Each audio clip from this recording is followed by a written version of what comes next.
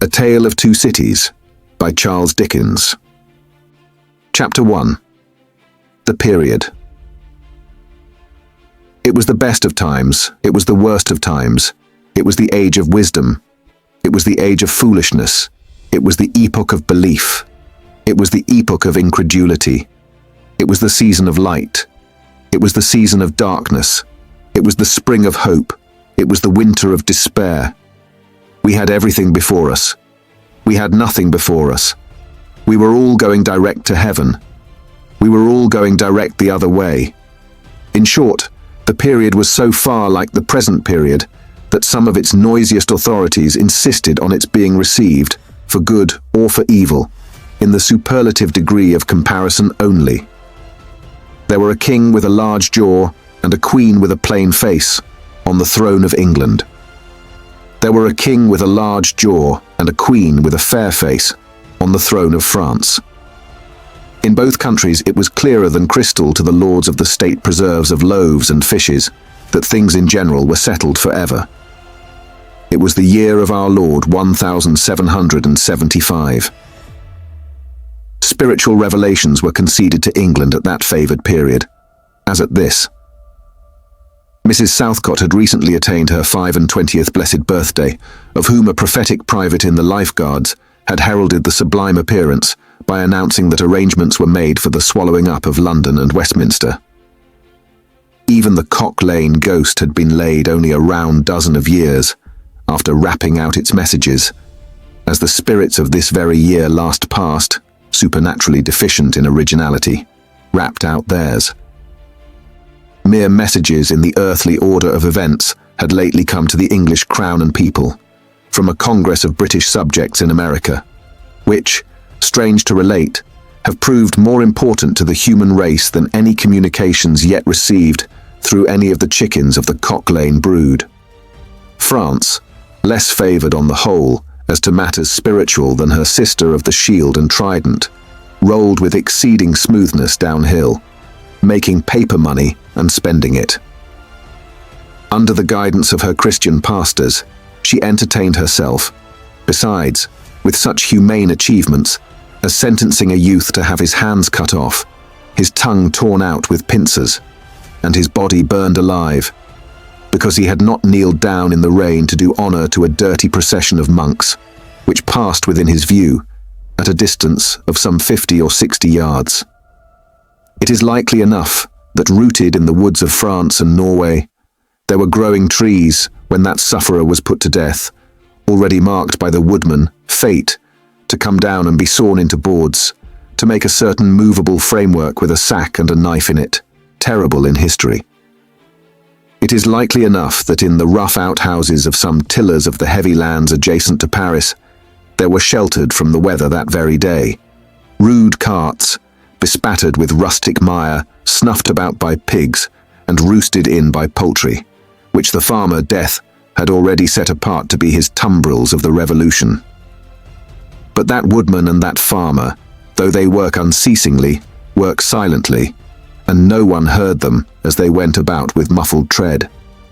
The rather, for as much as to entertain any suspicion that they were awake, was to be atheistical and traitorous. In England, there was scarcely an amount of order and protection to justify much national boasting. Daring burglaries by armed men and highway robberies took place in the capital itself every night. Families were publicly cautioned not to go out of town without removing their furniture to upholsterers' warehouses for security. The highwayman in the dark was a city tradesman in the light, and being recognized and challenged by his fellow tradesmen, whom he stopped in his character of the captain, gallantly shot him through the head and rode away. The mail was waylaid by 7 robbers, and the guard shot 3 dead, and then got shot dead himself by the other 4, in consequence of the failure of his ammunition, after which the mail was robbed in peace. That magnificent potentate, the Lord Mayor of London, was made to stand and deliver on Turnham Green by one highwayman who despoiled the illustrious creature in sight of all his retinue. Prisoners in London jails fought battles with their turnkeys, and the majesty of the law fired blunderbusses in among them, loaded with rounds of shot and ball. Thieves snipped off diamond crosses from the necks of noble lords at court drawing rooms. Musketeers went into St. Giles's to search for contraband goods, and the mob fired on the musketeers, and the musketeers fired on the mob, and nobody thought any of these occurrences much out of the common way. In the midst of them, the hangman, ever busy and ever worse than useless, was in constant requisition. Now, stringing up long rows of miscellaneous criminals. Now, hanging a housebreaker on Saturday who had been taken on Tuesday. Now, burning people in the hand at Newgate by the dozen, and now burning pamphlets at the door of Westminster Hall. Today, taking the life of an atrocious murderer, and tomorrow of a wretched pilferer who had robbed a farmer's boy of sixpence. All these things, and 1,000 like them, came to pass in and close upon the dear old year, 1775. Environed by them, while the woodman and the farmer worked unheeded, those two of the large jaws, and those other two of the plain and the fair faces, trod with stir enough, and carried their divine rights with a high hand. Thus did the year 1775 conduct their greatnesses, and myriads of small creatures, the creatures of this chronicle among the rest, along the roads that lay before them.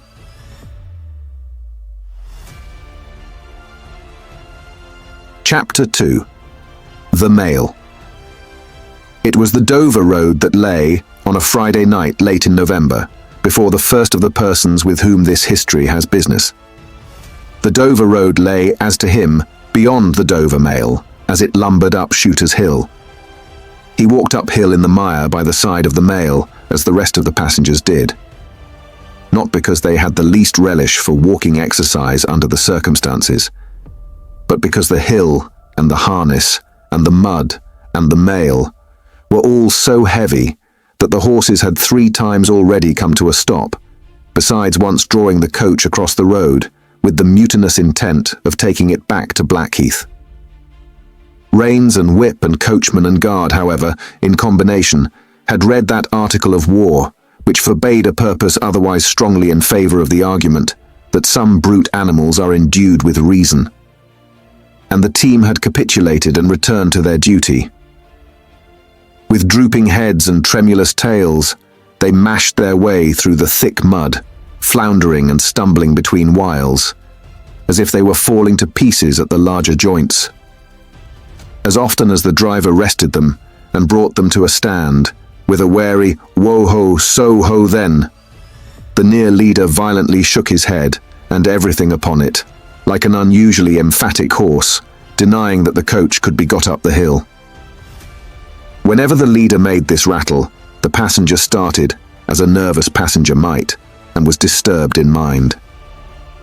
There was a steaming mist in all the hollows, and it had roamed in its forlornness up the hill, like an evil spirit, seeking rest and finding none. A clammy and intensely cold mist, it made its slow way through the air in ripples that visibly followed and overspread one another, as the waves of an unwholesome sea might do. It was dense enough to shut out everything from the light of the coach lamps, but these its own workings, and a few yards of road. And the reek of the labouring horses steamed into it, as if they had made it all. 2 other passengers, besides the one, were plodding up the hill by the side of the mail. All 3 were wrapped to the cheekbones and over the ears, and wore jackboots. Not one of the 3 could have said, from anything he saw, what either of the other 2 was like. And each was hidden under almost as many wrappers from the eyes of the mind, as from the eyes of the body, of his 2 companions. In those days, travellers were very shy of being confidential on a short notice, for anybody on the road might be a robber or in league with robbers. As to the latter, when every posting house and alehouse could produce somebody in the captain's pay, ranging from the landlord to the lowest stable nondescript, it was the likeliest thing upon the cards. So the guard of the Dover Mail thought to himself, that Friday night in November, 1775, lumbering up Shooter's Hill, as he stood on his own particular perch behind the mail, beating his feet and keeping an eye and a hand on the arm chest before him, where a loaded blunderbuss lay at the top of 6 or 8 loaded horse pistols deposited on a substratum of cutlass. The Dover mail was in its usual genial position that the guard suspected the passengers. The passengers suspected one another and the guard. They all suspected everybody else, and the coachman was sure of nothing but the horses. As to which cattle he could with a clear conscience have taken his oath on the 2 testaments that they were not fit for the journey. "Whoa ho," said the coachman. "So then, one more pull and you're at the top, and be damned to you, for I have had trouble enough to get you to it. Joe." "Hello," the guard replied. "What o'clock do you make it, Joe?" 10 minutes good, past 11. "My blood," ejaculated the vexed coachman. "And not atop of Shooters yet. Tst, yah, get on with you." The emphatic horse, cut short by the whip in a most decided negative, made a decided scramble for it, and the 3 other horses followed suit. Once more, the Dover mail struggled on, with the jack boots of its passengers squashing along by its side. They had stopped when the coach stopped, and they kept close company with it. If any one of the 3 had had the hardihood to propose to another to walk on a little ahead into the mist and darkness, he would have put himself in a fair way of getting shot instantly as a highwayman. The last burst carried the mail to the summit of the hill. The horses stopped to breathe again, and the guard got down to skid the wheel for the descent and open the coach door to let the passengers in. "Tst! Joe!" cried the coachman in a warning voice, looking down from his box. "What do you say, Tom?" They both listened. "I say a horse at a canter coming up, Joe." "I say a horse at a gallop, Tom," returned the guard, leaving his hold of the door and mounting nimbly to his place. "Gentlemen, in the King's name, all of you." With this hurried adjuration, he cocked his blunderbuss and stood on the offensive. The passenger booked by this history was on the coach step, getting in. The 2 other passengers were close behind him and about to follow. He remained on the step, half in the coach and half out of. They remained in the road below him. They all looked from the coachman to the guard, and from the guard to the coachman, and listened. The coachman looked back, and the guard looked back, and even the emphatic leader pricked up his ears and looked back, without contradicting. The stillness consequent on the cessation of the rumbling and labouring of the coach, added to the stillness of the night, made it very quiet indeed. The panting of the horses communicated a tremulous motion to the coach, as if it were in a state of agitation. The hearts of the passengers beat loud enough perhaps to be heard. But at any rate, the quiet pause was audibly expressive of people out of breath, and holding the breath, and having the pulses quickened by expectation. The sound of a horse at a gallop came fast and furiously up the hill. "So-ho!" the guard sang out as loud as he could roar. "Yo there! Stand! I shall fire!" The pace was suddenly checked, and with much splashing and floundering, a man's voice called from the mist. "Is that the Dover mail?" "Never you mind what it is," the guard retorted. "What are you?" "Is that the Dover mail?" "Why do you want to know?" "I want a passenger, if it is." "What passenger?" "Mr. Jarvis Lorry." Our booked passenger showed in a moment that it was his name. The guard, the coachman, and the 2 other passengers eyed him distrustfully. "Keep where you are," the guard called to the voice in the mist, "because if I should make a mistake, it could never be set right in your lifetime. Gentlemen of the name of Lorry, answer straight." "What is the matter?" asked the passenger, then with mildly quavering speech. "Who wants me? Is it Jerry?" "I don't like Jerry's voice if it is Jerry," growled the guard to himself. "He's hoarser than suits me, is Jerry." "Yes, Mr. Lorry." What is the matter?" "A dispatch sent after you from over yonder. T&Co." "I know this messenger, guard," said Mr. Lorry, getting down into the road, assisted from behind more swiftly than politely by the other two passengers, who immediately scrambled into the coach, shut the door, and pulled up the window. "He may come close. There's nothing wrong." "I hope there ain't, but I can't make so nation sure of that," said the guard in gruff soliloquy. "Hello, you." "Well, and hello, you," said Jerry, more hoarsely than before. "Come on at a foot pace. Do you mind me? And if you've got holsters to that saddle of yourn, don't let me see your hand go nigh 'em. For I'm a devil at a quick mistake, and when I make one it takes the form of lead. So now, let's look at you." The figures of a horse and rider came slowly through the eddying mist and came to the side of the mail where the passenger stood. The rider stooped and, casting up his eyes at the guard, handed the passenger a small folded paper. The rider's horse was blown, and both horse and rider were covered with mud, from the hoofs of the horse to the hat of the man.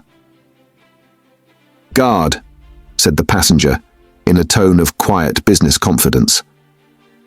The watchful guard, with his right hand at the stock of his raised blunderbuss, his left at the barrel and his eye on the horseman, answered curtly, "Sir, there is nothing to apprehend. I belong to Tellson's Bank. You must know Tellson's Bank in London. I'm going to Paris on business. A crown to drink. I may read this?" "If so be as you're quick, sir." He opened it in the light of the coach lamp on that side, and read, first to himself and then aloud, "Wait at Dover for Mamselle. It's not long, you see, guard. Jerry say that my answer was, recalled to life."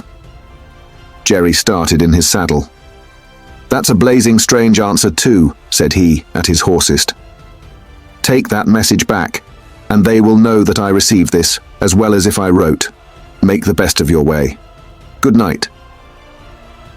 With those words, the passenger opened the coach door and got in. Not at all assisted by his fellow passengers, who had expeditiously secreted their watches and purses in their boots, and were now making a general pretense of being asleep, with no more definite purpose than to escape the hazard of originating any other kind of action.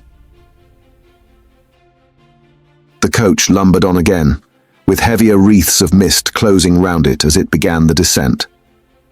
The guard soon replaced his blunderbuss in his arm-chest, and having looked to the rest of its contents, and having looked to the supplementary pistols that he wore in his belt, looked to a smaller chest beneath his seat, in which there were a few smith's tools, a couple of torches, and a tinder box. For he was furnished with that completeness that if the coach lamps had been blown and stormed out, which did occasionally happen, he had only to shut himself up inside, keep the flint and steel sparks well off the straw, and get a light with tolerable safety and ease, if he were lucky, in 5 minutes. "Tom?"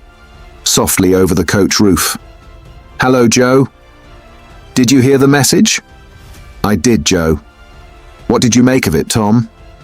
"Nothing at all, Joe." "That's a coincidence too," the guard mused, "for I made the same of it myself." Jerry, left alone in the mist and darkness, dismounted meanwhile, not only to ease his spent horse, but to wipe the mud from his face and shake the wet out of his hat brim, which might be capable of holding about half a gallon. After standing with the bridle over his heavily splashed arm until the wheels of the mail were no longer within hearing and the night was quite still again, he turned to walk down the hill. "After that, they're gallop from Temple Bar, old lady. I won't trust your forelegs till I get you on the level," said this hoarse messenger, glancing at his mare. "Recalled to life. That's a blazing strange message. Much of that wouldn't do for you, Jerry. I say, Jerry, you'd be in a blazing bad way if recalling to life was to come into fashion, Jerry."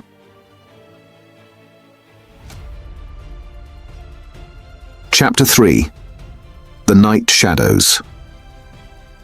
A wonderful fact to reflect upon, that every human creature is constituted to be that profound secret and mystery to every other. A solemn consideration when I enter a great city by night, that every one of those darkly clustered houses encloses its own secret. That every room in every one of them encloses its own secret. That every beating heart in the hundreds of thousands of breasts there is, in some of its imaginings, a secret to the heart nearest it. Something of the awfulness, even of death itself, is referable to this.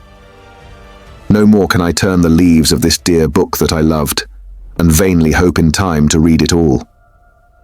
No more can I look into the depths of this unfathomable water, wherein, as momentary lights glanced into it, I have had glimpses of buried treasure and other things submerged. It was appointed that the book should shut with a spring, for ever and for ever, when I had read but a page. It was appointed that the water should be locked in an eternal frost, when the light was playing on its surface, and I stood in ignorance on the shore. My friend is dead, my neighbor is dead, my love, the darling of my soul, is dead. It is the inexorable consolidation and perpetuation of the secret that was always in that individuality, and which I shall carry in mine to my life's end. In any of the burial places of this city through which I pass, is there a sleeper more inscrutable than its busy inhabitants are, in their innermost personality, to me, or than I am to them? As to this, his natural and not to be alienated inheritance, the messenger on horseback had exactly the same possessions as the king, the first minister of state, or the richest merchant in London. So with the 3 passengers shut up in the narrow compass of one lumbering old mail coach, they were mysteries to one another, as complete as if each had been in his own coach and 6, or his own coach and 60, with the breadth of a county between him and the next. The messenger rode back at an easy trot, stopping pretty often at alehouses by the way to drink, but evincing a tendency to keep his own counsel, and to keep his hat cocked over his eyes. He had eyes that assorted very well with that decoration, being of a surface black, with no depth in the colour or form, and much too near together, as if they were afraid of being found out in something, singly, if they kept too far apart. They had a sinister expression, under an old cocked hat like a 3-cornered spittoon, and over a great muffler for the chin and throat, which descended nearly to the wearer's knees. When he stopped for drink, he moved this muffler with his left hand, only while he poured his liquor in with his right. As soon as that was done, he muffled again. "No, Jerry, no," said the messenger, harping on one theme as he rode. "It wouldn't do for you, Jerry. Jerry, you honest tradesman, it wouldn't suit your line of business. Recalled. Bust me if I don't think he'd been a-drinking." His message perplexed his mind to that degree that he was fain, several times, to take off his hat to scratch his head. Except on the crown, which was raggedly bald, he had stiff, black hair, standing jaggedly all over it, and growing downhill almost to his broad, blunt nose. It was so like Smith's work, so much more like the top of a strongly spiked wall than a head of hair, that the best of players at leapfrog might have declined him, as the most dangerous man in the world to go over. While he trotted back with the message he was to deliver to the night watchman in his box at the door of Tellson's Bank, by Temple Bar, who was to deliver it to greater authorities within, the shadows of the night took such shapes to him as arose out of the message, and took such shapes to the mare as arose out of her private topics of uneasiness. They seemed to be numerous, for she shied at every shadow on the road. What time the mail coach lumbered, jolted, rattled, and bumped upon its tedious way, with its 3 fellow inscrutables inside. To whom, likewise, the shadows of the night revealed themselves, in the forms their dozing eyes and wandering thoughts suggested.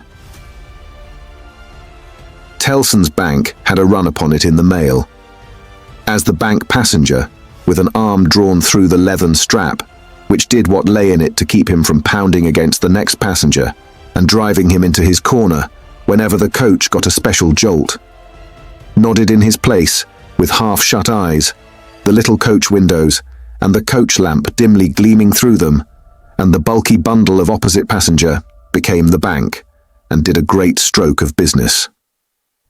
The rattle of the harness was the chink of money, and more drafts were honoured in 5 minutes than even Tellson's, with all its foreign and home connection, ever paid in thrice the time.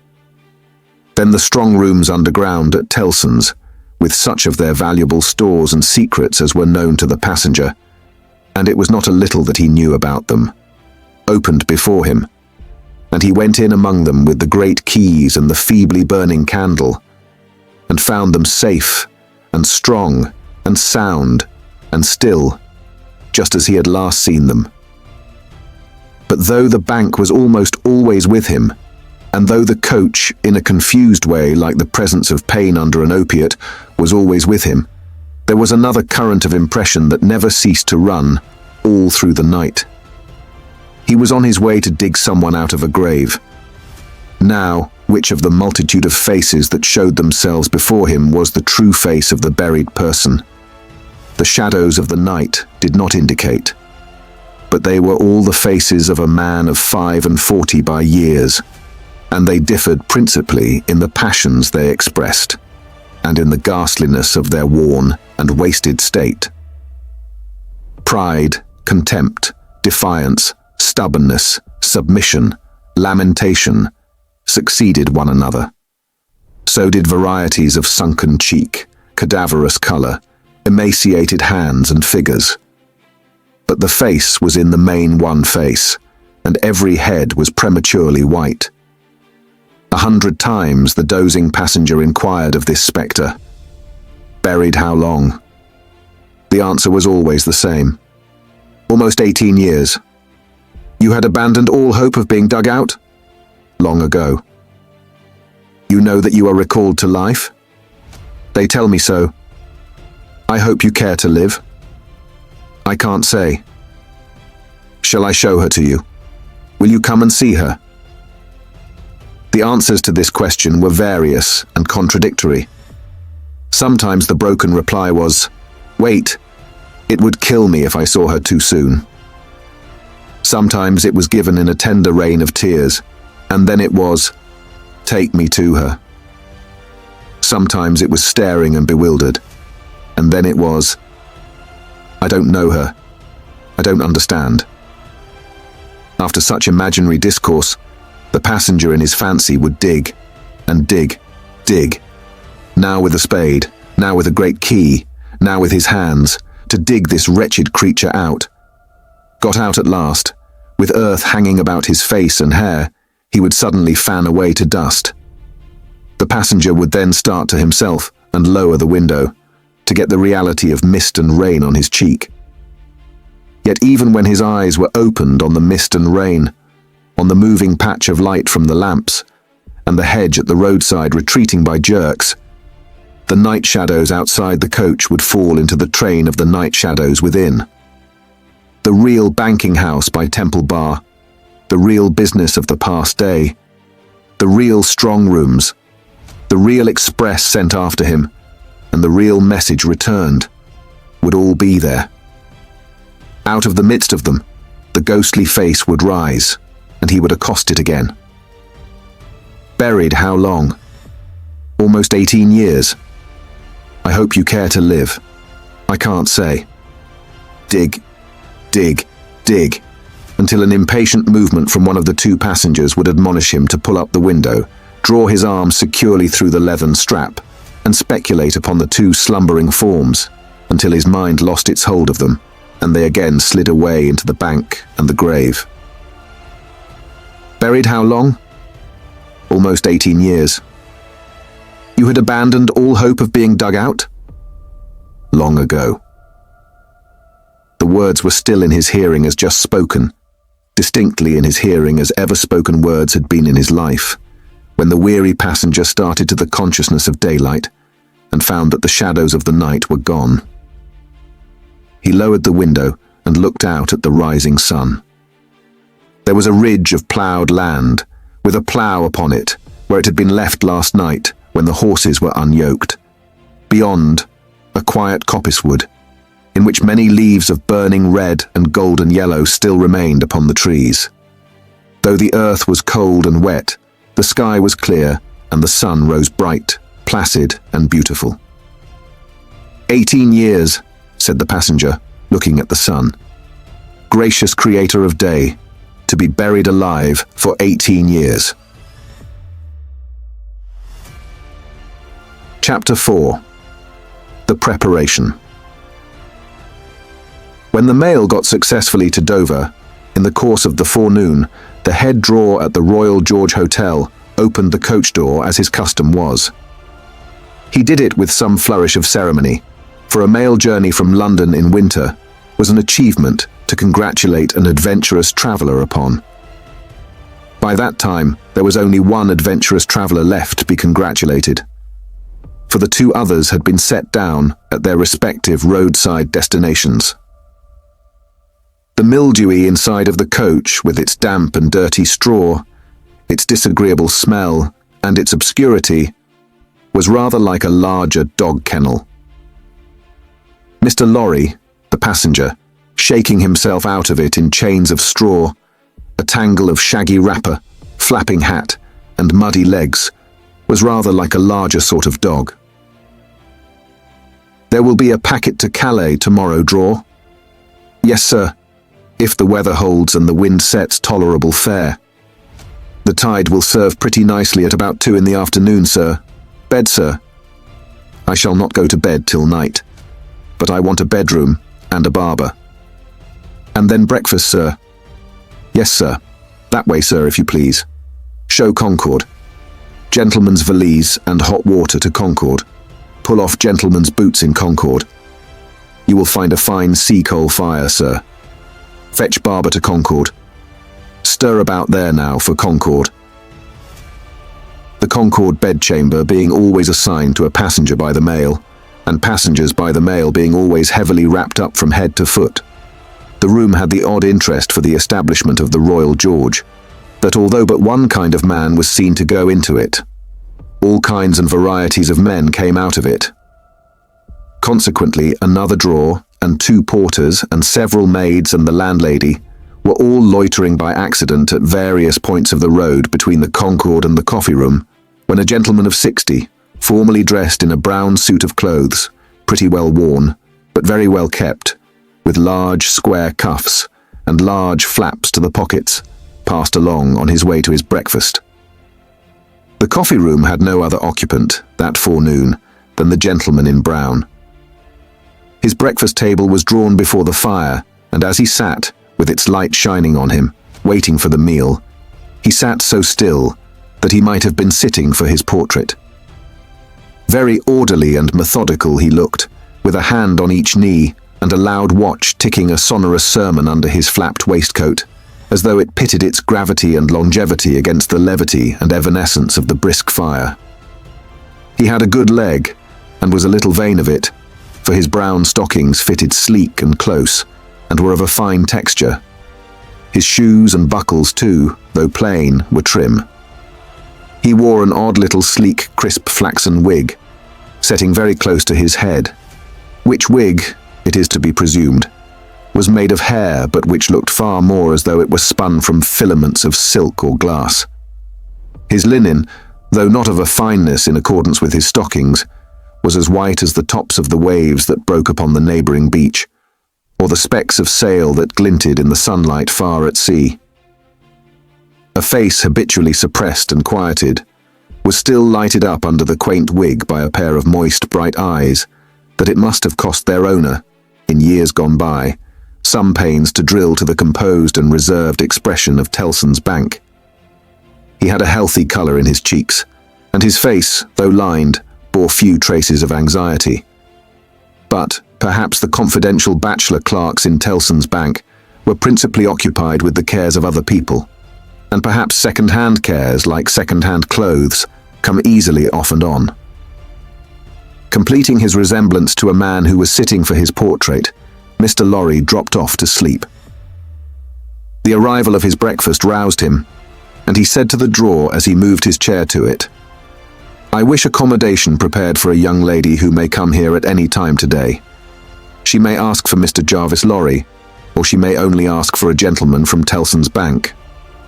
Please to let me know." "Yes, sir. Tellson's Bank in London, sir? Yes. Yes, sir. We have oftentimes the honour to entertain your gentlemen in their travelling backwards and forwards betwixt London and Paris, sir. A vast deal of travelling, sir, in Tellson and Company's house. Yes, we are quite a French house, as well as an English one. Yes, sir. Not much in the habit of such travelling yourself, I think, sir. Not of late years. It is 15 years since I, came last from France. Indeed, sir. That was before my time here, sir. Before our people's time here, sir. The George was in other hands at that time, sir. I believe so. But I would hold a pretty wager, sir, that a house like Tellson and Company was flourishing, a matter of 50, not to speak of 15 years ago. You might treble that and say 150, yet not be far from the truth. Indeed, sir. Rounding his mouth and both his eyes, as he stepped backward from the table, the waiter shifted his napkin from his right arm to his left, dropped into a comfortable attitude, and stood surveying the guest while he ate and drank, as from an observatory or watchtower. According to the immemorial usage of waiters in all ages, when Mr. Lorry had finished his breakfast, he went out for a stroll on the beach. The little narrow, crooked town of Dover hid itself away from the beach and ran its head into the chalk cliffs, like a marine ostrich. The beach was a desert of heaps of sea and stones tumbling wildly about, and the sea did what it liked, and what it liked was destruction. It thundered at the town, and thundered at the cliffs, and brought the coast down madly. The air among the houses was of so strong a piscatory flavour that one might have supposed sick fish went up to be dipped in it, as sick people went down to be dipped in the sea. A little fishing was done in the port, and a quantity of strolling about by night and looking seaward, particularly at those times when the tide made and was near flood. Small tradesmen, who did no business whatever, sometimes unaccountably realized large fortunes, and it was remarkable that nobody in the neighborhood could endure a lamplighter. As the day declined into the afternoon, and the air, which had been at intervals clear enough to allow the French coast to be seen, became again charged with mist and vapor, Mr. Lorry's thoughts seemed to cloud too. When it was dark, and he sat before the coffee-room fire, awaiting his dinner as he had awaited his breakfast, his mind was busily digging in the live red coals. A bottle of good claret after dinner does a digger in the red coals no harm, otherwise than as it has a tendency to throw him out of work. Mr. Lorry had been idle a long time, and had just poured out his last glassful of wine with as complete an appearance of satisfaction as is ever to be found in an elderly gentleman of a fresh complexion who has got to the end of a bottle when a rattling of wheels came up the narrow street and rumbled into the inn-yard. He set down his glass untouched. "This is Mamselle," said he. In a very few minutes the waiter came in to announce that Miss Manette had arrived from London and would be happy to see the gentleman from Tellson's. So soon? Miss Manette had taken some refreshment on the road and required none then, and was extremely anxious to see the gentleman from Tellson's immediately, if it suited his pleasure and convenience. The gentleman from Tellson's had nothing left for it but to empty his glass with an air of stolid desperation, settle his odd little flaxen wig at the ears, and follow the waiter to Miss Manette's apartment. It was a large, dark room, furnished in a funereal manner with black horsehair and loaded with heavy, dark tables. These had been oiled and oiled until the two tall candles on the table in the middle of the room were gloomily reflected on every leaf, as if they were buried in deep graves of black mahogany, and no light to speak of could be expected from them until they were dug out. The obscurity was so difficult to penetrate that Mr. Lorry, picking his way over the well-worn Turkey carpet, supposed Miss Manette to be for the moment in some adjacent room, until, having got past the two tall candles, he saw standing to receive him by the table between them and the fire, a young lady of not more than 17, in a riding cloak and still holding her straw travelling hat by its ribbon in her hand. As his eyes rested on a short, slight, pretty figure, a quantity of golden hair, a pair of blue eyes that met his own with an inquiring look, and a forehead with a singular capacity, remembering how young and smooth it was, of rifting and knitting itself into an expression that was not quite one of perplexity or wonder or alarm, or merely of a bright fixed attention, though it included all the four expressions. As his eyes rested on these things, a sudden vivid likeness passed before him, of a child whom he had held in his arms on the passage across that very channel, one cold time, when the hail drifted heavily and the sea ran high. The likeness passed away, like a breath along the surface of the gaunt pier glass behind her, on the frame of which a hospital procession of black cupids, several headless and all cripples, were offering black baskets of dead sea fruit to black divinities of the feminine gender. And he made his formal bow to Miss Manette. "Pray take a seat, sir," in a very clear and pleasant young voice, a little foreign in its accent, but a very little indeed. "I kiss your hand, miss," said Mr. Lorry, with the manners of an earlier date, as he made his formal bow again, and took his seat. "I received a letter from the bank, sir, yesterday, informing me that some intelligence, or discovery— the word is not material, miss. Either word will do. Respecting the small property of my poor father, whom I never saw, so long dead." Mr. Lorry moved in his chair and cast a troubled look towards the hospital procession of black cupids, as if they had any help for anybody in their absurd baskets. "Rendered it necessary that I should go to Paris, there to communicate with a gentleman of the bank, so good as to be dispatched to Paris for the purpose. Myself. As I was prepared to hear, sir." She curtsied to him. Young ladies made curtsies in those days, with a pretty desire to convey to him that she felt how much older and wiser he was than she. He made her another bow. "I replied to the bank, sir, that as it was considered necessary by those who know and who are so kind as to advise me, that I should go to France, and that as I am an orphan and have no friend who could go with me, I should esteem it highly if I might be permitted to place myself, during the journey, under that worthy gentleman's protection." The gentleman had left London, but I think a messenger was sent after him to beg the favour of his waiting for me here. "I was happy," said Mr. Lorry, "to be entrusted with the charge. I shall be more happy to execute it. Sir, I thank you indeed. I thank you very gratefully. It was told me by the bank that the gentleman would explain to me the details of the business, and that I must prepare myself to find them of a surprising nature.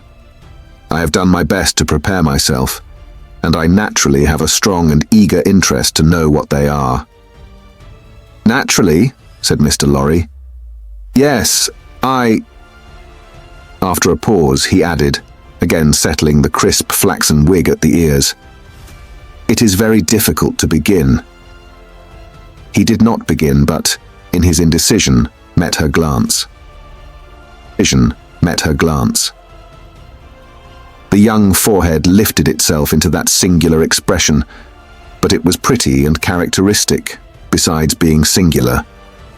And she raised her hand, as if with an involuntary action she caught at, or stayed some passing shadow. "Are you quite a stranger to me, sir?" "Am I not?" Mr. Lorry opened his hands and extended them outwards with an argumentative smile. Between the eyebrows and just over the little feminine nose, the line of which was as delicate and fine as it was possible to be, the expression deepened itself as she took her seat thoughtfully in the chair by which she had hitherto remained standing. He watched her as she mused, and the moment she raised her eyes again, went on. "In your adopted country, I presume, I cannot do better than address you as a young English lady, Miss Manette?" "If you please, sir." "Miss Manette, I am a man of business. I have a business charge to acquit myself of. In your reception of it, Don't heed me any more than if I was a speaking machine. Truly, I am not much else. I will, with your leave, relate to you, miss, the story of one of our customers. Story. He seemed willfully to mistake the word she had repeated, when he added in a hurry, Yes, customers. In the banking business, we usually call our connection our customers. He was a French gentleman, a scientific gentleman, a man of great acquirements, a doctor. Not of Beauvais? Why, yes, of Beauvais. Like Monsieur Manette, your father, the gentleman was of Beauvais. Like Monsieur Manette, your father, the gentleman was of repute in Paris. I had the honor of knowing him there. Our relations were business relations, but confidential. I was at that time in our French house, and had been, 20 years. At that time, I may ask, at what time, sir? I speak, miss, of 20 years ago. He married an English lady, and I was one of the trustees. His affairs, like the affairs of many other French gentlemen and French families, were entirely in Tellson's hands. In a similar way, I am, or I have been, trustee of one kind or other for scores of our customers. These are mere business relations, miss. There is no friendship in them, no particular interest, nothing like sentiment. I have passed from one to another in the course of my business life, just as I pass from one of our customers to another in the course of my business day. In short, I have no feelings. I am a mere machine. To go on. But this is my father's story, sir, and I begin to think, the curiously roughened forehead was very intent upon him, that when I was left an orphan through my mother's surviving my father only 2 years, it was you who brought me to England. I am almost sure it was you. Mr. Lorry took the hesitating little hand that confidingly advanced to take his, and he put it with some ceremony to his lips. He then conducted the young lady straightway to her chair again, and holding the chair back with his left hand, and using his right by turns to rub his chin, pull his wig at the ears, or point what he said, stood looking down into her face, while she sat looking up into his. Miss Manette, it was I. And you will see how truly I spoke of myself just now, in saying I had no feelings, and that all the relations I hold with my fellow creatures are mere business relations. When you reflect that I have never seen you since. No, you have been the ward of Tellson's house since, and I have been busy with the other business of Tellson's house since. Feelings. I have no time for them, no chance of them. I pass my whole life, miss, in turning an immense pecuniary mangle. After this odd description of his daily routine of employment, Mr. Lorry flattened his flaxen wig upon his head with both hands, which was most unnecessary, for nothing could be flatter than its shining surface was before, and resumed his former attitude. So far, miss, as you have remarked, this is the story of your regretted father. Now comes the difference. If your father had not died when he did, don't be frightened. How you start. She did indeed start, and she caught his wrist with both her hands. Pray, said Mr. Lorry in a soothing tone, bringing his left hand from the back of the chair to lay it on the supplicatory fingers that clasped him in so violent a tremble. Pray control your agitation. A matter of business. As I was saying, her look so discomposed him that he stopped, wandered, and began anew. As I was saying, if Monsieur Manette had not died, if he had suddenly and silently disappeared, if he had been spirited away, if it had not been difficult to guess to what dreadful place, though no art could trace him, if he had an enemy and some compatriot who could exercise a privilege that I in my own time have known the boldest people afraid to speak of in a whisper across the water there. For instance, the privilege of filling up blank forms for the consignment of anyone to the oblivion of a prison for any length of time. If his wife had implored the king, the queen, the court, the clergy, for any tidings of him, and all quite in vain, then the history of your father would have been the history of this unfortunate gentleman, the doctor of Beauvais. I entreat you to tell me more, sir. I will. I am going to. You can bear it. I can bear anything but the uncertainty you leave me in at this moment. You speak collectedly, and you are collected. That's good. Though his manner was less satisfied than his words. A matter of business. Regard it as a matter of business. Business that must be done. Now, if this doctor's wife, though a lady of great courage and spirit, had suffered so intensely from this cause before her little child was born. The little child was a daughter, sir. A daughter. A matter of business. Don't be distressed. Miss, if the poor lady had suffered so intensely before her little child was born, that she came to the determination of sparing the poor child the inheritance of any part of the agony she had known the pains of, by rearing her in the belief that her father was dead. No, don't kneel. In heaven's name, why should you kneel to me? For the truth. Oh dear, good, compassionate sir, for the truth. A matter of business. You confuse me. And how can I transact business if I am confused? Let us be clear-headed. If you could kindly mention now, for instance, what 9 times 9 pence are, or how many shillings in 20 guineas, it would be so encouraging. I should be so much more at my ease about your state of mind. Without directly answering to this appeal, she sat so still when he had very gently raised her, and the hands that had not ceased to clasp his wrists were so much more steady than they had been, that she communicated some reassurance to Mr. Jarvis Lorry. That's right, that's right. Courage. Business. You have business before you. Useful business. Miss Manette, your mother took this course with you. And when she died, I believe broken-hearted, having never slackened her unavailing search for your father, she left you, at 2 years old, to grow to be blooming, beautiful, and happy, without the dark cloud upon you of living in uncertainty, whether your father soon wore his heart out in prison, or wasted there through many lingering years. As he said the words, he looked down, with an admiring pity, on the flowing golden hair, as if he pictured to himself that it might have been already tinged with grey.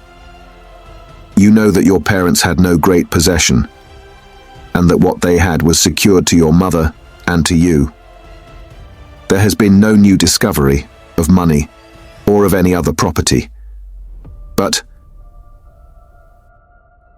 he felt his wrist held closer, and he stopped.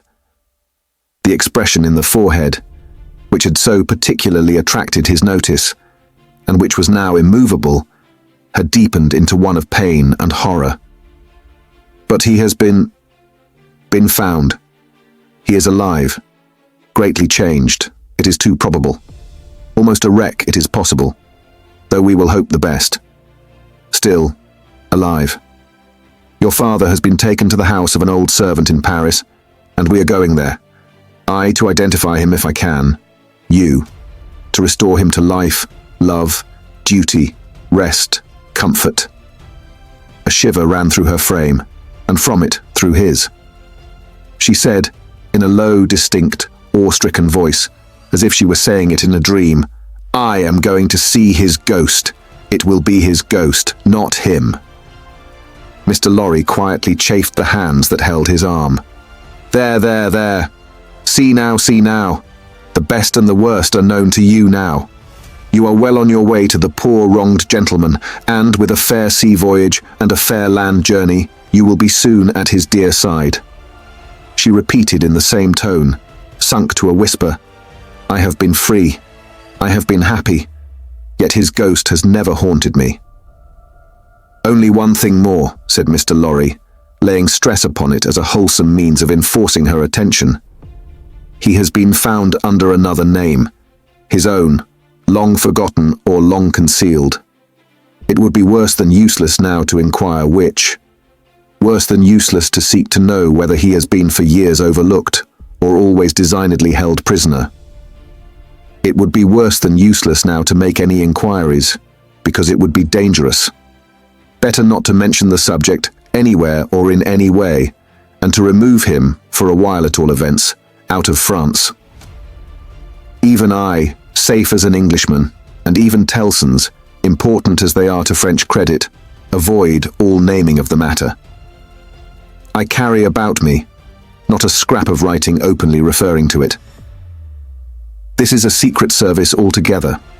My credentials, entries and memoranda are all comprehended in the one line, recalled to life, which may mean anything.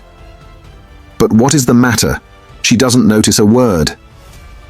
Miss Manette, perfectly still and silent, and not even fallen back in her chair, she sat under his hand, utterly insensible, with her eyes open and fixed upon him, and with that last expression looking as if it were carved or branded into her forehead. So close was her hold upon his arm, that he feared to detach himself, lest he should hurt her. Therefore he called out loudly for assistance without moving. A wild-looking woman, whom even in his agitation Mr. Lorry observed to be all of a red colour, and to have red hair, and to be dressed in some extraordinary tight-fitting fashion, and to have on her head a most wonderful bonnet like a grenadier wooden measure, and good measure too, or a great Stilton cheese, came running into the room in advance of the inn servants, and soon settled the question of his detachment from the poor young lady, by laying a brawny hand upon his chest, and sending him flying back against the nearest wall. "I really think this must be a man," was Mr. Lorry's breathless reflection, simultaneously with his coming against the wall. "Why, look at you all," bawled this figure, addressing the inn servants. "Why don't you go and fetch things, instead of standing there staring at me? I'm not so much to look at, am I? Why don't you go and fetch things? I'll let you know, if you don't bring smelling salts, cold water and vinegar. Quick, I will."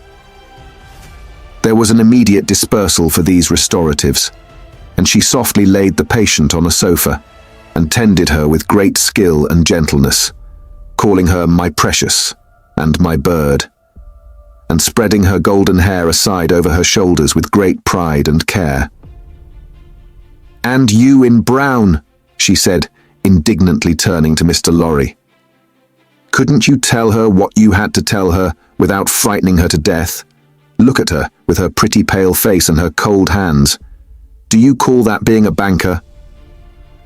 Mr. Lorry was so exceedingly disconcerted by a question so hard to answer, that he could only look on, at a distance, with much feebler sympathy and humility, while the strong woman, having banished the inn servants under the mysterious penalty of letting them know something not mentioned if they stayed there, staring, recovered her charge by a regular series of gradations, and coaxed her to lay her drooping head upon her shoulder.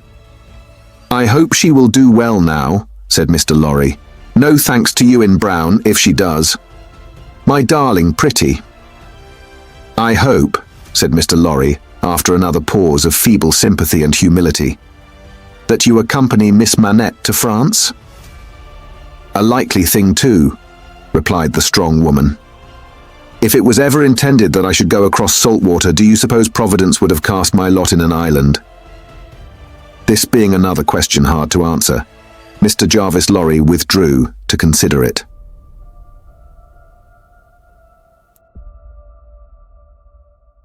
Chapter 5. The Wine Shop.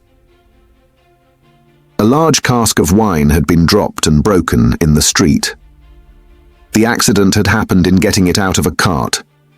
The cask had tumbled out with a run, the hoops had burst, and it lay on the stones just outside the door of the wine shop, shattered like a walnut shell. All the people within reach had suspended their business or their idleness to run to the spot and drink the wine.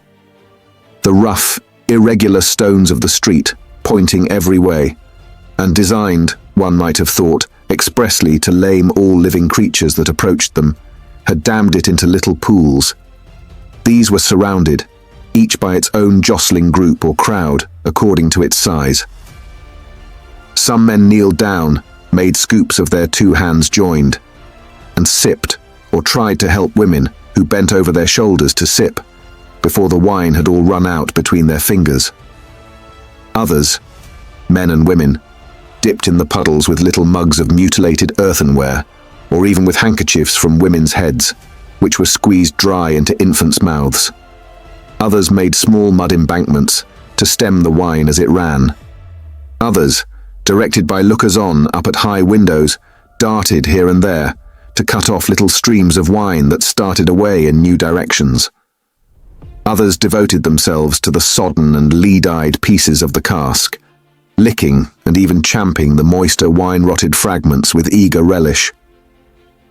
There was no drainage to carry off the wine, and not only did it all get taken up, but so much mud got taken up along with it, that there might have been a scavenger in the street, if anybody acquainted with it could have believed in such a miraculous presence.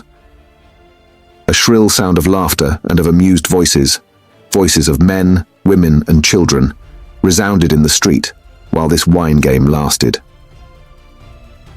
There was little roughness in the sport, and much playfulness.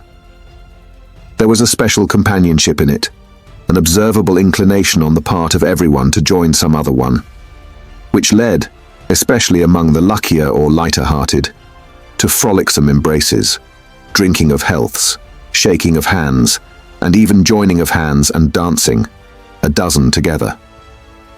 When the wine was gone, and the places where it had been most abundant were raked into a gridiron pattern by fingers, these demonstrations ceased as suddenly as they had broken out. The man who had left his saw sticking in the firewood he was cutting set it in motion again. The women who had left on a doorstep the little pot of hot ashes, at which she had been trying to soften the pain in her own starved fingers and toes, or in those of her child, returned to it. Men with bare arms, matted locks, and cadaverous faces, who had emerged into the winter light from cellars, moved away to descend again, and a gloom gathered on the scene that appeared more natural to it than sunshine. The wine was red wine, and had stained the ground of the narrow street in the suburb of Saint-Antoine, in Paris, where it was spilled. It had stained many hands too, and many faces, and many naked feet, and many wooden shoes. The hands of the man who sawed the wood left red marks on the billets, and the forehead of the woman who nursed her baby was stained with the stain of the old rag she wound about her head again. Those who had been greedy with the staves of the cask had acquired a tigerish smear about the mouth, and one tall joker so besmirched, his head more out of a long, squalid bag of a nightcap than in it, scrawled upon a wall with his finger dipped in muddy wine lees, blood. The time was to come when that wine too would be spilled on the street stones, and when the stain of it would be read upon many there. And now that the cloud settled on Saint-Antoine, which a momentary gleam had driven from his sacred countenance, the darkness of it was heavy. Cold, dirt, sickness, ignorance, and want were the lords in waiting on the saintly presence. Nobles of great power, all of them, but most especially the last. Samples of a people that had undergone a terrible grinding and regrinding in the mill, and certainly not in the fabulous mill which ground old people young, shivered at every corner, passed in and out at every doorway, looked from every window, fluttered in every vestige of a garment that the wind shook. The mill which had worked them down was the mill that grinds young people old. The children had ancient faces and grave voices, and upon them, and upon the grown faces, and ploughed into every furrow of age and coming up afresh, was the sigh, hunger. It was prevalent everywhere. Hunger was pushed out of the tall houses, in the wretched clothing that hung upon poles and lines. Hunger was patched into them with straw and rag and wood and paper. Hunger was repeated in every fragment of the small modicum of firewood that the man sawed off. Hunger stared down from the smokeless chimneys and started up from the filthy street that had no offal, among its refuse, of anything to eat. Hunger was the inscription on the baker's shelves, written in every small loaf of his scanty stock of bad bread, at the sausage shop, in every dead dog preparation that was offered for sale. Hunger rattled its dry bones among the roasting chestnuts in the turned cylinder. Hunger was shred into atomics in every farthing porringer of husky chips of potato, fried with some reluctant drops of oil. Its abiding place was in all things fitted to it. A narrow winding street, full of offence and stench, with other narrow winding streets diverging, all peopled by rags and nightcaps, and all smelling of rags and nightcaps, and all visible things with a brooding look upon them that looked ill.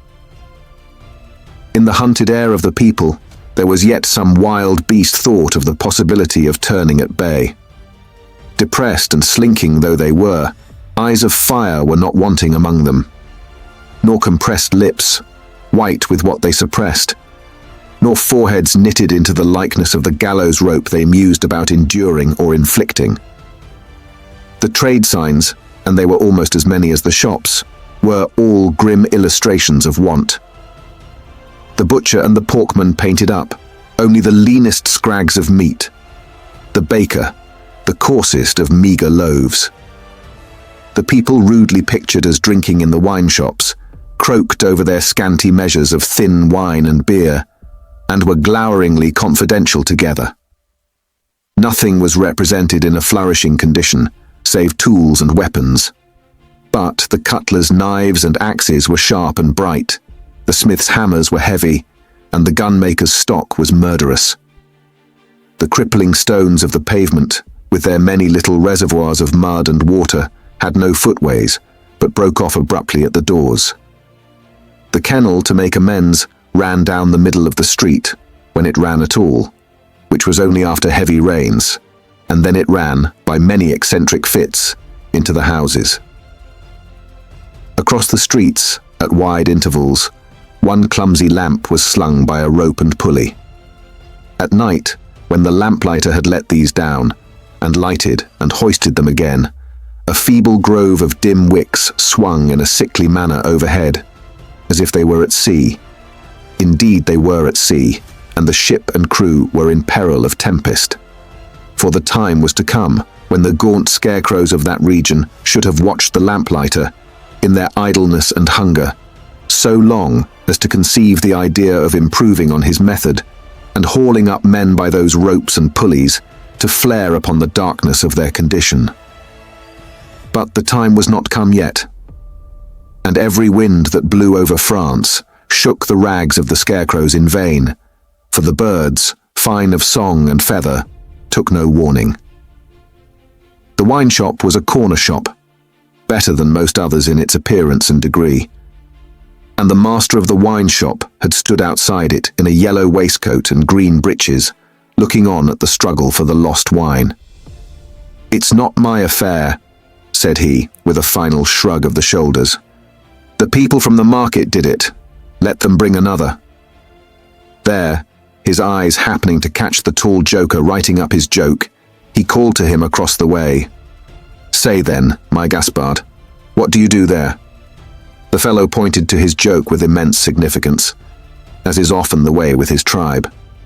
It missed its mark, and completely failed, as is often the way with his tribe too. "What now? Are you a subject for the mad hospital?" said the wine shop keeper, crossing the road and obliterating the jest with a handful of mud, picked up for the purpose and smeared over it. "Why do you write in the public streets? Is there no other place to write such words in?" In his expostulation, he dropped his cleaner hand, perhaps accidentally, perhaps not, upon the joker's heart. The joker rapped it with his own, took a nimble spring upward, and came down in a fantastic dancing attitude, with one of his stained shoes jerked off his foot into his hand, and held out. A joker of an extremely, not to say wolfishly practical character, he looked under those circumstances. Put it on," said the other. "Call wine, wine, and finish there." With that advice, he wiped his soiled hand upon the joker's dress, such as it was, quite deliberately, as having dirtied the hand on his account, and then recrossed the road and entered the wine shop. This wine shop keeper was a bull-necked, martial-looking man of 30, and he should have been of a hot temperament, for although it was a bitter day, he wore no coat, but carried one slung over his shoulder. His shirt sleeves were rolled up too, and his brown arms were bare to the elbows. Neither did he wear anything more on his head than his own crisply curling short dark hair. He was a dark man altogether, with good eyes and a good bold breadth between them. Good-humoured looking on the whole, but implacable looking too. Evidently a man of a strong resolution and a set purpose. A man not desirable to be met, rushing down a narrow pass with a gulf on either side, for nothing would turn the man. Madame Defarge, his wife, sat in the shop behind the counter as he came in. Madame Defarge was a stout woman of about his own age, with a watchful eye that seldom seemed to look at anything, a large hand heavily ringed, a steady face, strong features, and great composure of manner. There was a character about Madame Defarge from which one might have predicated that she did not often make mistakes against herself in any of the reckonings over which she presided. Madame Defarge, being sensitive to cold, was wrapped in fur, and had a quantity of bright shawl twined about her head, though not to the concealment of her large earrings. Her knitting was before her, but she had laid it down to pick her teeth with a toothpick. Thus engaged, with her right elbow supported by her left hand, Madame Defarge said nothing when her lord came in, but coughed just one grain of cough. This, in combination with the lifting of her darkly defined eyebrows over her toothpick by the breadth of a line, suggested to her husband that he would do well to look round the shop among the customers for any new customer who had dropped in while he stepped over the way. The wine shop keeper accordingly rolled his eyes about, until they rested upon an elderly gentleman and a young lady, who were seated in a corner. Other company were there, 2 playing cards, 2 playing dominoes, 3 standing by the counter, lengthening out a short supply of wine. As he passed behind the counter, he took notice that the elderly gentleman said in a look to the young lady, "This is our man." "What the devil do you do in that galley there?" said Monsieur Defarge to himself. "I don't know you." But he feigned not to notice the 2 strangers, and fell into discourse with the triumvirate of customers who were drinking at the counter. "How goes it, Jacques?" said one of these 3 to Monsieur Defarge. "Is all the spilt wine swallowed?" "Every drop, Jacques," answered Monsieur Defarge. When this interchange of Christian name was effected, Madame Defarge, picking her teeth with her toothpick, coughed another grain of cough, and raised her eyebrows by the breadth of another line. "It is not often," said the second of the 3, addressing Monsieur Defarge, "that many of these miserable beasts know the taste of wine, or of anything but black bread and death. Is it not so, Jacques?" "It is so, Jacques," Monsieur Defarge returned. At this second interchange of the Christian name, Madame Defarge, still using her toothpick with profound composure, coughed another grain of cough, and raised her eyebrows by the breadth of another line. The last of the 3 now said his say, as he put down his empty drinking vessel and smacked his lips. "Ah, so much the worse. A bitter taste it is that such poor cattle always have in their mouths, and hard lives they live, Jacques. Am I right, Jacques?" "You are right, Jacques," was the response of Monsieur Defarge. This third interchange of the Christian name was completed at the moment when Madame Defarge put her toothpick by, kept her eyebrows up, and slightly rustled in her seat. "Hold then. True," muttered her husband. "Gentlemen, my wife." The 3 customers pulled off their hats to Madame Defarge with 3 flourishes. She acknowledged their homage by bending her head and giving them a quick look. Then she glanced in a casual manner around the wine shop, took up her knitting with great apparent calmness and repose of spirit, and became absorbed in it. "Gentlemen," said her husband, who had kept his bright eye observantly upon her, "good day. The chamber, furnished bachelor fashion, that you wished to see, and were inquiring for when I stepped out, is on the 5th floor. The doorway of the staircase gives on the little courtyard close to the left here," pointing with his hand. near to the window of my establishment. But, now that I remember, one of you has already been there and can show the way. Gentlemen, adieu." They paid for their wine and left the place. The eyes of Monsieur Defarge were studying his wife at her knitting when the elderly gentleman advanced from his corner and begged the favour of a word. "Willingly, sir," said Monsieur Defarge, and quietly stepped with him to the door. Their conference was very short, but very decided. Almost at the first word, Monsieur Defarge started and became deeply attentive. It had not lasted a minute when he nodded and went out. The gentleman then beckoned to the young lady, and they too went out. Madame Defarge knitted with nimble fingers and steady eyebrows, and saw nothing. Mr. Jarvis Lorry and Miss Manette, emerging from the wine shop thus, joined Monsieur Defarge in the doorway to which he had directed his own company just before. It opened from a stinking little black courtyard, and was the general public entrance to a great pile of houses, inhabited by a great number of people. In the gloomy tile-paved entry to the gloomy tile-paved staircase, Monsieur Defarge bent down on one knee to the child of his old master, and put her hand to his lips. It was a gentle action, but not at all gently done. A very remarkable transformation had come over him in a few seconds. He had no good humour in his face, nor any openness of aspect left, but had become a secret, angry, dangerous man. "It is very high. It is a little difficult. Better to begin slowly." Thus, Monsieur Defarge, in a stern voice, to Mr. Lorry, as they began ascending the stairs. "Is he alone?" the latter whispered. "Alone? God help him, who should be with him?" said the other, in the same low voice. "Is he always alone, then?" "Yes." "Of his own desire? Of his own necessity? As he was, when I first saw him after they found me, and demanded to know if I would take him, and, at my peril, be discreet. As he was then, so he is now. He is greatly changed. Changed." The keeper of the wine shop stopped to strike the wall with his hand, and mutter a tremendous curse. No direct answer could have been half so forcible. Mr. Lorry's spirits grew heavier and heavier, as he and his two companions ascended higher and higher. Such a staircase with its accessories in the older and more crowded parts of Paris would be bad enough now. But, at that time, it was vile indeed to unaccustomed and unhardened senses.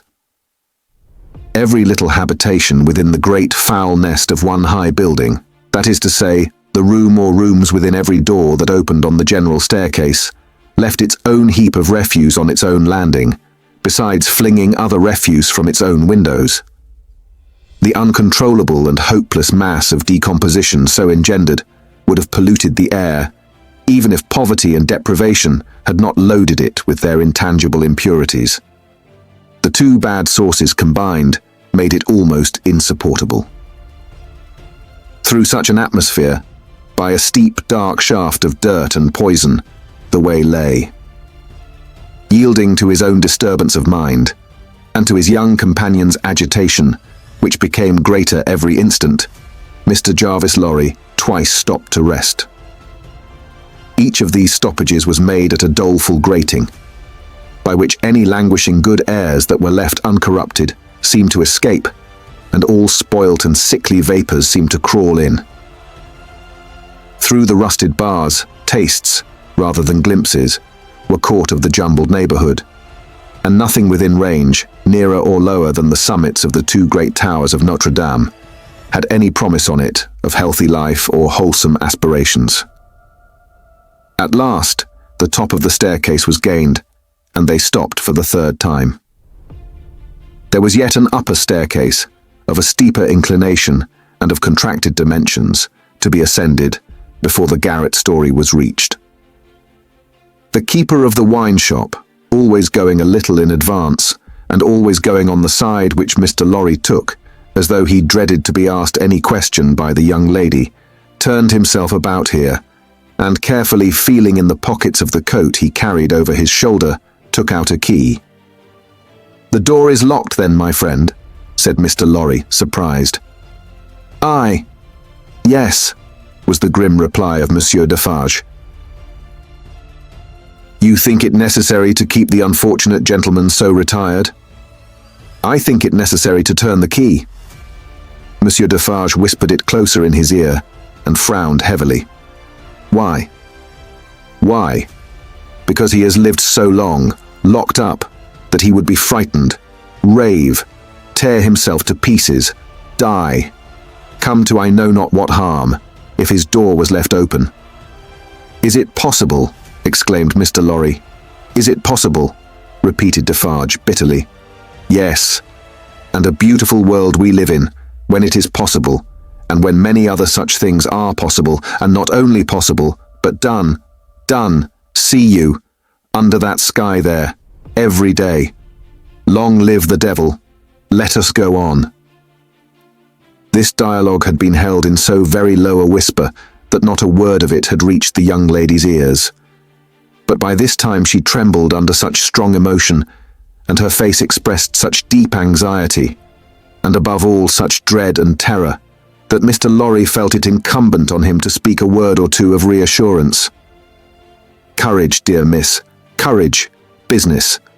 The worst will be over in a moment. It is but passing the room door, and the worst is over. Then all the good you bring to him, all the relief, all the happiness you bring to him, begin. Let our good friend here assist you on that side.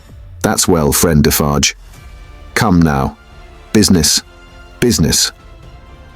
They went up slowly and softly. The staircase was short, and they were soon at the top. There, as it had an abrupt turn in it, they came all at once in sight of 3 men, whose heads were bent down close together at the side of a door, and who were intently looking into the room to which the door belonged, through some chinks or holes in the wall. On hearing footsteps close at hand, these 3 turned and rose, and showed themselves to be the 3 of one name who had been drinking in the wine shop. "I forgot them in the surprise of your visit," explained Monsieur Defarge. "Leave us, good boys. We have business here." The 3 glided by and went silently down, there appearing to be no other door on that floor, and the keeper of the wine shop going straight to this one when they were left alone. Mr. Lorry asked him in a whisper, with a little anger, "Do you make a show of Monsieur Manette?" "I show him in the way you have seen to a chosen few." "Is that well?" "I think it is well." "Who are the few? How do you choose them?" "I choose them as real men, of my name. Jacques is my name, to whom the sight is likely to do good." "Enough. You are English. That is another thing. Stay there, if you please, a little moment." With an admonitory gesture to keep them back, he stooped and looked in through the crevice in the wall. Soon, raising his head again, he struck twice or thrice upon the door, evidently with no other object than to make a noise there. With the same intention, he drew the key across it 3 or 4 times, before he put it clumsily into the lock, and turned it as heavily as he could. The door slowly opened inward under his hand, and he looked into the room and said something. A faint voice answered something. Little more than a single syllable could have been spoken on either side. He looked back over his shoulder and beckoned them to enter. Mr. Lorry got his arms securely round the daughter's waist and held her, for he felt that she was sinking. Business, business," he urged, with a moisture that was not of business shining on his cheek. Come in, come in." "I am afraid of it," she answered, shuddering. "Of it? What?" "I mean of him, of my father." Rendered in a manner desperate by her state and by the beckoning of their conductor, he drew over his neck the arm that shook upon his shoulder, lifted her a little, and hurried her into the room. He sat her down just within the door and held her, clinging to him. Defarge drew out the key, closed the door, locked it on the inside, took out the key again, and held it in his hand. All this he did methodically, and with as loud and harsh an accompaniment of noise as he could make. Finally, he walked across the room with a measured tread to where the window was. He stopped there and faced round. The garret, built to be a depository for firewood and the like, was dim and dark, for the window of dormer shape was in truth a door in the roof, with a little crane over it for the hoisting up of stores from the street, unglazed and closing up the middle in two pieces, like any other door of French construction. To exclude the cold, one half of this door was fast closed, and the other was opened but a very little way. Such a scanty portion of light was admitted through these means that it was difficult, on first coming in, to see anything, and long habit alone could have slowly formed in anyone the ability to do any work requiring nicety in such obscurity. Yet work of that kind was being done in the garret, for with his back towards the door, and his face towards the window where the keeper of the wine shop stood looking at him, a white-haired man sat on a low bench, stooping forward and very busy, making shoes.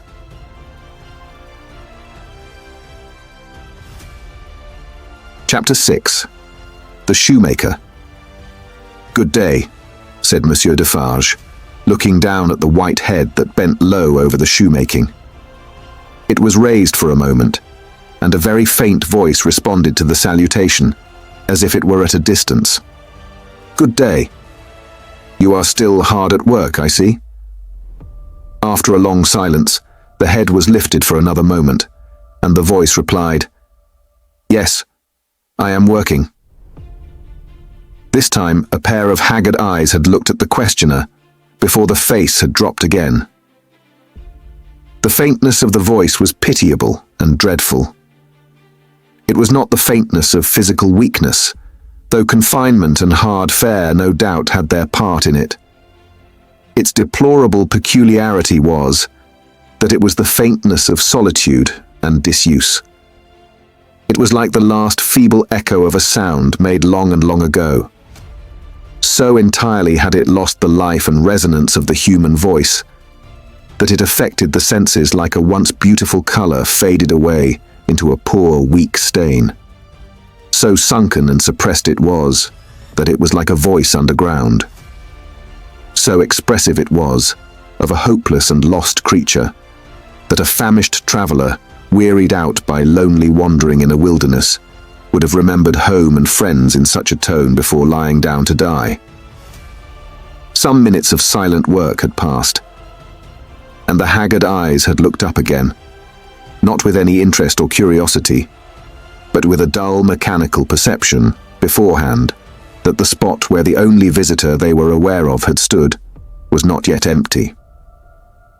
"I want," said Defarge, who had not removed his gaze from the shoemaker, "to let in a little more light here. You can bear a little more?" The shoemaker stopped his work, looked with a vacant air of listening at the floor on one side of him, then similarly at the floor on the other side of him, then upward at the speaker. "What did you say?" "You can bear a little more light." "I must bear it, if you let it in," laying the palest shadow of a stress upon the second word. The opened half door was opened a little further, and secured at that angle for the time. A broad ray of light fell into the garret, and showed the workman with an unfinished shoe upon his lap, pausing in his labour. His few common tools and various scraps of leather were at his feet and on his bench. He had a white beard, raggedly cut, but not very long, a hollow face, and exceedingly bright eyes. The hollowness and thinness of his face would have caused them to look large, under his yet dark eyebrows and his confused white hair, though they had been really otherwise. But they were naturally large and looked unnaturally so. His yellow rags of shirt lay open at the throat and showed his body to be withered and worn. He, and his old canvas frock, and his loose stockings, and all his poor tatters of clothes, had, in a long seclusion from direct light and air, faded down to such a dull uniformity of parchment yellow that it would have been hard to say which was which. He had put up a hand between his eyes and the light, and the very bones of it seemed transparent. So he sat, with a steadfastly vacant gaze, pausing in his work. He never looked at the figure before him, without first looking down on this side of himself, then on that, as if he had lost the habit of associating place with sound. He never spoke, without first wandering in this manner, and forgetting to speak. "Are you going to finish that pair of shoes today?" asked Defarge, motioning to Mr. Lorry to come forward. "What did you say? Do you mean to finish that pair of shoes today?" "I can't say that I mean to. I suppose so. I don't know." But the question reminded him of his work, and he bent over it again. Mr. Lorry came silently forward, leaving the daughter by the door. When he had stood for a minute or two by the side of Defarge, the shoemaker looked up. He showed no surprise at seeing another figure, but the unsteady fingers of one of his hands strayed to his lips as he looked at it. His lips and his nails were of the same pale lead color, and then the hand dropped to his work, and he once more bent over the shoe. The look and the action had occupied but an instant. "You have a visitor, you see," said Monsieur Defarge. "What did you say?" "Here is a visitor." The shoemaker looked up as before, but without removing a hand from his work. "Come," said Defarge. "Here is Monsieur, who knows a well-made shoe when he sees one. Show him that shoe you are working at. Take it, Monsieur." Mr. Lorry took it in his hand. "Tell Monsieur what kind of shoe it is, and the maker's name." There was a longer pause than usual, before the shoemaker replied, "I forget what it was you asked me. What did you say?" "I said, couldn't you describe the kind of shoe, for Monsieur's information?" "It is a lady's shoe. It is a young lady's walking shoe. It is in the present mode. I never saw the mode. I have had a pattern in my hand." He glanced at the shoe with some little passing touch of pride. "And the maker's name?" said Defarge. Now that he had no work to hold, he laid the knuckles of the right hand in the hollow of the left, and then the knuckles of the left hand in the hollow of the right, and then passed a hand across his bearded chin, and so on in regular changes, without a moment's intermission.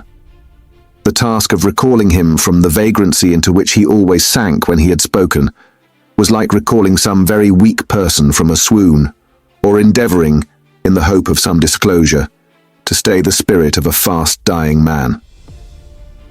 "Did you ask me for my name?" "Assuredly I did." 105 North Tower." "Is that all?" 105 North Tower."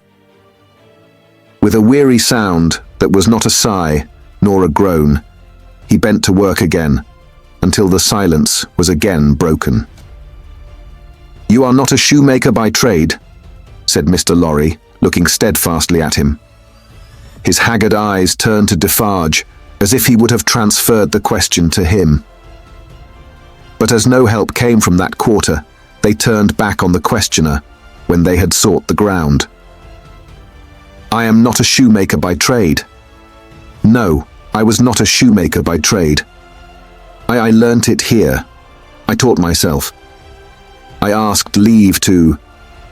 He lapsed away, even for minutes, ringing those measured changes on his hands the whole time.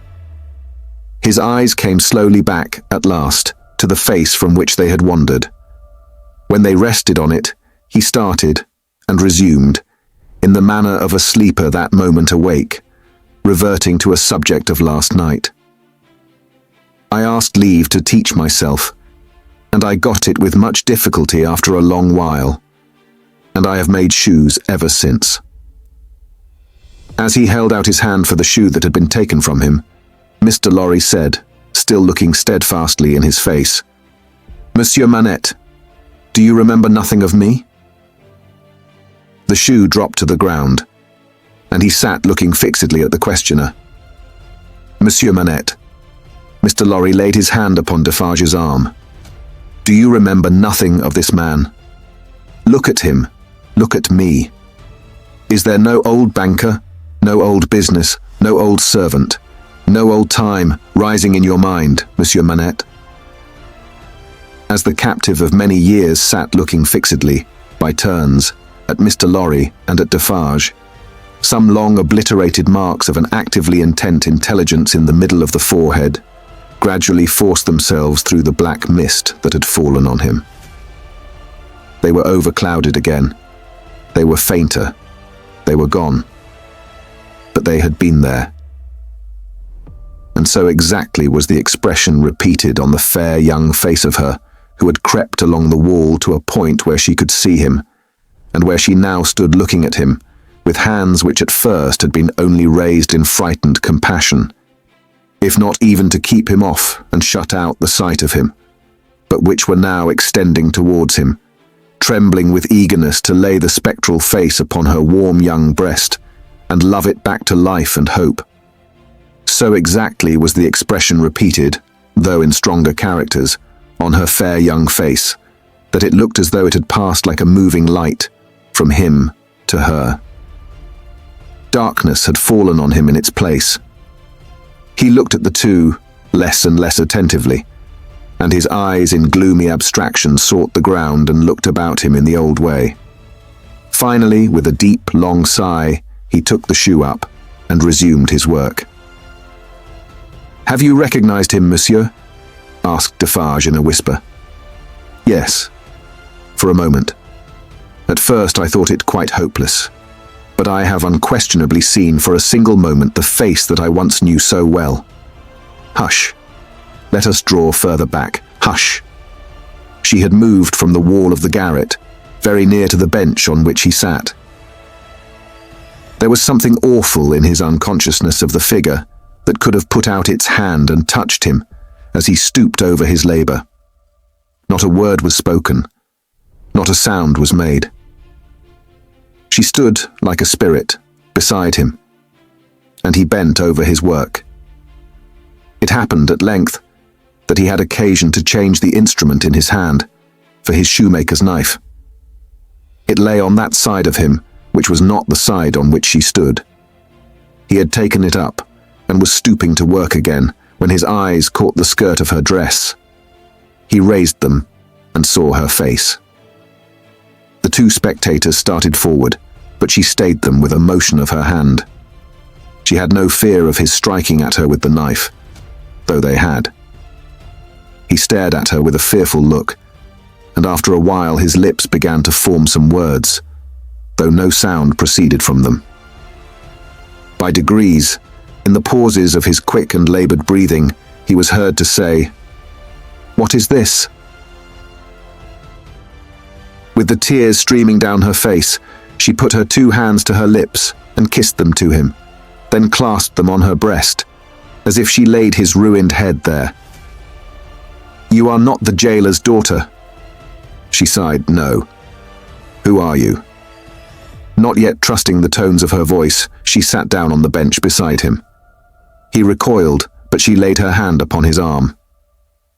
A strange thrill struck him when she did so, and visibly passed over his frame. He laid the knife down softly as he sat staring at her. Her golden hair, which she wore in long curls, had been hurriedly pushed aside and fell down over her neck. Advancing his hand by little and little, he took it up and looked at it. In the midst of the action he went astray, and with another deep sigh, fell to work at his shoemaking. But not for long. Releasing his arm, she laid her hand upon his shoulder. After looking doubtfully at it 2 or 3 times, as if to be sure that it was really there, he laid down his work, put his hand to his neck, and took off a blackened string with a scrap of folded rag attached to it. He opened this, carefully, on his knee, and it contained a very little quantity of hair, not more than 1 or 2 long golden hairs, which he had, in some old day, wound off upon his finger. He took her hair into his hand again and looked closely at it. "It is the same. How can it be? When was it?" How was it? As the concentrated expression returned to his forehead, he seemed to become conscious that it was in hers too. He turned her full to the light and looked at her. She had laid her head upon my shoulder that night when I was summoned out. She had a fear of my going, though I had none, and when I was brought to the North Tower they found these upon my sleeve. You will leave me them. They can never help me to escape in the body, though they may in the spirit. Those were the words I said. I remember them very well. He formed this speech with his lips many times before he could utter it, but when he did find spoken words for it, they came to him coherently, though slowly. How was this? Was it you? Once more the two spectators started, as he turned upon her with a frightful suddenness, but she sat perfectly still in his grasp, and only said in a low voice, I entreat you, good gentlemen, do not come near us. Do not speak. Do not move. Hark, he exclaimed. Whose voice was that? His hands released her as he uttered this cry and went up to his white hair, which they tore in a frenzy. It died out, as everything but his shoemaking did die out of him, and he refolded his little packet and tried to secure it in his breast. But he still looked at her, and gloomily shook his head. No, no, no, you are too young, too blooming. It can't be. See what the prisoner is. These are not the hands she knew. This is not the face she knew. This is not a voice she ever heard. No, no. She was, and he was, before the slow years of the North Tower, ages ago. What is your name, my gentle angel? Hailing his softened tone and manner, his daughter fell upon her knees before him, with her appealing hands upon his breast. Oh, sir, at another time you shall know my name, and who my mother was, and who my father, and how I never knew their hard, hard history. But I cannot tell you at this time, and I cannot tell you here. All that I may tell you, here and now, is that I pray to you to touch me, and to bless me. Kiss me. Kiss me. Oh, my dear, my dear. His cold white head mingled with her radiant hair, which warmed and lighted it as though it were the light of freedom shining on him. If you hear in my voice, I don't know that it is so, but I hope it is. If you hear in my voice any resemblance to a voice that once was sweet music in your ears, weep for it, weep for it. If you touch, in touching my hair, anything that recalls a beloved head that lay on your breast when you were young and free, weep for it, weep for it. If, when I hint to you of a home that is before us, where I will be true to you with all my duty and with all my faithful service, I bring back the remembrance of a home long desolate, while your poor heart pined away, weep for it, weep for it. She held him closer round the neck and rocked him on her breast like a child. If, when I tell you, dearest dear, that your agony is over, and that I have come here to take you from it, and that we go to England to be at peace and at rest, I cause you to think of your useful life laid waste, and of our native France so wicked to you, weep for it, weep for it. And if, when I shall tell you of my name, and of my father who is living, and of my mother who is dead, you learn that I have to kneel to my honoured father, and implore his pardon for having never for his sake striven all day and lain awake and wept all night, because the love of my poor mother hid his torture from me. Weep for it, weep for it, weep for her then, and for me. Good gentlemen, thank God. I feel his sacred tears upon my face, and his sobs strike against my heart. Oh, see, thank God for us, thank God.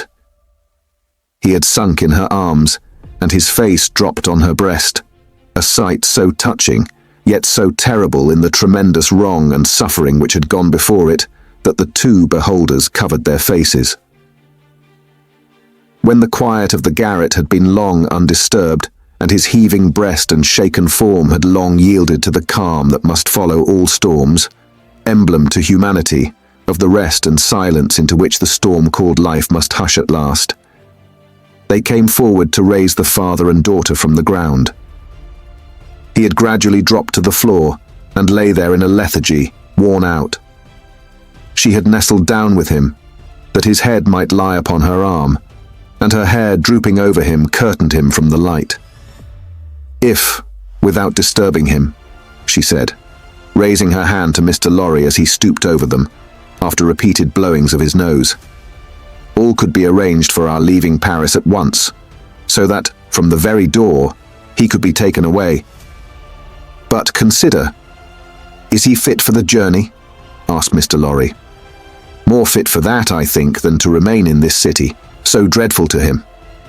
"It is true," said Defarge, who was kneeling to look on and hear. "More than that. Monsieur Manette is, for all reasons, best out of France. Say, shall I hire a carriage and post horses?" "That's business," said Mr. Lorry, resuming on the shortest notice his methodical manners. "And if business is to be done, I had better do it." "Then be so kind," urged Miss Manette, "as to leave us here. You see how composed he has become, and you cannot be afraid to leave him with me now. Why should you be? If you will lock the door to secure us from interruption, I do not doubt that you will find him, when you come back, as quiet as you leave him. In any case, I will take care of him until you return, and then we will remove him straight." Both Mr. Lorry and Defarge were rather disinclined to this course, and in favour of one of them remaining.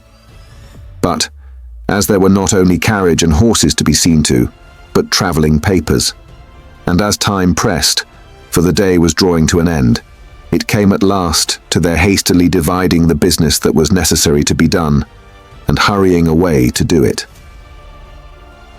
Then, as the darkness closed in, the daughter laid her head down on the hard ground, close at the father's side, and watched him. The darkness deepened and deepened, and they both lay quiet, until a light gleamed through the chinks in the wall.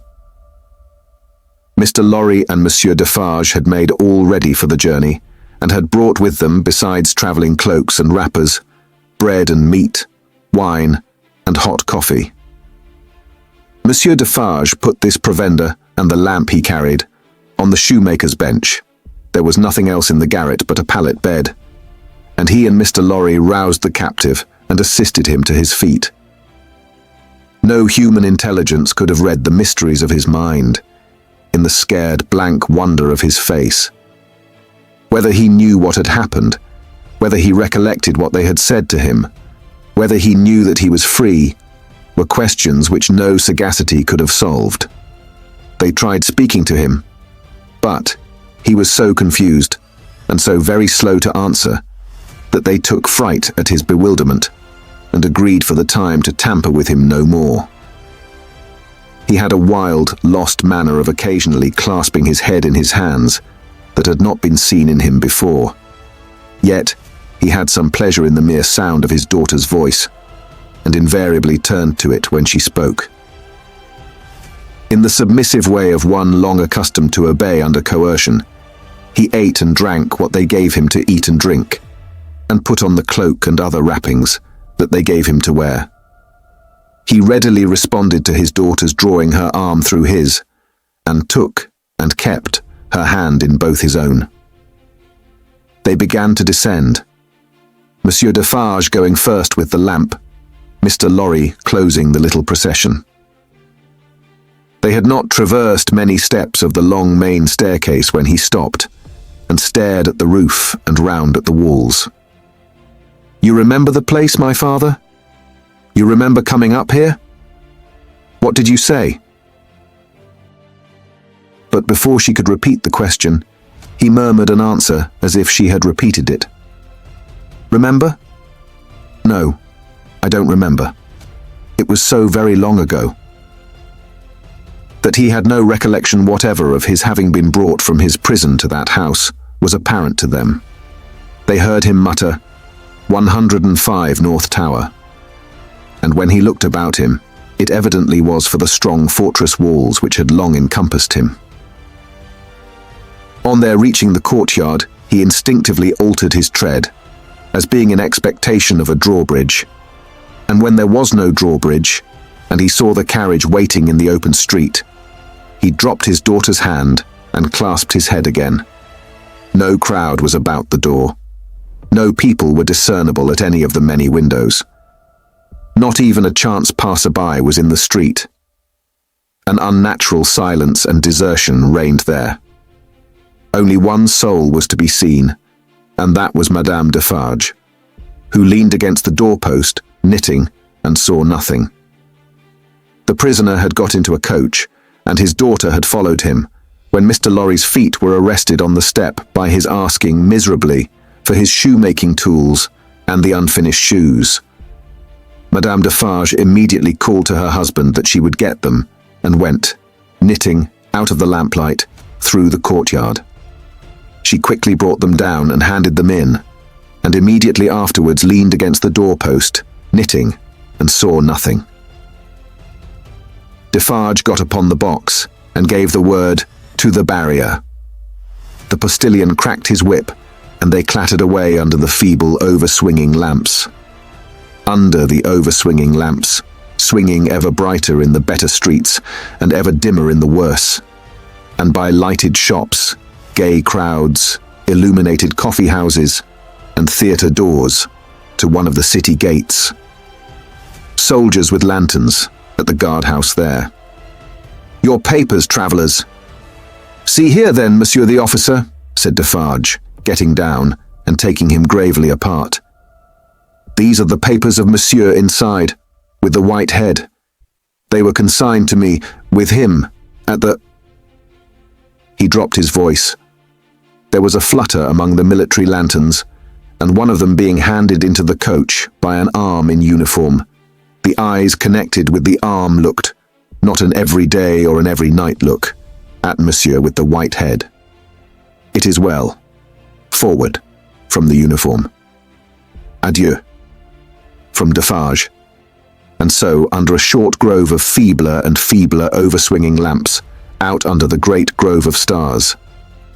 Beneath that arch of unmoved and eternal lights, some so remote from this little earth that the learned tell us it is doubtful whether their rays have even yet discovered it, as a point in space where anything is suffered or done. The shadows of the night were broad and black. All through the cold and restless interval, until dawn, they once more whispered in the ears of Mr. Jarvis Lorry, sitting opposite the buried man who had been dug out, and wondering what subtle powers were forever lost to him, and what were capable of restoration. The old inquiry, "I hope you care to be recalled to life." And the old answer, "I can't say." Book the Second, The Golden Thread. Chapter 1. 5 years later. Tellson's Bank by Temple Bar was an old-fashioned place, even in the year 1780. It was very small, very dark, very ugly, very incommodious. It was an old-fashioned place, moreover, in the moral attribute that the partners in the house were proud of its smallness, proud of its darkness, proud of its ugliness, proud of its incommodiousness. They were even boastful of its eminence in those particulars, and were fired by an express conviction that, if it were less objectionable, it would be less respectable. This was no passive belief, but an active weapon which they flashed at more convenient places of business. Tellson's, they said, wanted no elbow room. Tellson's wanted no light. Tellson's wanted no embellishment. Noakes and Companies might, or Snooks Brothers might, but Tellson's, thank heaven. Any one of these partners would have disinherited his son on the question of rebuilding Tellson's. In this respect, the house was much on a par with the country, which did very often disinherit its sons for suggesting improvements in laws and customs that had long been highly objectionable, but were only the more respectable. Thus it had come to pass that Tellson's was the triumphant perfection of inconvenience. After bursting open a door of idiotic obstinacy, with a weak rattle in its throat, you fell into Tellson's down 2 steps and came to your senses in a miserable little shop with 2 little counters, where the oldest of men made your cheque shake as if the wind rustled it, while they examined the signature by the dingiest of windows, which were always under a shower bath of mud from Fleet Street, and which were made the dingier by their own iron bars proper, and the heavy shadow of Temple Bar. If your business necessitated your seeing the house, you were put into a species of condemned hold at the back, where you meditated on a misspent life, until the house came with its hands in its pockets, and you could hardly blink at it in the dismal twilight. Your money came out of, or went into, wormy old wooden drawers, particles of which flew up your nose and down your throat when they were opened and shut. Your banknotes had a musty odor, as if they were fast decomposing into rags again. Your plate was stowed away among the neighboring cesspools, and evil communications corrupted its good polish in a day or 2. Your deeds got into extemporized strong rooms made of kitchens and sculleries, and fretted all the fat out of their parchments into the banking house air. Your lighter boxes of family papers went upstairs into a Barmecide room that always had a great dining table in it, and never had a dinner, and where, even in the year 1780, the first letters written to you by your old love, or by your little children, were but newly released from the horror of being ogled through the windows, by the heads exposed on Temple Bar with an insensate brutality and ferocity worthy of Abyssinia or Ashanti. But indeed, at that time, putting to death was a recipe much in vogue with all trades and professions, and not least of all with Tellson's. Death is nature's remedy for all things, and why not legislation's? Accordingly, the forger was put to death. The utterer of a bad note was put to death. The unlawful opener of a letter was put to death. The purloiner of 40 shillings and 6pence was put to death. The holder of a horse at Tellson's door, who made off with it, was put to death. The coiner of a bad shilling was put to death. The sounders of 3/4 of the notes in the whole gamut of crime were put to death. Not that it did the least good in the way of prevention. It might almost have been worth remarking that the fact was exactly the reverse, but it cleared off, as to this world, the trouble of each particular case, and left nothing else connected with it to be looked after. Thus, Tellson's, in its day, like greater places of business, its contemporaries, had taken so many lives that if the heads laid low before it had been ranged on Temple Bar instead of being privately disposed of, they would probably have excluded what little light the ground floor had in a rather significant manner. Cramped in all kinds of dim cupboards and hutches at Tellson's, the oldest of men carried on the business gravely. When they took a young man into Tellson's London house, they hid him somewhere till he was old. They kept him in a dark place, like a cheese, until he had the full Tellson flavour and blue mould upon him. Then only was he permitted to be seen, spectacularly poring over large books and casting his breeches and gaiters into the general weight of the establishment. Outside Tellson's, never by any means in it, unless called in, was an odd job man, an occasional porter and messenger who served as the live sign of the house. He was never absent during business hours, unless upon an errand, and then he was represented by his son, a grisly urchin of 12, who was his express image. People understood that Tellson's, in a stately way, tolerated the odd job man. The house had always tolerated some person in that capacity, and time and tide had drifted this person to the post. His surname was Cruncher, and on the youthful occasion of his renouncing by proxy the works of darkness, in the easterly parish church of Houndsditch, he had received the added appellation of Jerry. The scene was Mr. Cruncher's private lodging in Hanging Sword Alley, Whitefriars. The time, 7:30 of the clock on a windy March morning, Anno Domini 1780. Mr. Cruncher himself always spoke of the year of our Lord as Anno Dominos, apparently under the impression that the Christian era dated from the invention of a popular game by a lady who had bestowed her name upon it. Mr. Cruncher's apartments were not in a savoury neighbourhood, and were but 2 in number, even if a closet with a single pane of glass in it might be counted as one. But they were very decently kept.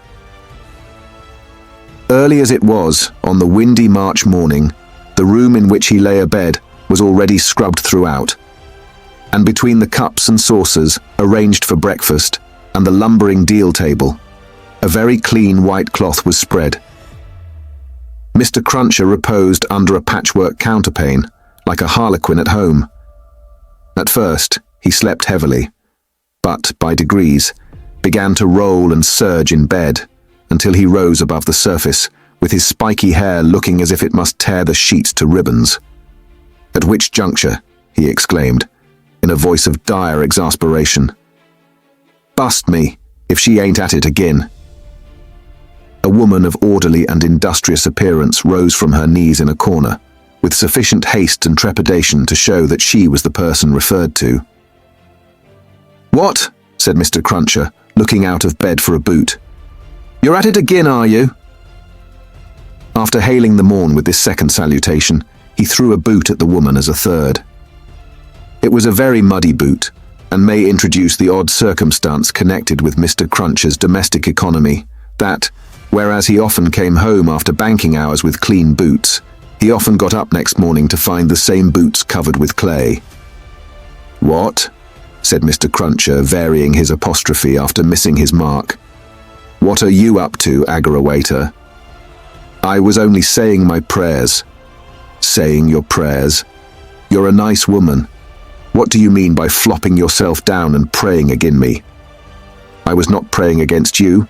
I was praying for you." "You weren't. And if you were, I won't be took the liberty with. Here, your mother's a nice woman, young Jerry, going a-praying agin your father's prosperity. You've got a dutiful mother. You have my son. You've got a religious mother. You have my boy, going and flopping herself down and praying that the bread and butter may be snatched out of the mouth of her only child." Master Cruncher, who was in his shirt, took this very ill, and turning to his mother, strongly deprecated any praying away of his personal board. "And what do you suppose, you conceited female," said Mr. Cruncher with unconscious inconsistency, "that the worth of your prayers may be? Name the price that you put your prayers at. They only come from the heart, Jerry. They are worth no more than that." "Worth no more than that," repeated Mr. Cruncher. "They ain't worth much then. Whether or no, I won't be prayed agin, I tell you. I can't afford it. I'm not a-going to be made unlucky by your sneaking. If you must go flopping yourself down, flop in favour of your husband and child, and not in opposition to 'em. If I had had any but a unnatural wife, and this poor boy had had any but a unnatural mother, I might have made some money last week instead of being counterprayed and countermined and religiously circumvented into the worst of luck." "Be-a-o-ast me," said Mr. Cruncher, who all this time had been putting on his clothes. "If I ain't, what with piety and one blowed thing and another, been choused this last week into as bad luck as ever a poor devil of an honest tradesman met with. Young Jerry, dress yourself, my boy, and while I clean my boots, keep an eye upon your mother now and then, and if you see any signs of more flopping, give me a call. For I tell you," here he addressed his wife once more, "I won't be gone again in this manner. I am as rickety as a hackney coach. I'm as sleepy as laudanum. My lines is strained to that degree that I shouldn't know, if it wasn't for the pain in 'em, which was me and which somebody else. Yet I'm none the better for it in pocket. And it's my suspicion that you've been at it from morning to night, to prevent me from being the better for it in pocket, and I won't put up with it, aggrawator. And what do you say now?" Growling in addition such phrases as, "Ah yes, you're religious too. You wouldn't put yourself in opposition to the interests of your husband and child, would you? Not you. and throwing off other sarcastic sparks from the whirling grindstone of his indignation, Mr. Cruncher betook himself to his boot cleaning and his general preparation for business. In the meantime, his son, whose head was garnished with tenderer spikes, and whose young eyes stood close by one another, as his father's did, kept the required watch upon his mother. He greatly disturbed that poor woman at intervals by darting out of his sleeping closet, where he made his toilet, with a suppressed cry of, "You are going to flop, mother. Hello, father." And after raising this fictitious alarm, darting in again with an undutiful grin. Mr. Cruncher's temper was not at all improved when he came to his breakfast. He resented Mrs. Cruncher's saying grace with particular animosity. "Now, Agora waiter, what are you up to? At it again?" His wife explained that she had merely asked a blessing. "Don't do it," said Mr. Crunches, looking about, as if he rather expected to see the loaf disappear under the efficacy of his wife's petitions. "I ain't a-going to be blessed out of house and home. I won't have my wittles blessed off my table. Keep still." Exceedingly red-eyed and grim, as if he had been up all night at a party which had taken anything but a convivial turn, Jerry Cruncher worried his breakfast rather than ate it, growling over it like any four-footed inmate of a menagerie. Towards 9 o'clock he smoothed his ruffled aspect, and, presenting as respectable and businesslike an exterior as he could overlay his natural self with, issued forth to the occupation of the day. It could scarcely be called a trade, in spite of his favourite description of himself as a honest tradesman. His stock consisted of a wooden stool, made out of a broken-backed chair cut down, which stool young Jerry, walking at his father's side, carried every morning to beneath the banking-house window that was nearest Temple Bar, where, with the addition of the first handful of straw that could be gleaned from any passing vehicle to keep the cold and wet from the odd job man's feet, it formed the encampment for the day. On this post of his, Mr. Cruncher was as well known to Fleet Street and the Temple as the bar itself, and was almost as in-looking. Encamped at 9:15, in good time to touch his three-cornered hat to the oldest of men as they passed into Tellson's, Jerry took up his station on this windy March morning, with young Jerry standing by him, when not engaged in making forays through the bar, to inflict bodily and mental injuries of an acute description on passing boys who were small enough for his amiable purpose. Father and son, extremely like each other, looking silently on at the morning traffic in Fleet Street, with their two heads as near to one another as the two eyes of each were, bore a considerable resemblance to a pair of monkeys. The resemblance was not lessened by the accidental circumstance that the mature Jerry bit and spat out straw, while the twinkling eyes of the youthful Jerry were as restlessly watchful of him as of everything else in Fleet Street. The head of one of the regular indoor messengers attached to Tellson's establishment was put through the door, and the word was given, "Porter wanted." "Hooray, father, here's an early job to begin with." Having thus given his parent Godspeed, young Jerry seated himself on the stool, entered on his reversionary interest in the straw his father had been chewing, and cogitated. "Always rusty. His fingers is always rusty," muttered young Jerry. "Where does my father get all that iron rust from? He don't get no iron rust here."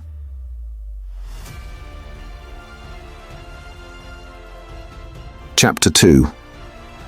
A Sight.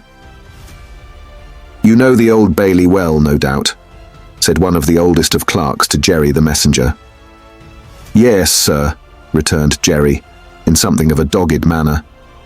"I do know the Bailey." "Just so, and you know Mr. Lorry." "I know Mr. Lorry, sir, much better than I know the Bailey." "Much better," said Jerry, not unlike a reluctant witness at the establishment in question, "than I, as an honest tradesman, wish to know the Bailey." "Very well. Find the door where the witnesses go in, and show the doorkeeper this note for Mr. Lorry. He will then let you in." "Into the court, sir?" into the court. Mr. Cruncher's eyes seemed to get a little closer to one another and to interchange the inquiry. "What do you think of this?" "Am I to wait in the court, sir?" he asked, as the result of that conference. "I'm going to tell you. The doorkeeper will pass the note to Mr. Lorry, and do you make any gesture that will attract Mr. Lorry's attention, and show him where you stand. Then what you have to do is to remain there until he wants you." "Is that all, sir?" "That's all. He wishes to have a messenger at hand. This is to tell him you are there." As the ancient clerk deliberately folded and superscribed the note, Mr. Cruncher, after surveying him in silence until he came to the blotting paper stage, remarked, "I suppose they'll be trying forgeries this morning." "Treason." "That's quartering," said Jerry. "Barbarous." "It is the law," remarked the ancient clerk, turning his surprised spectacles upon him. "It is the law. It's hard in the law to spile a man, I think. It's hard enough to kill him, but it's very hard to spile him, sir." "Not at all," retained the ancient clerk. "Speak well of the law. Take care of your chest and voice, my good friend, and leave the law to take care of itself. I give you that advice." "It's the damp, sir, what settles on my chest and voice," said Jerry. "I leave you to judge what a damp way of earning a living mine is." "Well, well," said the old clerk, "we all have our various ways of gaining a livelihood. Some of us have damp ways and some of us have dry ways. Here is the letter. Go along." Jerry took the letter, and remarking to himself with less internal deference than he made an outward show of, "You are a lean old one too," made his bow, informed his son in passing of his destination, and went his way. They hanged at Tyburn in those days, so the street outside Newgate had not obtained one infamous notoriety that has since attached to it. But the jail was a vile place, in which most kinds of debauchery and villainy were practiced, and where dire diseases were bred, that came into court with the prisoners, and sometimes rushed straight from the dock at my Lord Chief Justice himself, and pulled him off the bench. It had more than once happened that the judge in the black cap pronounced his own doom as certainly as the prisoner's, and even died before him. For the rest, the Old Bailey was famous as a kind of deadly inn-yard, from which pale travellers set out continually, in carts and coaches, on a violent passage into the other world, traversing some 2.5 miles of public street and road, and shaming few good citizens, if any. So powerful is use, and so desirable to be good use in the beginning. It was famous, too, for the pillory, a wise old institution that inflicted a punishment of which no one could foresee the extent. Also for the whipping post, another dear old institution, very humanizing and softening to behold in action. Also for extensive transactions in blood money, another fragment of ancestral wisdom, systematically leading to the most frightful mercenary crimes that could be committed under heaven. Altogether, the Old Bailey, at that date, was a choice illustration of the precept that whatever is right, an aphorism that would be as final as it is lazy. Did it not include the troublesome consequence that nothing that ever was wrong? Making his way through the tainted crowd, dispersed up and down this hideous scene of action, with the skill of a man accustomed to make his way quietly, the messenger found out the door he sought, and handed in his letter through a trap in it. 4 people then paid to see the play at the Old Bailey, just as they paid to see the play in Bedlam, only the former entertainment was much the dearer. Therefore, all the Old Bailey doors were well guarded, except, indeed, the social doors by which the criminals got there, and those were always left wide open. After some delay and demur, the door grudgingly turned on its hinges a very little way, and allowed Mr. Jerry Cruncher to squeeze himself into court. "What's on?" he asked in a whisper, of the man he found himself next to. "Nothing yet." "What's coming on?" "The treason case." "The quartering one, eh?" "Ah," returned the man with a relish. "He'll be drawn on a hurdle to be half-hanged, and then he'll be taken down and sliced before his own face, and then his inside will be taken out and burnt while he looks on, and then his head will be chopped off, and he'll be cut into quarters. That's the sentence." "If he's found guilty, you mean to say?" Jerry added by way of proviso. "Oh, they'll find him guilty," said the other. "Don't you be afraid of that." Mr. Cruncher's attention was here diverted to the doorkeeper, whom he saw making his way to Mr. Lorry with the note in his hand. Mr. Lorry sat at a table among the gentlemen in wigs.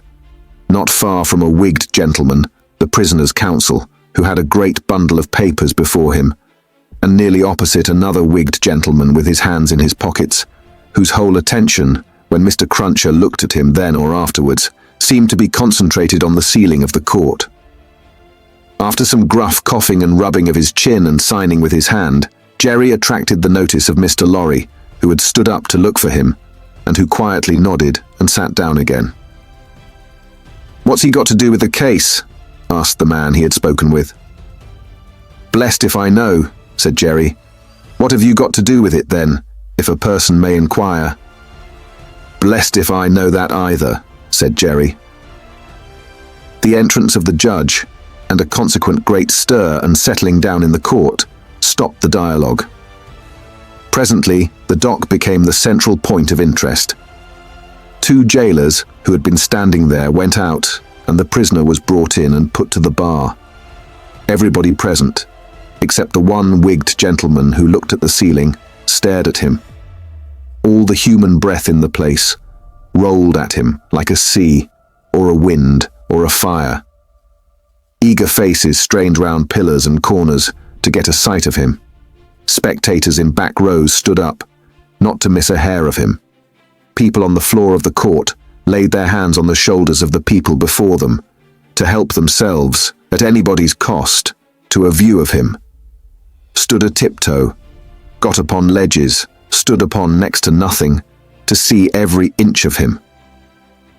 Conspicuous among these latter, like an animated bit of the spiked wall of Newgate, Jerry stood, aiming at the prisoner the beery breath of a wet he had taken as he came along, and discharging it to mingle with the waves of other beer and gin and tea and coffee and what-not that flowed at him, and already broke upon the great windows behind him in an impure mist and rain.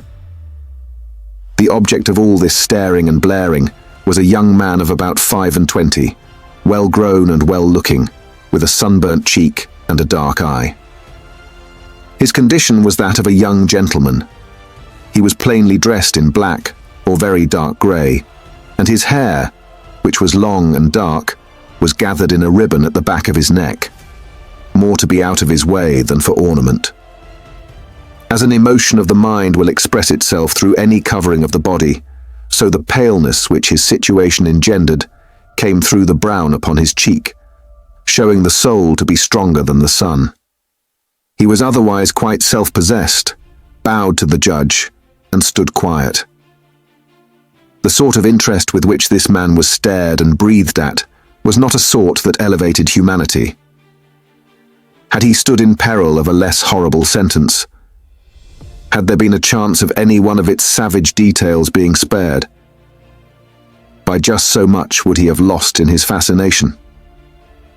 The form that was to be doomed to be so shamefully mangled was the sight. The immortal creature that was to be so butchered and torn asunder yielded the sensation. Whatever gloss the various spectators put upon the interest, according to their several arts and powers of self-deceit, the interest was, at the root of it, au grace. Silence in the court.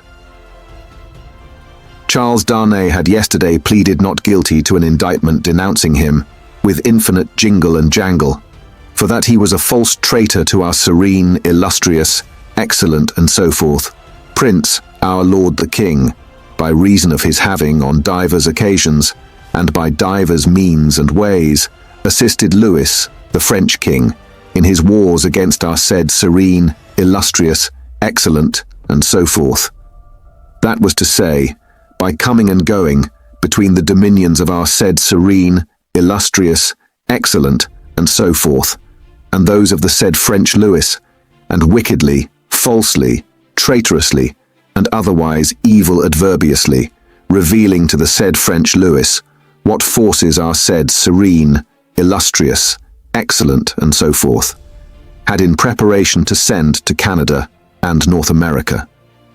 This much Jerry, with his head becoming more and more spiky as the law terms bristled it, made out with huge satisfaction, and so arrived circuitously at the understanding that the aforesaid and over again aforesaid Charles Darnay stood there before him upon his trial, that the jury were swearing in, and that Mr. Attorney General was making ready to speak.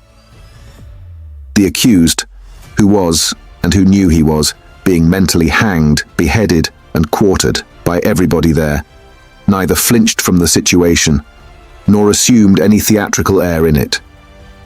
He was quiet and attentive, watched the opening proceedings with a grave interest, and stood with his hands resting on the slab of wood before him, so composedly that they had not displaced a leaf of the herbs with which it was strewn. The court was all bestrewn with herbs and sprinkled with vinegar, as a precaution against jail air and jail fever. Over the prisoner's head there was a mirror to throw the light down upon him. Crowds of the wicked and the wretched had been reflected in it, and had passed from its surface and this earth's together. Haunted in a most ghastly manner that abominable place would have been, if the glass could ever have rendered back its reflections, as the ocean is one day to give up its dead. Some passing thought of the infamy and disgrace for which it had been reserved may have struck the prisoner's mind. Be that as it may, a change in his position making him conscious of a bar of light across his face, he looked up, and when he saw the glass, his face flushed, and his right hand pushed the herbs away. It happened that the action turned his face to that side of the court which was on his left. About on a level with his eyes, there sat, in that corner of the judge's bench, two persons upon whom his look immediately rested. So immediately, and so much to the changing of his aspect, that all the eyes that were turned upon him turned to them. The spectators saw in the two figures a young lady of little more than 20, and a gentleman who was evidently her father. A man of a very remarkable appearance in respect of the absolute whiteness of his hair, and a certain indescribable intensity of face, not of an active kind, but pondering and self-communing. When this expression was upon him, he looked as if he were old, but when it was stirred and broken up, as it was now in a moment on his speaking to his daughter, he became a handsome man, not past the prime of life. His daughter had one of her hands drawn through his arm as she sat by him, and the other pressed upon it. She had drawn close to him, in her dread of the scene, and in her pity for the prisoner. Her forehead had been strikingly expressive of an engrossing terror and compassion that saw nothing but the peril of the accused. This had been so very noticeable, so very powerfully and naturally shown, that starers who had had no pity for him were touched by her, and the whisper went about, "Who are they?" Jerry, the messenger, who had made his own observations, in his own manner, and who had been sucking the rust off his fingers in his absorption, stretched his neck to hear who they were. The crowd about him had pressed and passed the inquiry on to the nearest attendant, and from him it had been more slowly pressed and passed back. At last it got to Jerry. Witnesses. For which side? Against. Against what side? The prisoners.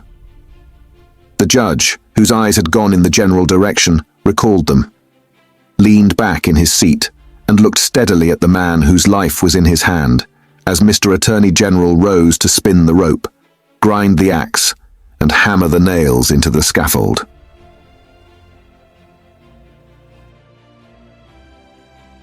Chapter 3. A disappointment.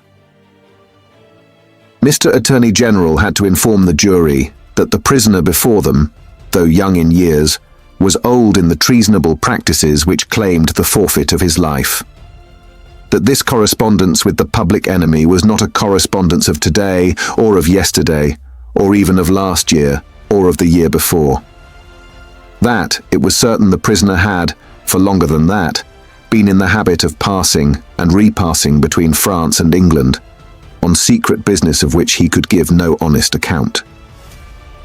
That, if it were in the nature of traitorous ways to thrive, which happily it never was, the real wickedness and guilt of his business might have remained undiscovered. That Providence, however, had put it into the heart of a person who was beyond fear and beyond reproach, to ferret out the nature of the prisoner's schemes, and, struck with horror, to disclose them to His Majesty's Chief Secretary of State and most honourable Privy Council. That this patriot would be produced before them. That his position and attitude were, on the whole, sublime.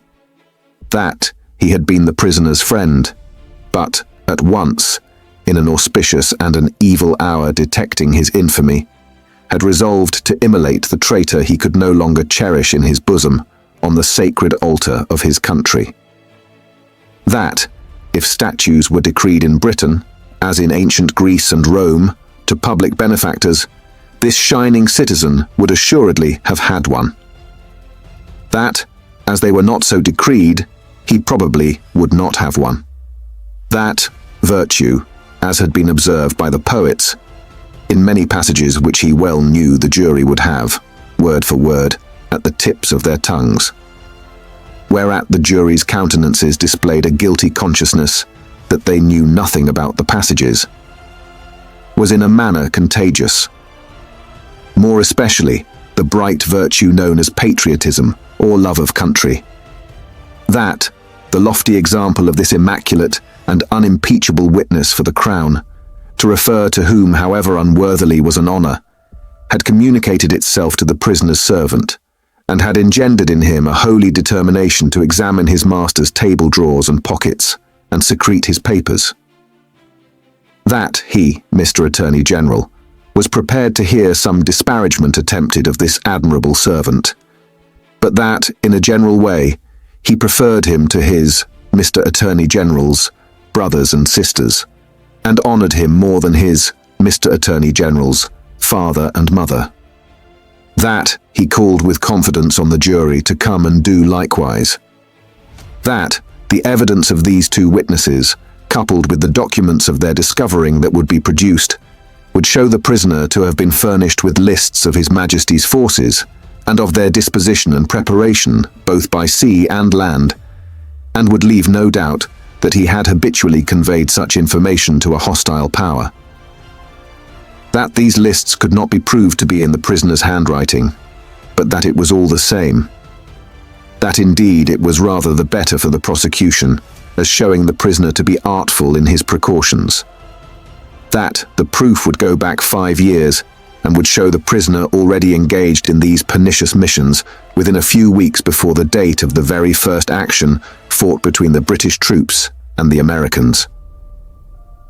That, for these reasons, the jury, being a loyal jury, as he knew they were, and being a responsible jury, as they knew they were, must positively find the prisoner guilty and make an end of him, whether they liked it or not.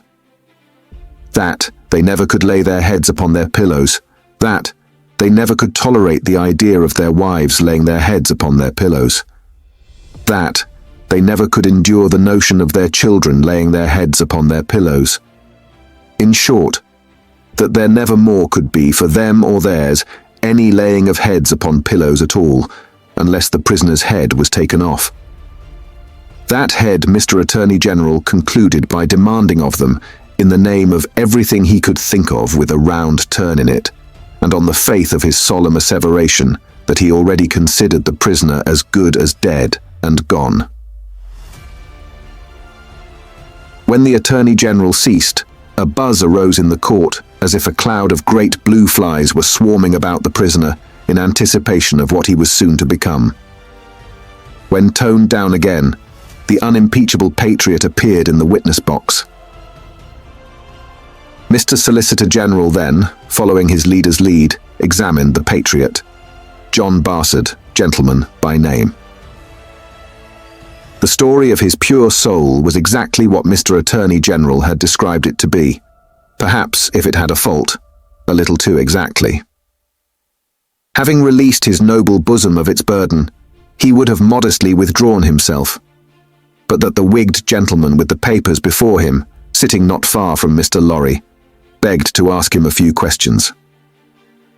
The wigged gentleman sitting opposite, still looking at the ceiling of the court. Had he ever been a spy himself? No, he scorned the base insinuation. What did he live upon? His property. Where was his property? He didn't precisely remember where it was. What was it? No business of anybody's. Had he inherited it? Yes, he had. From whom? Distant relation. Very distant. Rather. Ever been in prison? Certainly not. Never in a debtor's prison. Didn't see what that had to do with it. Never in a debtor's prison. Come once again. Never? Yes. How many times? 2 or 3 times. Not 5 or 6? Perhaps. Of what profession? Gentleman. Ever been kicked? Might have been. Frequently? No. Ever kicked downstairs? Decidedly not. Once received a kick on the top of a staircase and fell downstairs of his own accord. Kicked on that occasion for cheating at dice. Something to that effect was said by the intoxicated liar who committed the assault, but it was not true. Swear it was not true? Positively. Ever live by cheating at play? Never. Ever live by play? Not more than other gentlemen do. Ever borrow money of the prisoner? Yes. Ever pay him? No. Was not this intimacy with the prisoner, in reality a very slight one, forced upon the prisoner in coaches, inns and packets? No. Sure he saw the prisoner with these lists? Certain. Knew no more about the lists? No. Had not procured them himself, for instance? No. Expect to get anything by this evidence? No.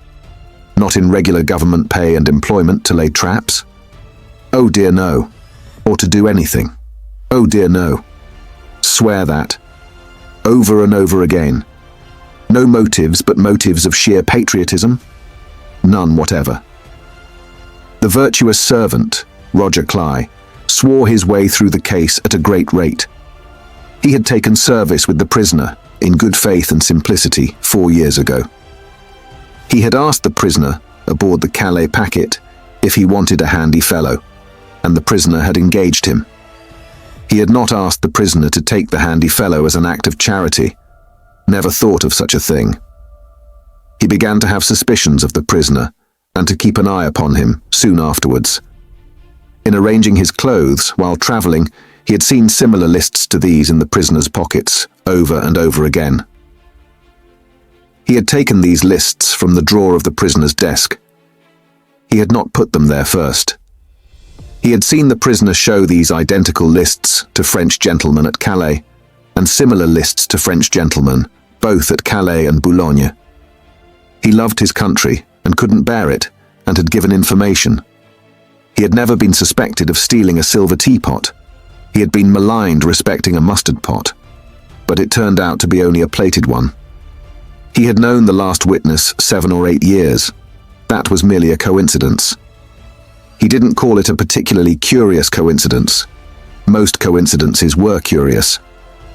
Neither did he call it a curious coincidence that true patriotism was his only motive too. He was a true Briton and hoped there were many like him. The blue flies buzzed again, and Mr. Attorney General called Mr. Jarvis Lorry. "Mr. Jarvis Lorry, are you a clerk in Tellson's Bank?" "I am." "On a certain Friday night in November 1775, did business occasion you to travel between London and Dover by the mail?" "It did." "Were there any other passengers in the mail?" "2." "Did they alight on the road in the course of the night?" "They did." "Mr. Lorry, look upon the prisoner. Was he one of those 2 passengers?" "I cannot undertake to say that he was." Does he resemble either of these two passengers? Both were so wrapped up, and the night was so dark, and we were all so reserved, that I cannot undertake to say even that. Mr. Lorry, look again upon the prisoner. Supposing him wrapped up as those two passengers were, is there anything in his bulk and stature to render it unlikely that he was one of them? No. You will not swear, Mr. Lorry, that he was not one of them? No. So at least you say he may have been one of them? Yes, except that I remember them both to have been, like myself, timorous of highwaymen, and the prisoner has not a timorous air. Did you ever see a counterfeit of timidity, Mr. Lorry? I certainly have seen that. Mr. Lorry, look once more upon the prisoner. Have you seen him, to your certain knowledge, before? I have. When? I was returning from France a few days afterwards, and at Calais, the prisoner came on board the packet ship in which I returned, and made the voyage with me. At what hour did he come on board? At a little after midnight. In the dead of the night. Was he the only passenger who came on board at that untimely hour? He happened to be the only one. Never mind about happening, Mr. Lorry. He was the only passenger who came on board in the dead of the night? He was. Were you travelling alone, Mr. Lorry, or with any companion? With two companions, a gentleman and lady. They are here. They are here. Had you any conversation with the prisoner? Hardly any. The weather was stormy, and the passage long and rough, and I lay on a sofa, almost from shore to shore. Miss Manette, the young lady, to whom all eyes had been turned before, and were now turned again, stood up where she had sat. Her father rose with her, and kept her hand drawn through his arm. Miss Manette, look upon the prisoner. To be confronted with such pity, and such earnest youth and beauty, was far more trying to the accused than to be confronted with all the crowd.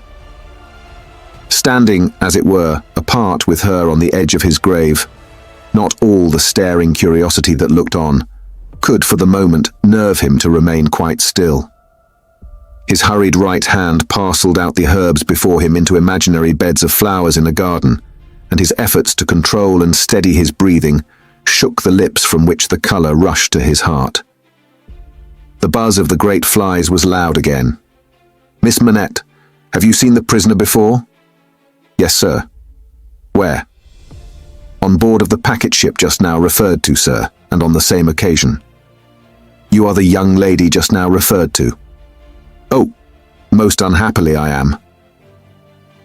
The plaintive tone of her compassion merged into the less musical voice of the judge, as he said something fiercely.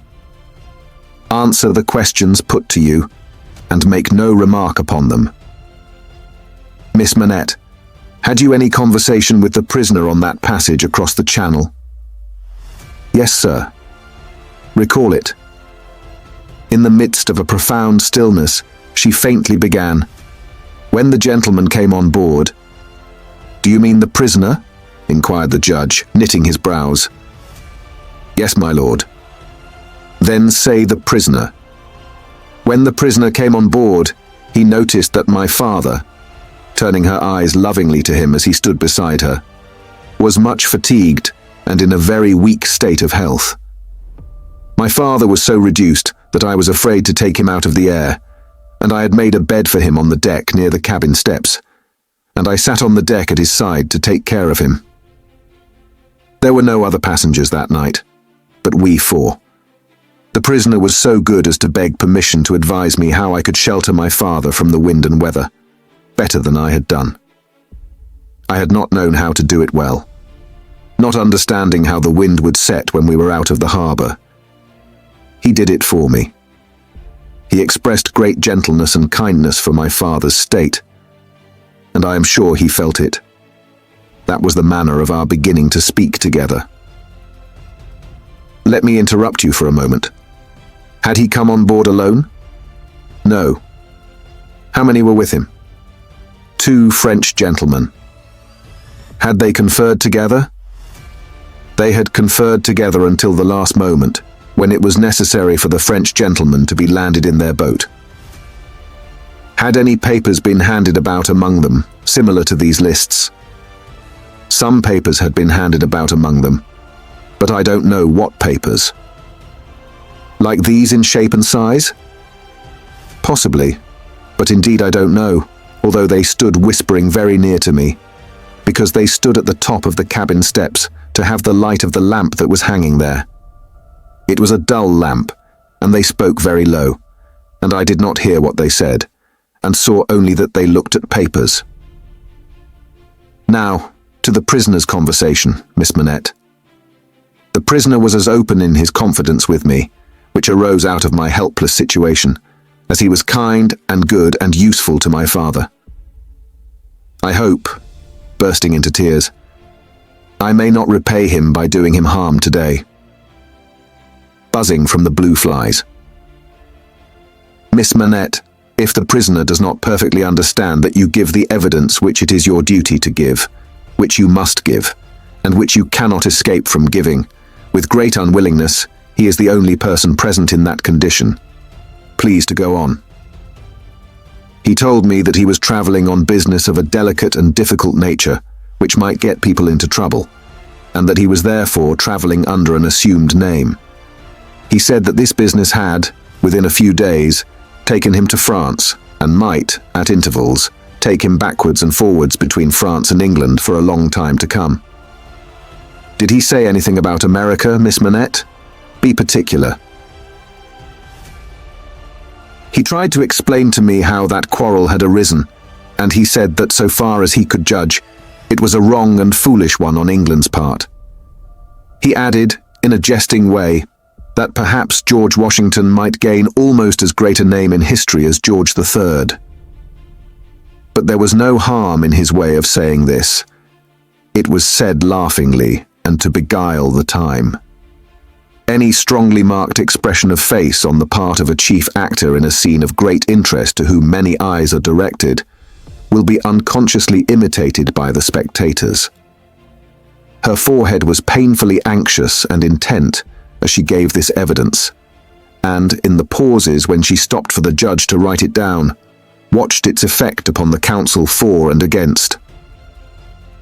Among the lookers-on, there was the same expression in all quarters of the court, insomuch that a great majority of the foreheads there might have been mirrors reflecting the witness, when the judge looked up from his notes to glare at that tremendous heresy about George Washington.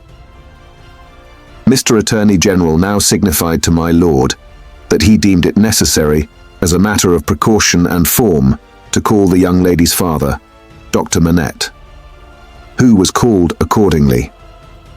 Dr. Manette, look upon the prisoner. Have you ever seen him before? Once, when he called at my lodgings in London, some 3 years or 3 years and a half ago. Can you identify him as your fellow passenger on board the packet, or speak to his conversation with your daughter? Sir, I can do neither. Is there any particular and special reason for your being unable to do either? He answered, in a low voice, There is. Has it been your misfortune to undergo a long imprisonment, without trial or even accusation, in your native country, Dr. Manette? He answered in a tone that went to every heart, A long imprisonment. Were you newly released on the occasion in question? They tell me so. Have you no remembrance of the occasion? None. My mind is a blank. From some time, I cannot even say what time, when I employed myself, in my captivity, in making shoes, to the time when I found myself living in London with my dear daughter here.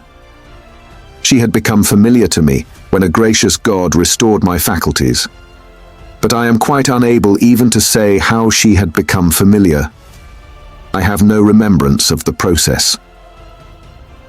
Mr. Attorney General sat down, and the father and daughter sat down together. A singular circumstance then arose in the case.